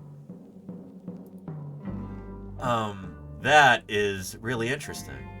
So, winners reported as examples: Philip Lenard, Alexis Carrel, Charles Richet, Linus Pauling. This guy thought that vitamin C was some, like, panacea that would cure all diseases and everything. Because he won a 1954 Nobel Prize in Chemistry and then kind of lost his mind. William Shockley, James Watson, Nicholas Tinbergen. Yeah. Not on here. Interesting. Fred Hoyle. Fred Hoyle did win a Nobel Prize, right?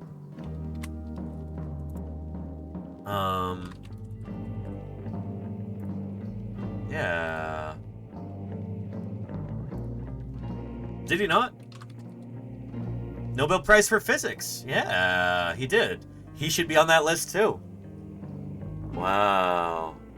And there you go, Deathsaurus. This is how people now believe taking vitamin C can help with the common cold? Yes. Which is not true. Yeah. Here.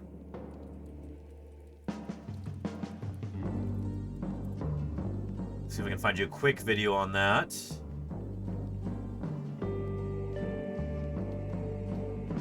Here, real quick video from Vox. Since we're talking about this subject, we're gonna go take a tangent here. Talk about this. Orange. Oh. But when the last bone was put into place Varmint. and the skeleton was complete, these men certainly felt a strong sense of accomplishment. They had brought back to life one of the greatest animals that ever walked the face of the earth. Varmint, thank you so much Good to see you all. for the 46 months of support. Thank you for being here. Thank you for supporting our mission of science outreach and education. I really, really appreciate it, Varmint. Thank you. That's a long time. Appreciate you. Here. Take a look at this. Orange juice. What did you say? Orange juice. It's for when you're feeling hot and not so hot. Don't you worry about Susie getting enough vitamin C? Many people reach straight for the orange juice when they get a cold. Or mix up one of these cold-busting, immune-boosting They're supplements. scams. They don't work. It's supposed to help cure the common cold. There are growing 200... Diet Thomas Attack says, I take all my doctor advice from a talking sandwich. Diet Thomas Attack, it's wonderful to see you. Diet Thomas Attack is a real-life scientist here on Twitch, a paleoecologist who streams microscopy here on Twitch. And go give him a follow if you're not yet doing so. He does some awesome work. Very chill streams under the microscope, looking at diatoms. These little photosynthetic microorganisms that are responsible for things like, well, in some ways responsible for things like kitty litter, toothpaste, and beer, and maybe 1/2 to 1/3 of all of the oxygen that you breathe on any given day might be produced by diatoms. To learn more about them, go follow Diatoms Attack. Anyway, good stuff. Yeah, diatoms are sometimes used. Diatomaceous earth is sometimes used in beer brewing, like in the filtering process. So anyway, diatoms are super cool, and they're super cool from an evolutionary standpoint, from an ecological standpoint. They're super neat. Anyway, we're talking about misperceptions of science. We're talking about wild ideas that people get about science, sometimes from Nobel disease. Let's continue. $100 million industry. And unsurprisingly, their sales peak when the cold and flu season does. Yep. And with boxes that claim that vitamin C helps support your immune system, why wouldn't you pop a fizzy tablet when you start to feel a bit stuffy? But if you follow this little asterisk, you'll see that the claim isn't supported by the FDA. Yep. That's because vitamin C doesn't cure your cold. A powerhouse of vitamin C. You really crave orange juice, and that craving is your body wisdom. My what? Oh boy. You just can't beat that. Just ask this scientician. He'll tell you. Juice, and that craving is your body wisdom. Your body wisdom. You just can't beat that great taste. You can trace the vitamin C craze back to this guy, Linus Pauling. He was a pretty big deal. He won a Nobel Prize for his work with quantum like we were just talking about, and a Nobel Peace Prize in the 60s for his anti-nuclear weapon advocacy. So when he came out with a book in 1970 claiming that vitamin C could help you Big Orange, and improve your health, it took off. Americans cleared drugstore shelves. Newspapers wrote that the sales were not to be sneezed at and called it the Great Cold Rush. Oh boy. Ricodactylus makes a good point here too, as usual, very much in character. In all fairness, it isn't just Nobel Prize winners who are advocating some pseudoscience from the scientific community, which is the subject of a study I've recently done with one of my document advisors. Very cool, Ricodactylus. Do you have a link? Is the paper published? I'd love to see it. Get those metrics up. I don't know. People get a lot of attention when they've won a Nobel Prize, and so their bonkers ideas get a lot more credence. Yeah, so it is kind of a confirmation bias thing, or a survivorship bias, whatever you would call that.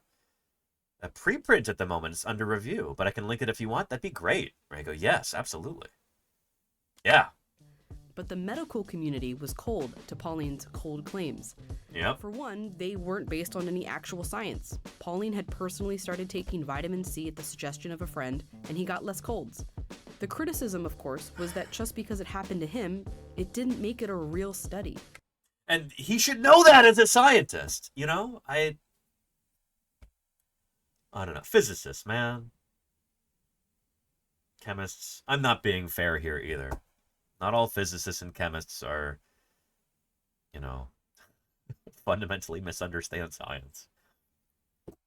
But whatever. Anyway, let's take a look at that Rhacodactylus. Super cool that we've got a preprint here.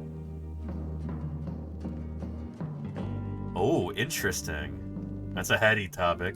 Ugh. Race science in mainstream psychology. I think maybe we looked at did we look at this before?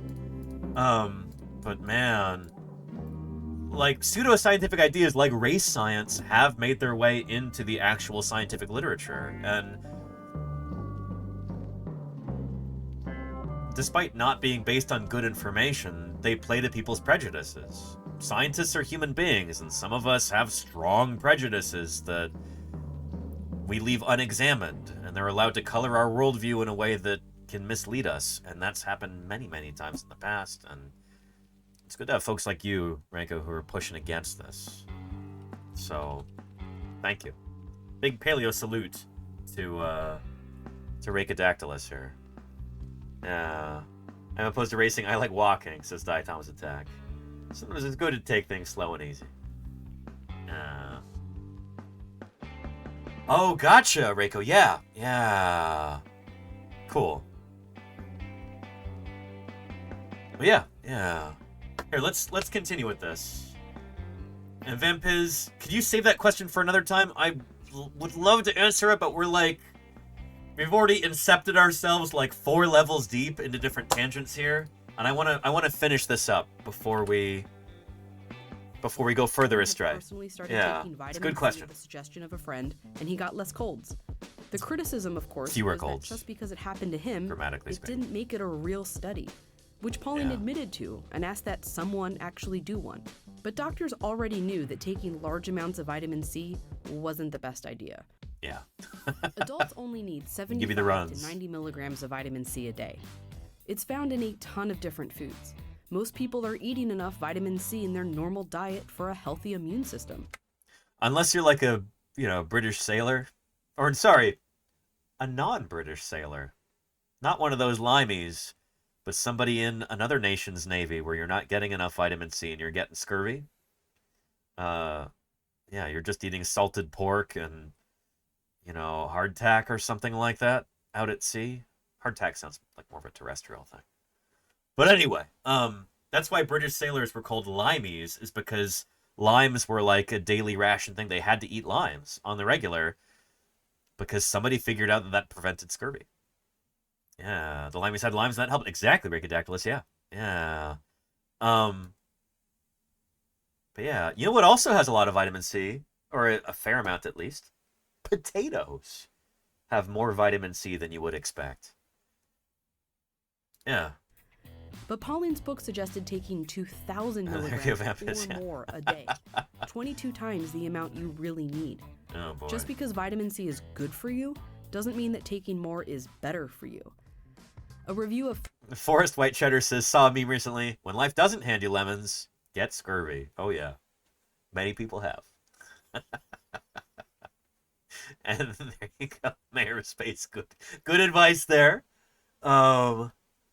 Yeah. And Gamer Tavern Show says, fun fact, they actually screwed up because they used lime and lemon juice instead of the fruit because it lasted longer, except that vitamin C in them did not and broke down. Oh boy. Interesting.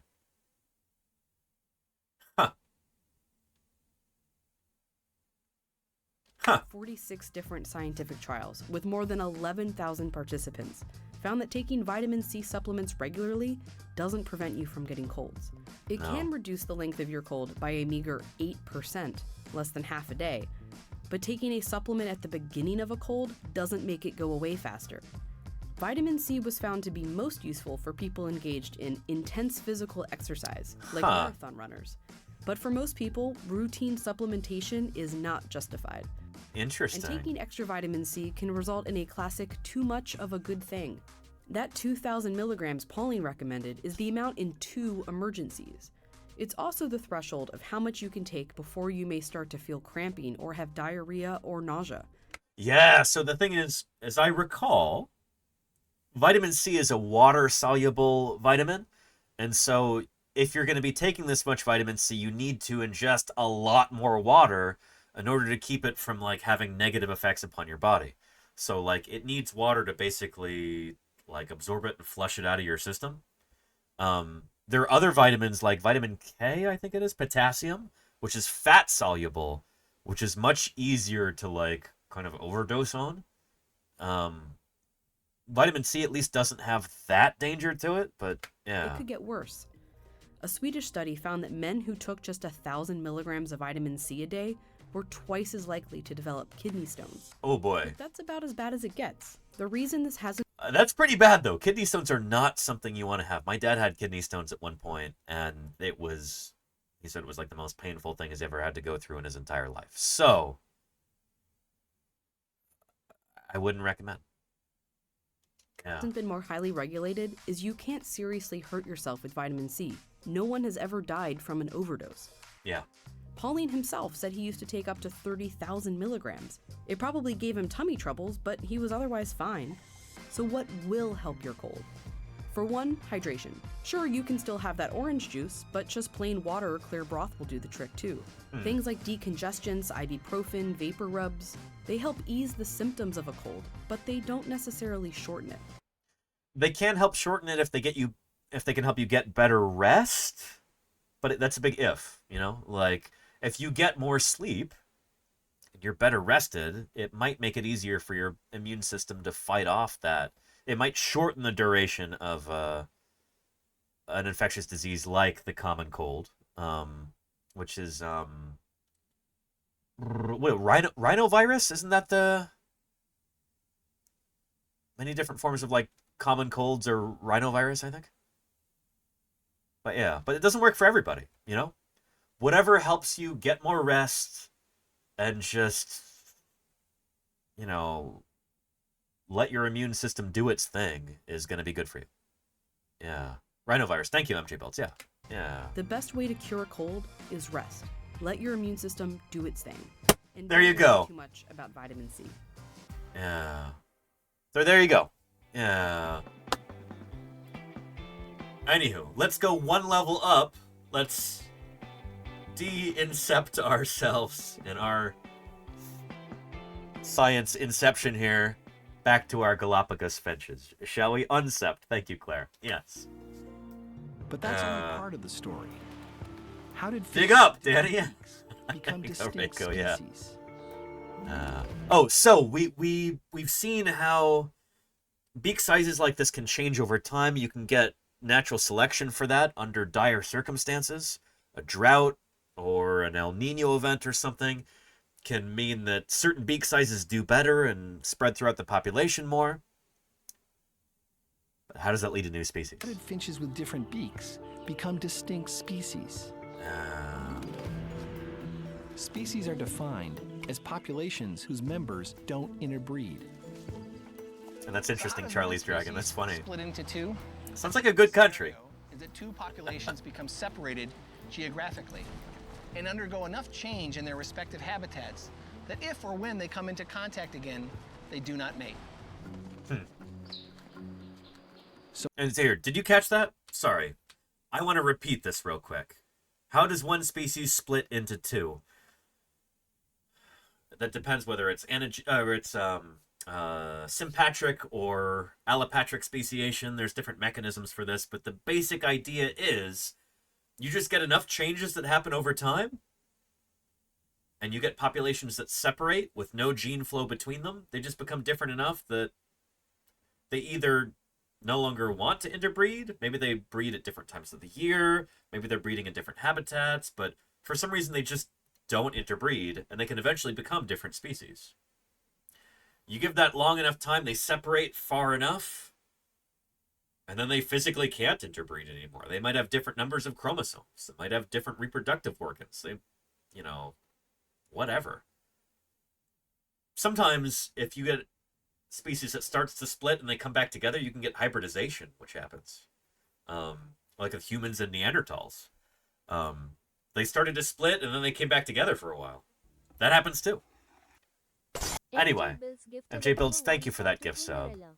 I appreciate that, MJ Builds. Thank you, thank you. Anyway. A typical scenario is that two populations become separated geographically. That's allopatric Change speciation. in their Yeah. respective habitats, that if or when they come into contact again, they do not mate. Yeah. So in the Galapagos, the grants asked, what keeps different species of finches from mating? Rhacodactylus says, I'm getting some pleasant flashbacks to reading Ernst Mayer's What Evolution Is from like 20 years ago. Might have to give that a revisit. Well, well, well. Oh, sorry, wrong button. There we go.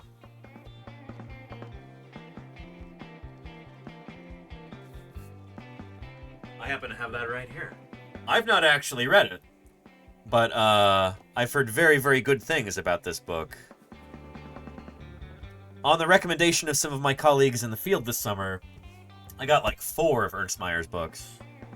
Not read any of them yet, but they are here on the shelf, and I'm excited to dive into them at some point. Yeah. Anyway. And Ghost Wolf said, what happened to the Neanderthals? Sorry for the misspelling. They went extinct as like a separate species, but many of us as human beings are carrying DNA from Neanderthals.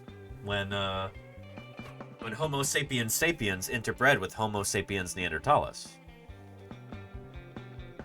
I happen to be somebody who's got like an abnormal amount of Neanderthal DNA as opposed to like your average across humanity. So yeah, their legacy lives on in many of us. So yeah, 3% for you. That's pretty high, isn't it, Jermaine Pig? Yeah. Yeah.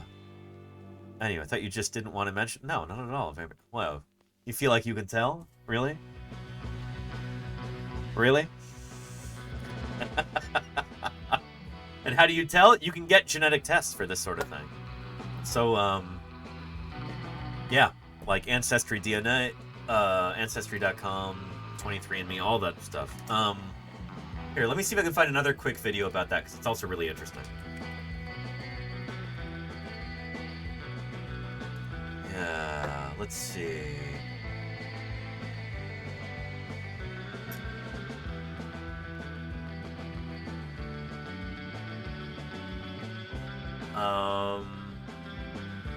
Oh, hello, Sweetie Pie. How are you doing? Thanks for visiting. Yeah. Did you find the treat that Sweetie Pie left? You did. Good for you. Oh, there's another one. Wow, she was not very thorough, was she? Yeah.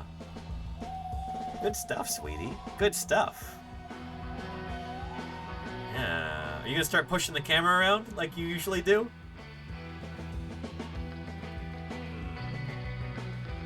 Aw, Sweetie Pie. Yeah. Yeah. How's your day going? You having a good one? You're looking up my Majungasaurus up here? What do you think of that? Huh?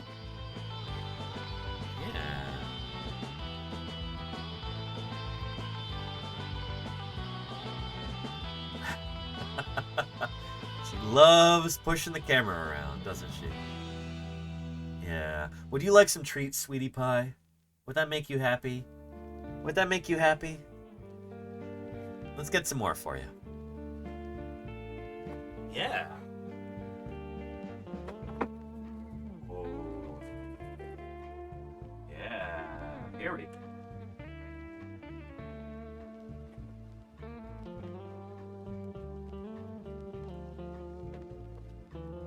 There you go. Good stuff.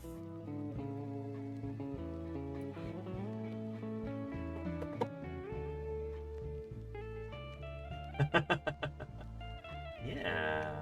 How are those? Pretty good today? You ate those so fast. Do you want some more? Such a good eater, Sweetie Pie. There's 3 more for you. See if you can find them all. Yeah.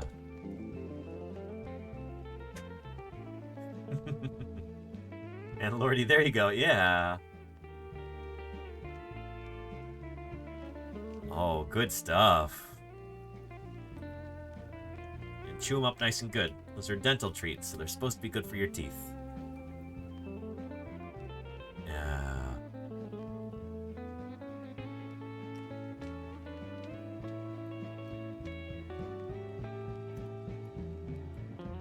You should teach her how to operate the Stream Deck. She does step on the soundboard buttons sometimes. Those keys that I have on my keyboard attached to sound effects. Huh, sweetie pie? You love doing that. Yeah. Oh. Okay, I'll see you later, sweetie. Thanks for stopping by.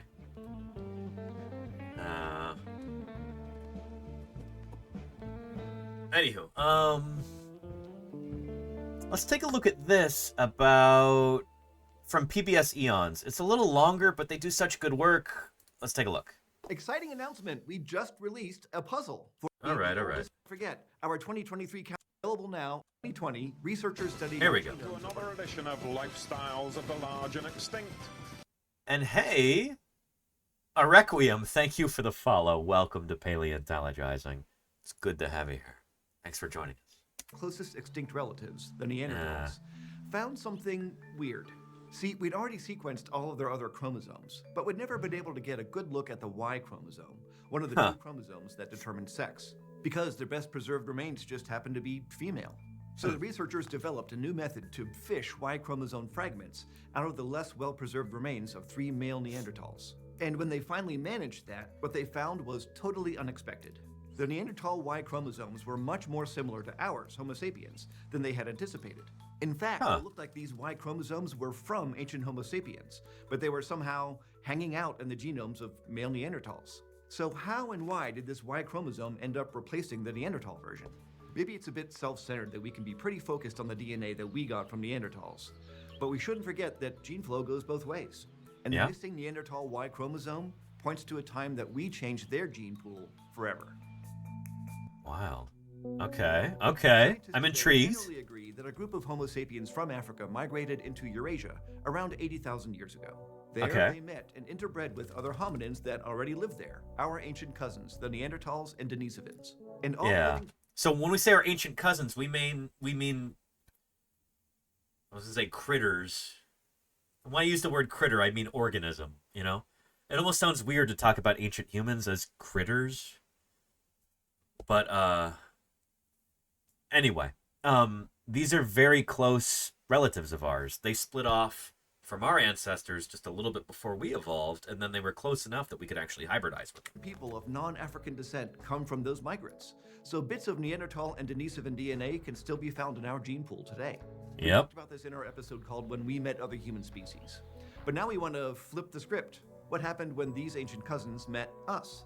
From the Neanderthal side, we are critters, Jesse. You're right. Their total DNA Absolutely. Can be traced back to interbreeding with us. Overall, they were much more similar to Denisovans because they were each other's closest evolutionary relatives. So the fact that the Neanderthal Y chromosome was more like ours than the Denisovans was a surprise. One that suggests that the whole thing was completely replaced in what seems to be all male Neanderthals. But when did this Y chromosome replacement happen, and why?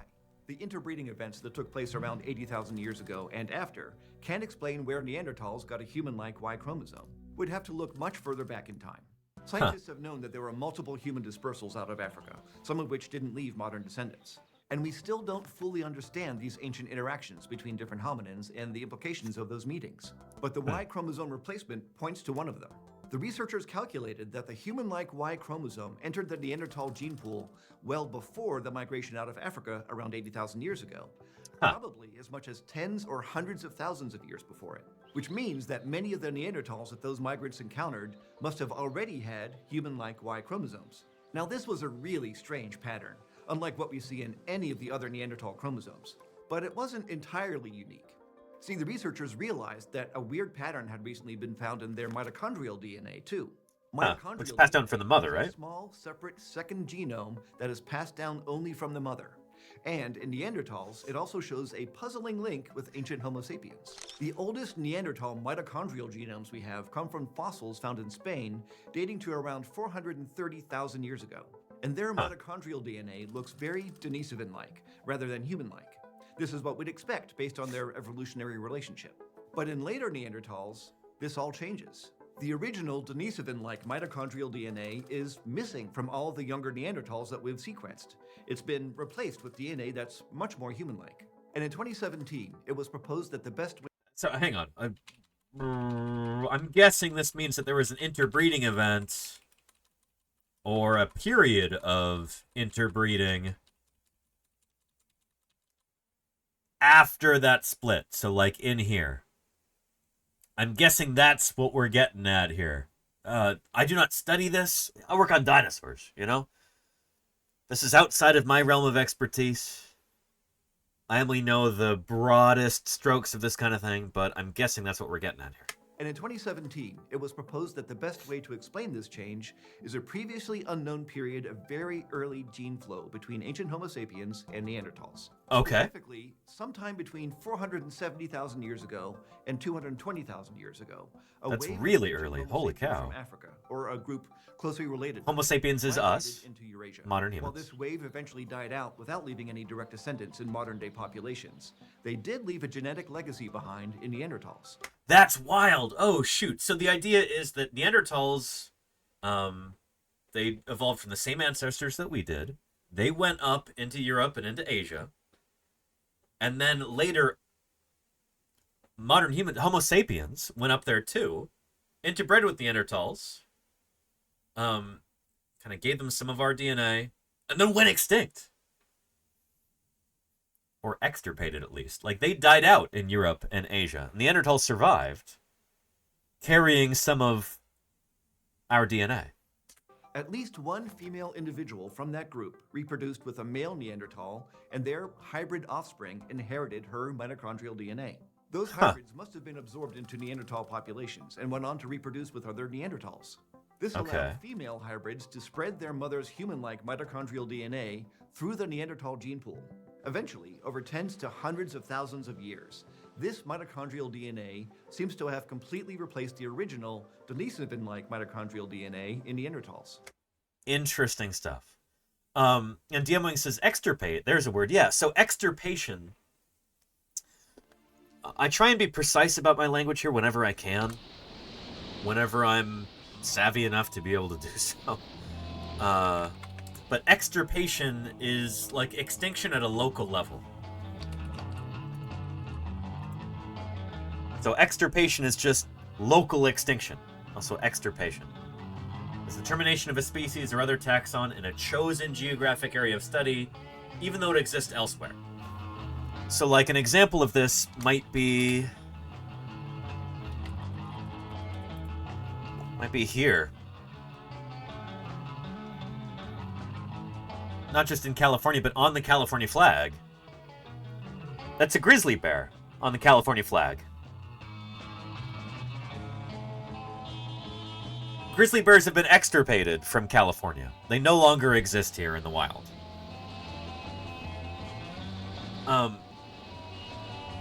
You could also say that they're extinct if we're talking about that subspecies, the Californian grizzly. They are extinct. They exist nowhere else in the entire world now. But grizzly bears still exist in other U.S. states. And the honeybee hives, thank you for the follow. Welcome, welcome. You can't say that grizzly bears went extinct in California. Like, they exist elsewhere. But it's a local extinction, extirpation, if we're talking about grizzly bears in general.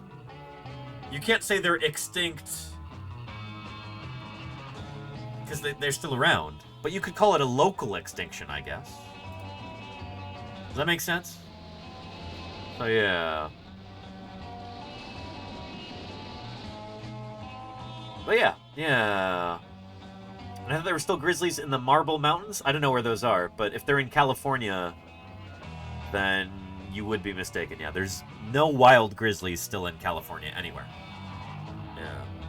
And Gay Hibiscus says, we say local extinction when talking to lay people. Extirpation is science paper law. I guess, yeah. That's a good point. Yeah. Anyway. A northern edge of California just before Oregon? No, there's no California grizzlies anywhere. Yeah. California grizzly bear, also known as the California golden bear, is an extinct population of the brown bear. The last of them, I think, were killed. I think they had an official bounty on them back in like the 1920s.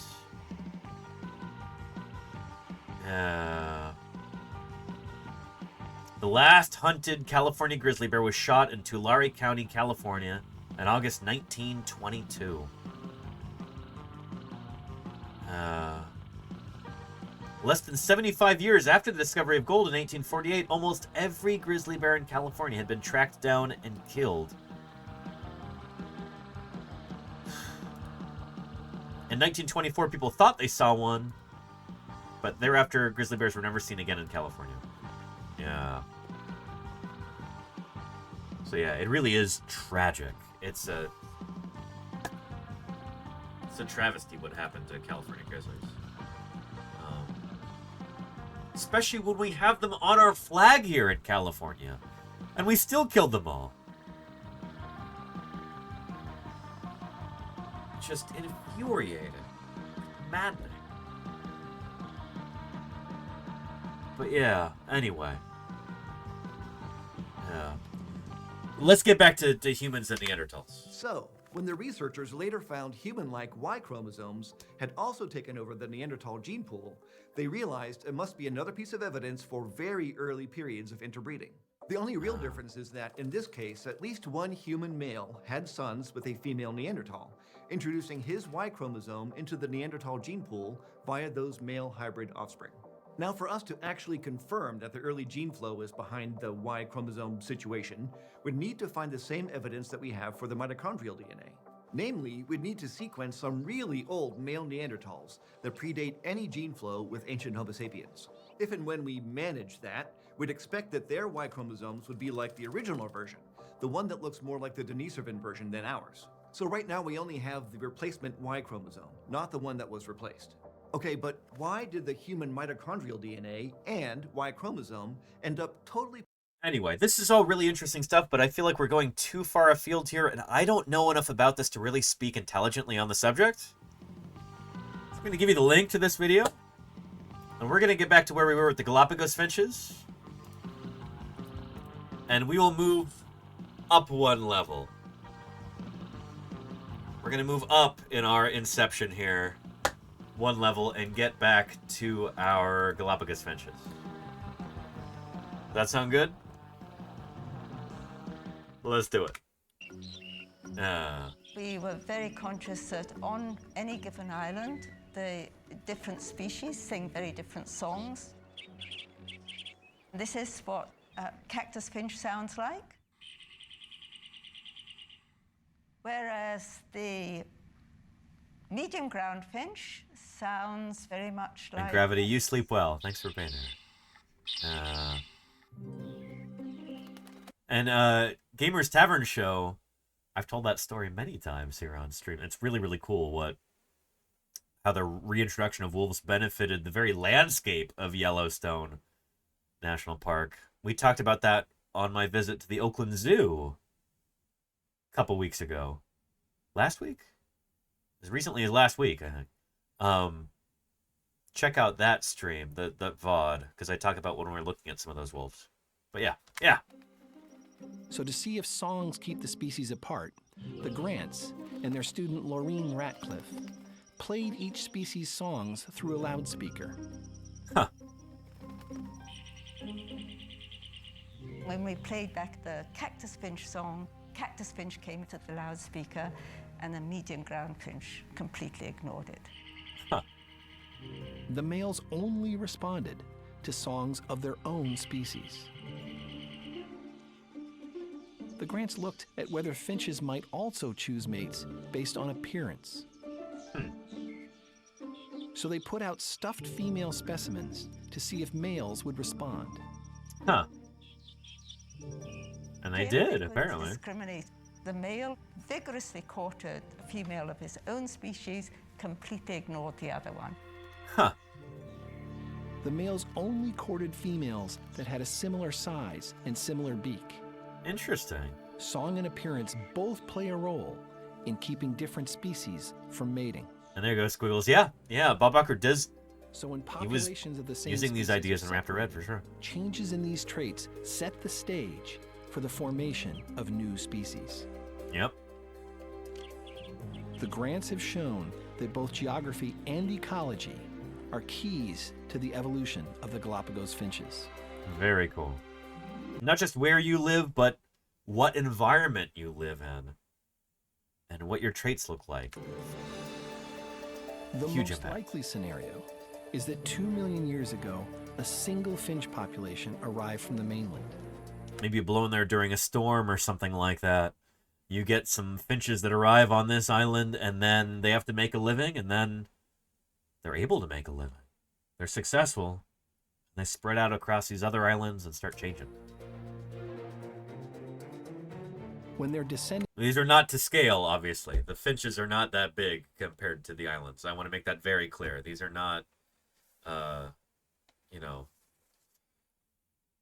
foes of Godzilla or anything. They're for illustrative purposes only. Reached another island, they faced new conditions. As those isolated populations... No mega finches, says Honeybee. I'm sorry. Not to burst anybody's bubble, but yeah. ...to their surroundings, their traits changed. If the changes included traits involved in mating, and the populations came into contact again, they no longer mated. Huh. They had become distinct species.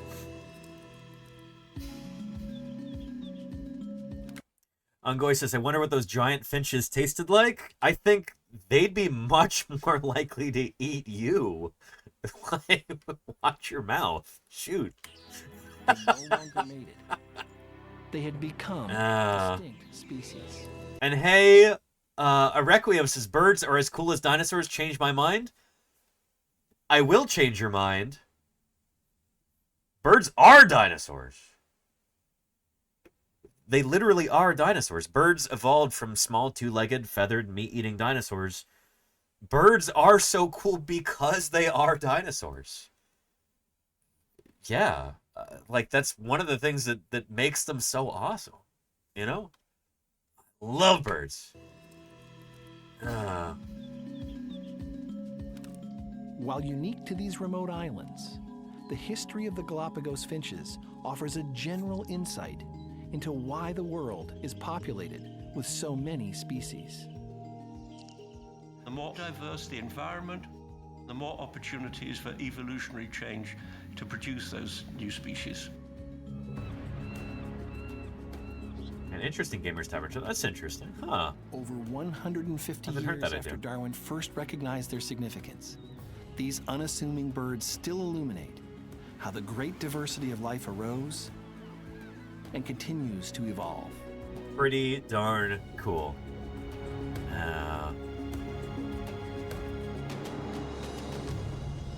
Beautiful stuff. So, you know, we as paleontologists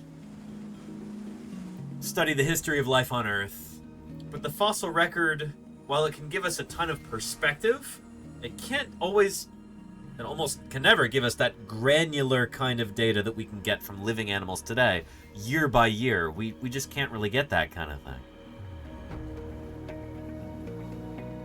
That's why it's so cool to have this kind of data from finches around today, you know? So cool. I'll give you a link to this video.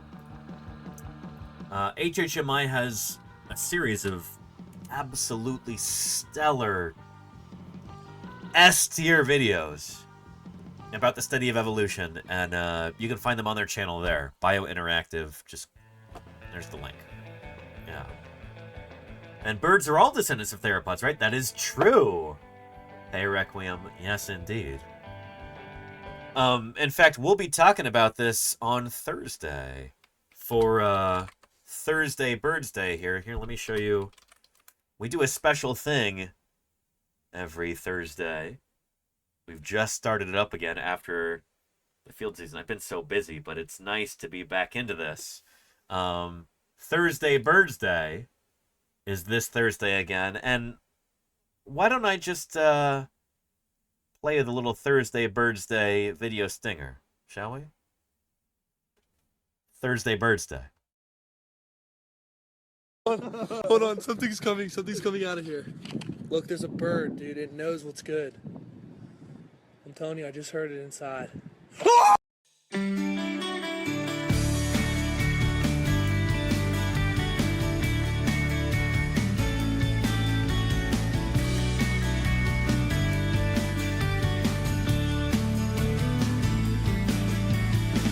don't care if Monday's blue, Tuesday's gray and Wednesday too. Thursday, I don't care about you, it's Thursday. Thursday Birds Day. Birds are all around us in everyday life. But most of the time we hardly even notice them. Thursday Birds Day is a step toward correcting this oversight. Do you want to be part of Thursday Birds Day? I don't know. Here's how you can contribute. Go outside during the week and pay special attention to the birds around you.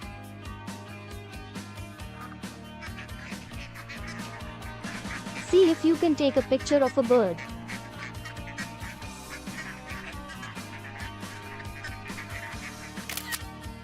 It doesn't have to be a good picture, any old photo will do. Upload the picture to the Discord and we will discuss it on Thursday. Simple as that. Thursday Birds Day is an invitation to go outside and appreciate the grandeur of the natural world. It's a reminder that, since birds are theropods, dinosaurs still enrich our daily lives. It's great! And finally, it's a celebration of the amazing history of life on our planet. So, happy Thursday Birds Day!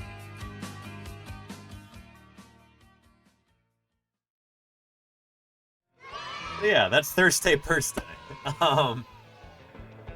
Good stuff. Good stuff. Yeah.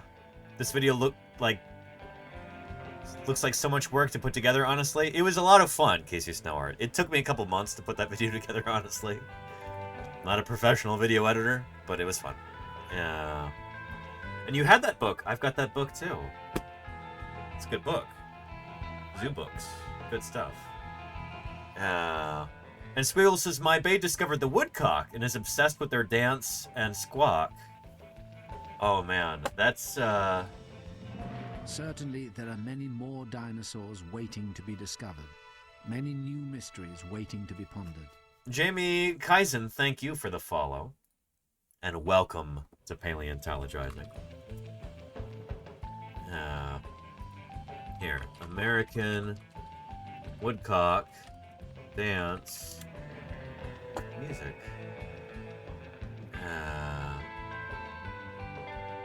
Here, take a look at this.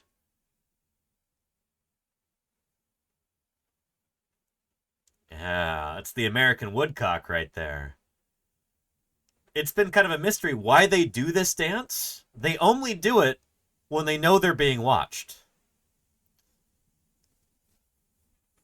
So, one idea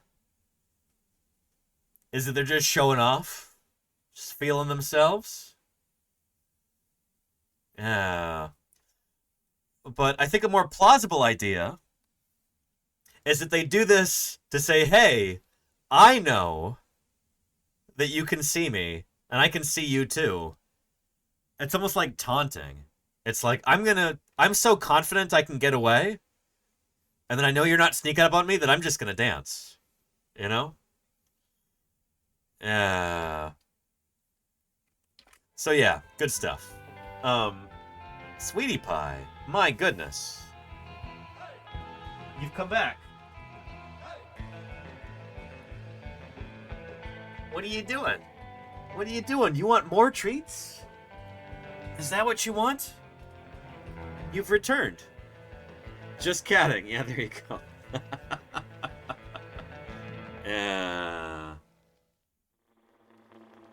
Anyway. Yeah. What are you doing? What are you doing? Let's get you a treat. Ooh.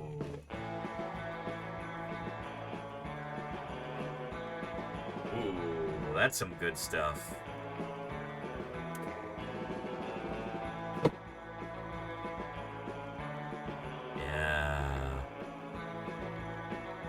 Had a different badge on at the Science and Technology meetup. Oh, well, Jamie, welcome to Paleontologizing. It's great to have you here. Thanks for joining us. And I'm sure it was great to meet you. I don't remember exactly when that was, but I'm sure you were wonderful, especially if you were at the Science and Technology meetup. Hello. Sweetie Pies says hello to her. She would, at least, if she weren't so preoccupied.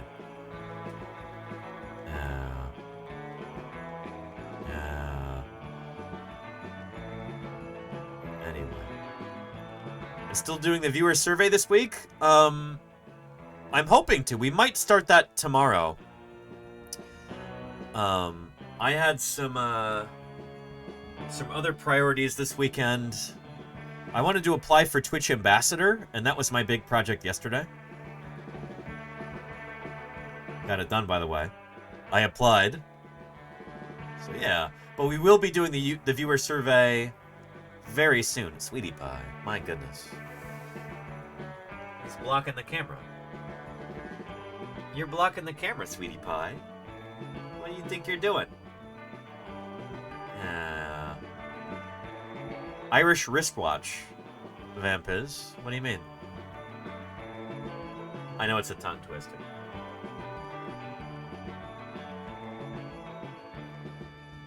Anyway. Good stuff. And now you're moving the lights around. Uh-oh. Uh-oh. New novel behavior documented in Sweetie Pie. She's gonna start messing with my lights now. Oh no. What are you doing there? What are you doing there? Oh boy.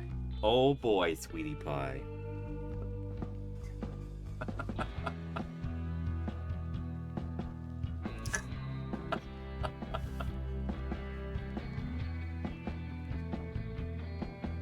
What's the point of that?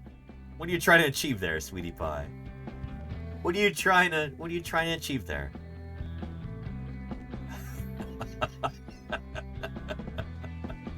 All your photons are belong to Sweetie Pie. This Golganak, yes. You are on the way to catastrophism. More spring on whiskers, says Claire Burr. She's certainly trying. Good stuff. Wow. Look at that. Where'd your eyes go? Did you retract them into your head, Sweetie Pie? This is another novel behavior? No, it's just that we don't have good lighting right there.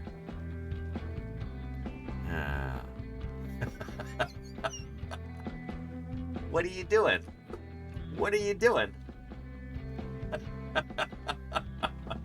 Oh. Yeah.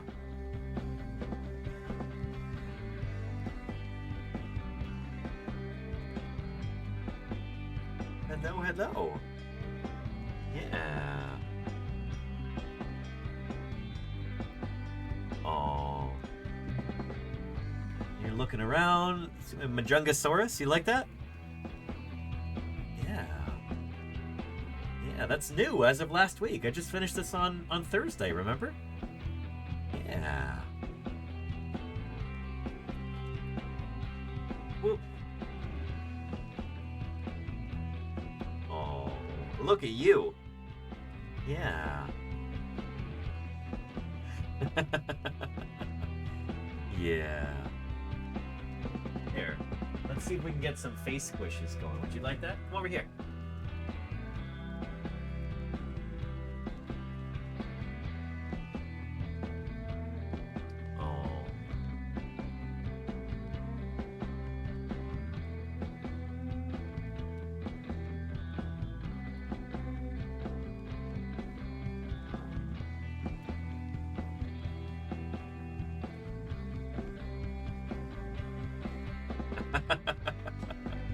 Oh, sweetie pie.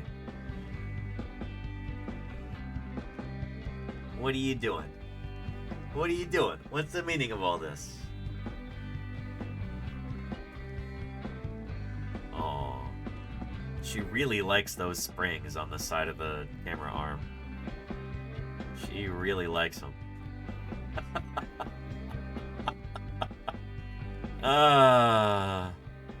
Don't you? Don't you, sweetie pie? Come here. Yeah. There we go. There we go.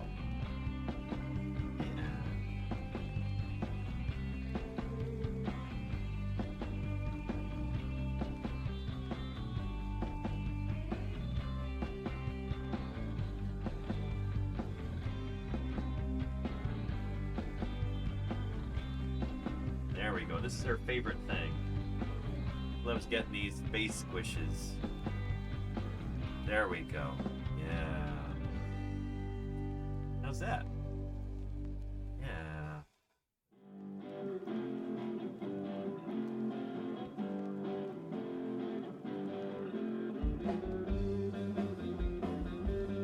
Oh.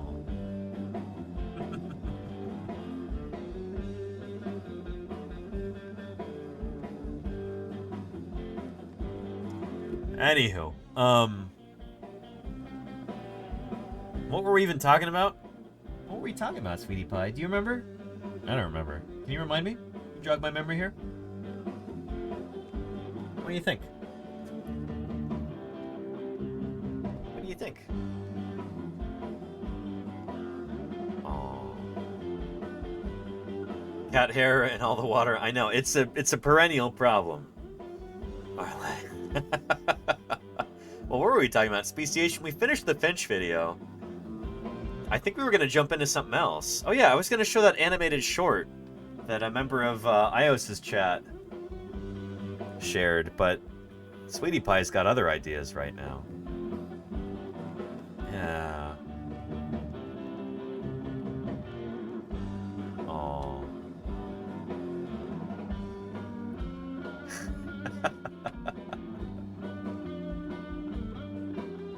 Oh, you're giving us the cold shoulder now? What's all this?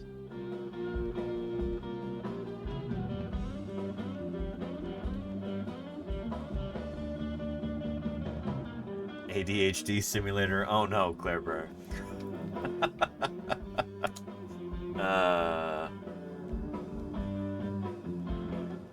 Messing up my lights, sweetie pie.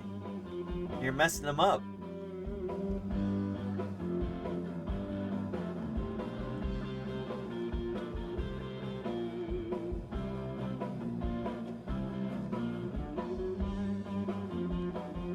Okay, I think that's about enough. Here.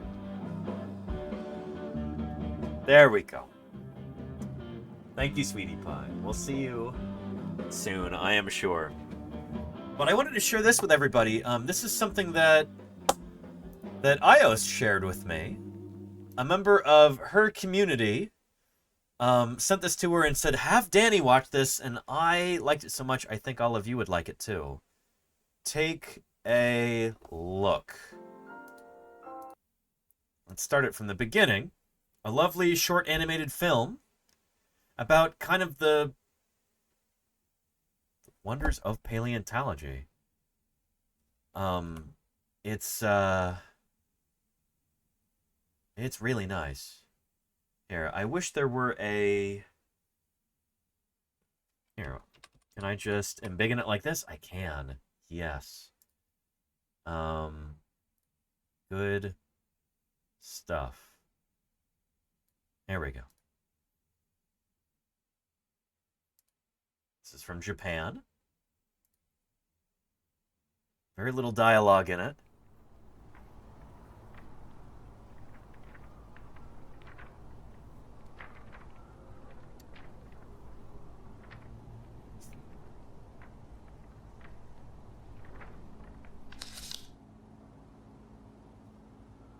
Hikari Natural History Museum curator Suzuki Sojiro passed away.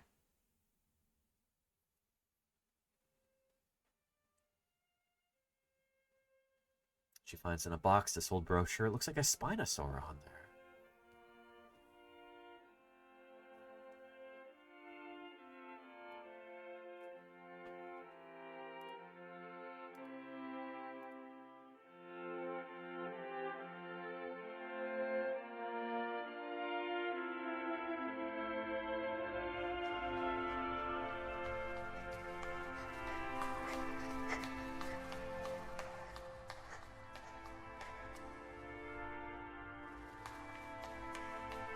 She is a little girl.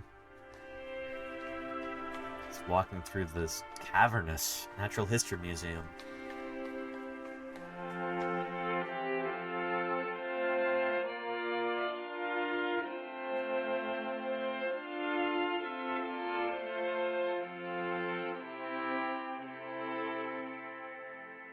Hey, JP Procomp Signatus, welcome. It's good to have you here.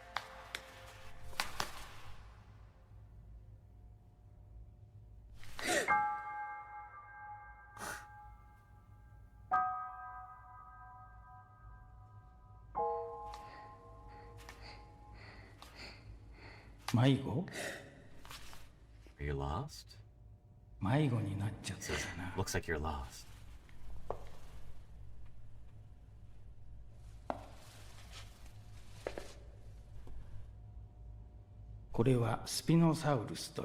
This here is called Spinosaurus. Its name means spiny lizard. He's right. He got lost in the ground.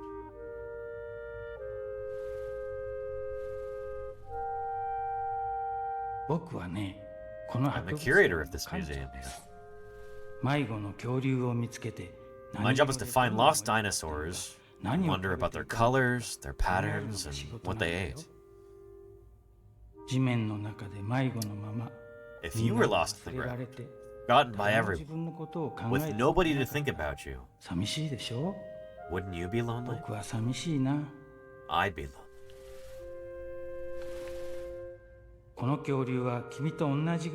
This dinosaur is about the same age as you. What do you think he was like? Won't you tell me what you think this dinosaur was like?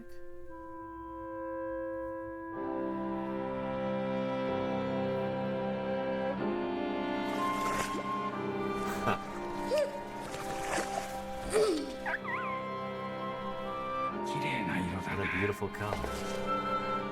We do have material from baby Spinosaurus, a few phalanges, little like toe or finger bones, but not a complete skeleton.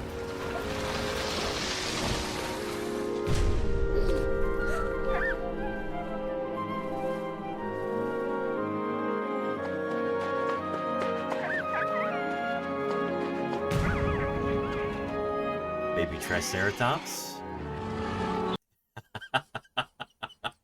And I love this too because we've got a family group of Triceratops, and it includes babies, juvenile subadults, and full-on adults. We got Torosaurus there. Anyway. Plesiosaurus. Man, this is just magical.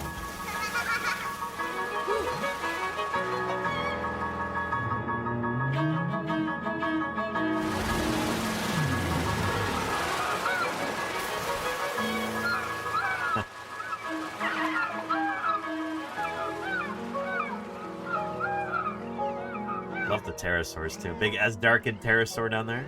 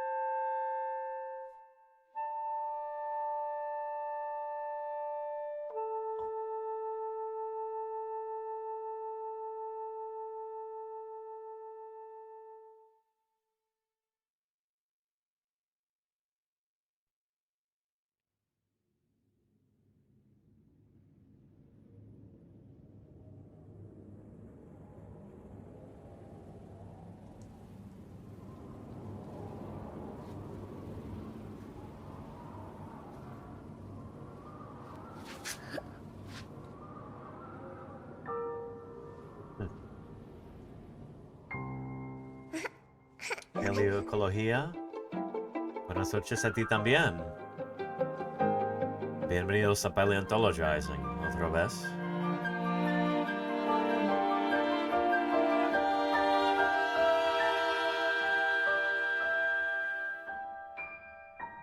This is a metaphor for, like, growing up with dinosaurs. It's beautiful.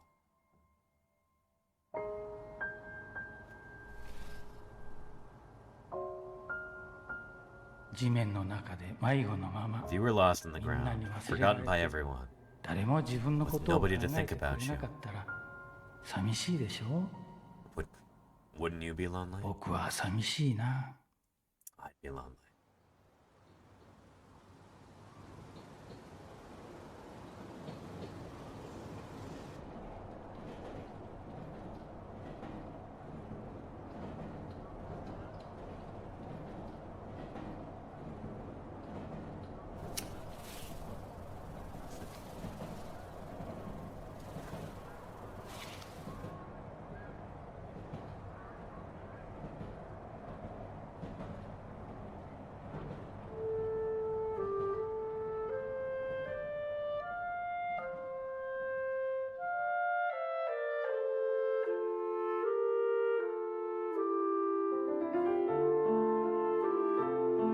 I think that's beautiful.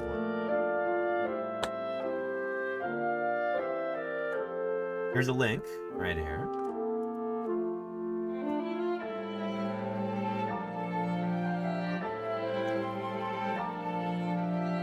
Just lovely, you know?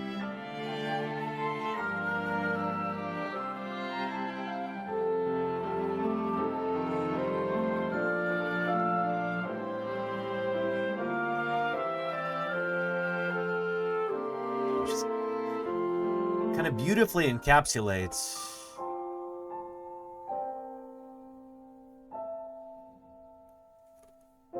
the wonders of dinosaur paleontology, that we can learn anything at all about these creatures that lived so long ago.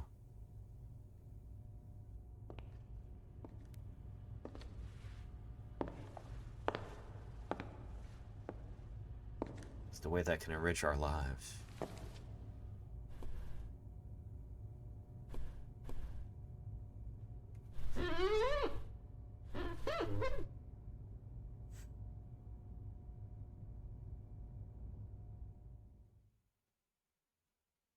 Just gorgeous.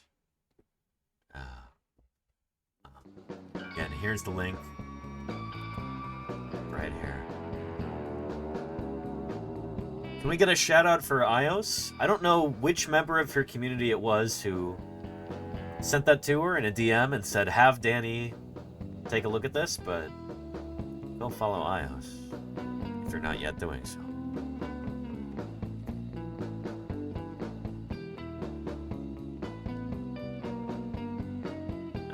Paleontología, I can't agree more.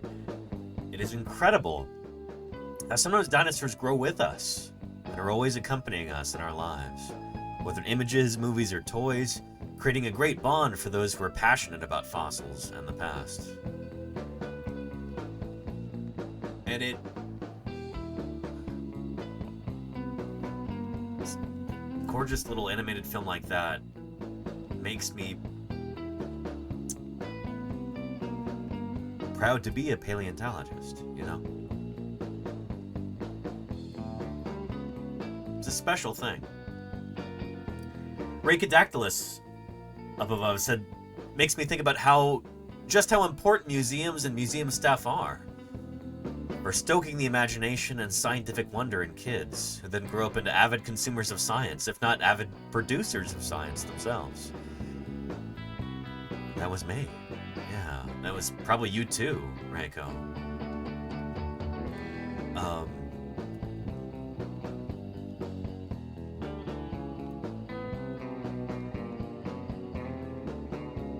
I like to think that the dinosaurs that I work on, the dinosaurs that my team is digging up in Wyoming and Utah, that not too far into the future, once we get these things dug up and cleaned and studied and illustrated and published on, announced to the general public.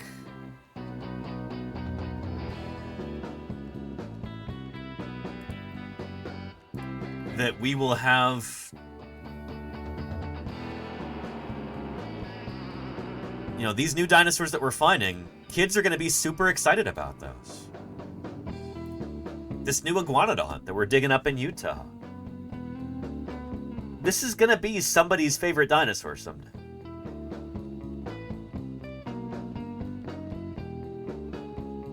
If we're lucky, this will be a dinosaur that gets somebody excited about the history of life on Earth. It starts a lifelong love affair for them, for science. For learning about Earth's past and our own place in the grand scheme of things, you know? That's pretty special, and it's, I don't know, when we're looking at, here's a dinosaur that we've already announced. I'm an author on this one from 2020. Different team, but Triarchunkus, somebody in the world, this is their favorite dinosaur. It is an alvarezsaurid, yes indeed. The last alvarezsaurid, Triarchunkus. Right here. Triarchunkus prairiensis. The name means Captain Hook, after its single-clawed hands. There's me right there, in the author list.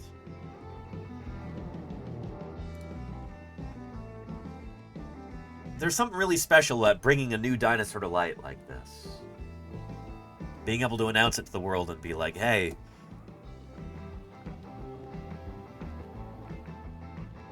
here is a critter that was, like they said in that film, lost underground. Lonely.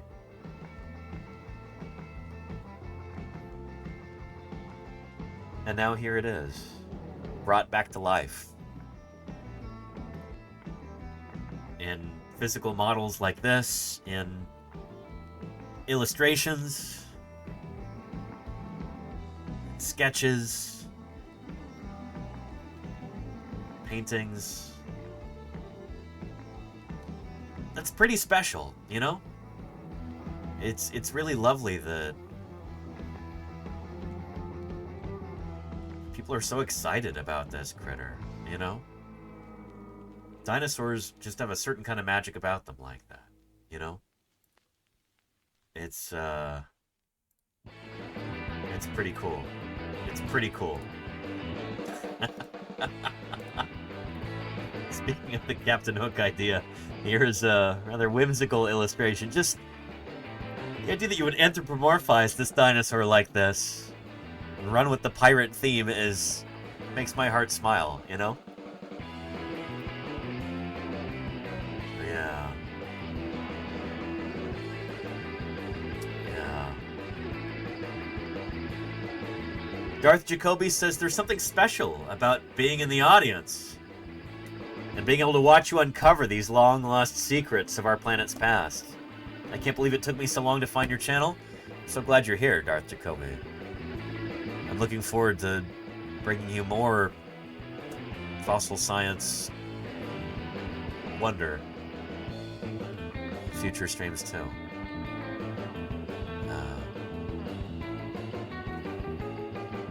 Some of that might come sooner rather than later. I've got a meeting on Friday with some colleagues, and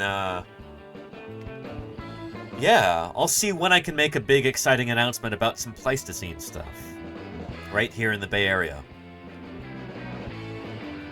Stuff much more recent than these dinosaurs, but very cool nonetheless. So I'm excited about that. Be doing that soon, I hope. Anyway. With that being said, yeah, it's a wonderful place to wrap up our stream for today. It's almost 7 o'clock. I've got dinner to make. I've got science to work on. I've got to continue working on this research poster template right here so I can get this to my colleagues. So I'll be doing that. Anyway, let's go ahead and start wrapping things up here. Don't go away. We're going to see if we can raid into another science channel here on Twitch. Spread the love around a little bit. Thank you to everybody who's about to show up in our credits. From new followers to subscribers, raiders, cheerers, moderators. Holy cow, everybody. Appreciate you all more than you know. Let's see who else is on right now. Kinda slim pickings right now, but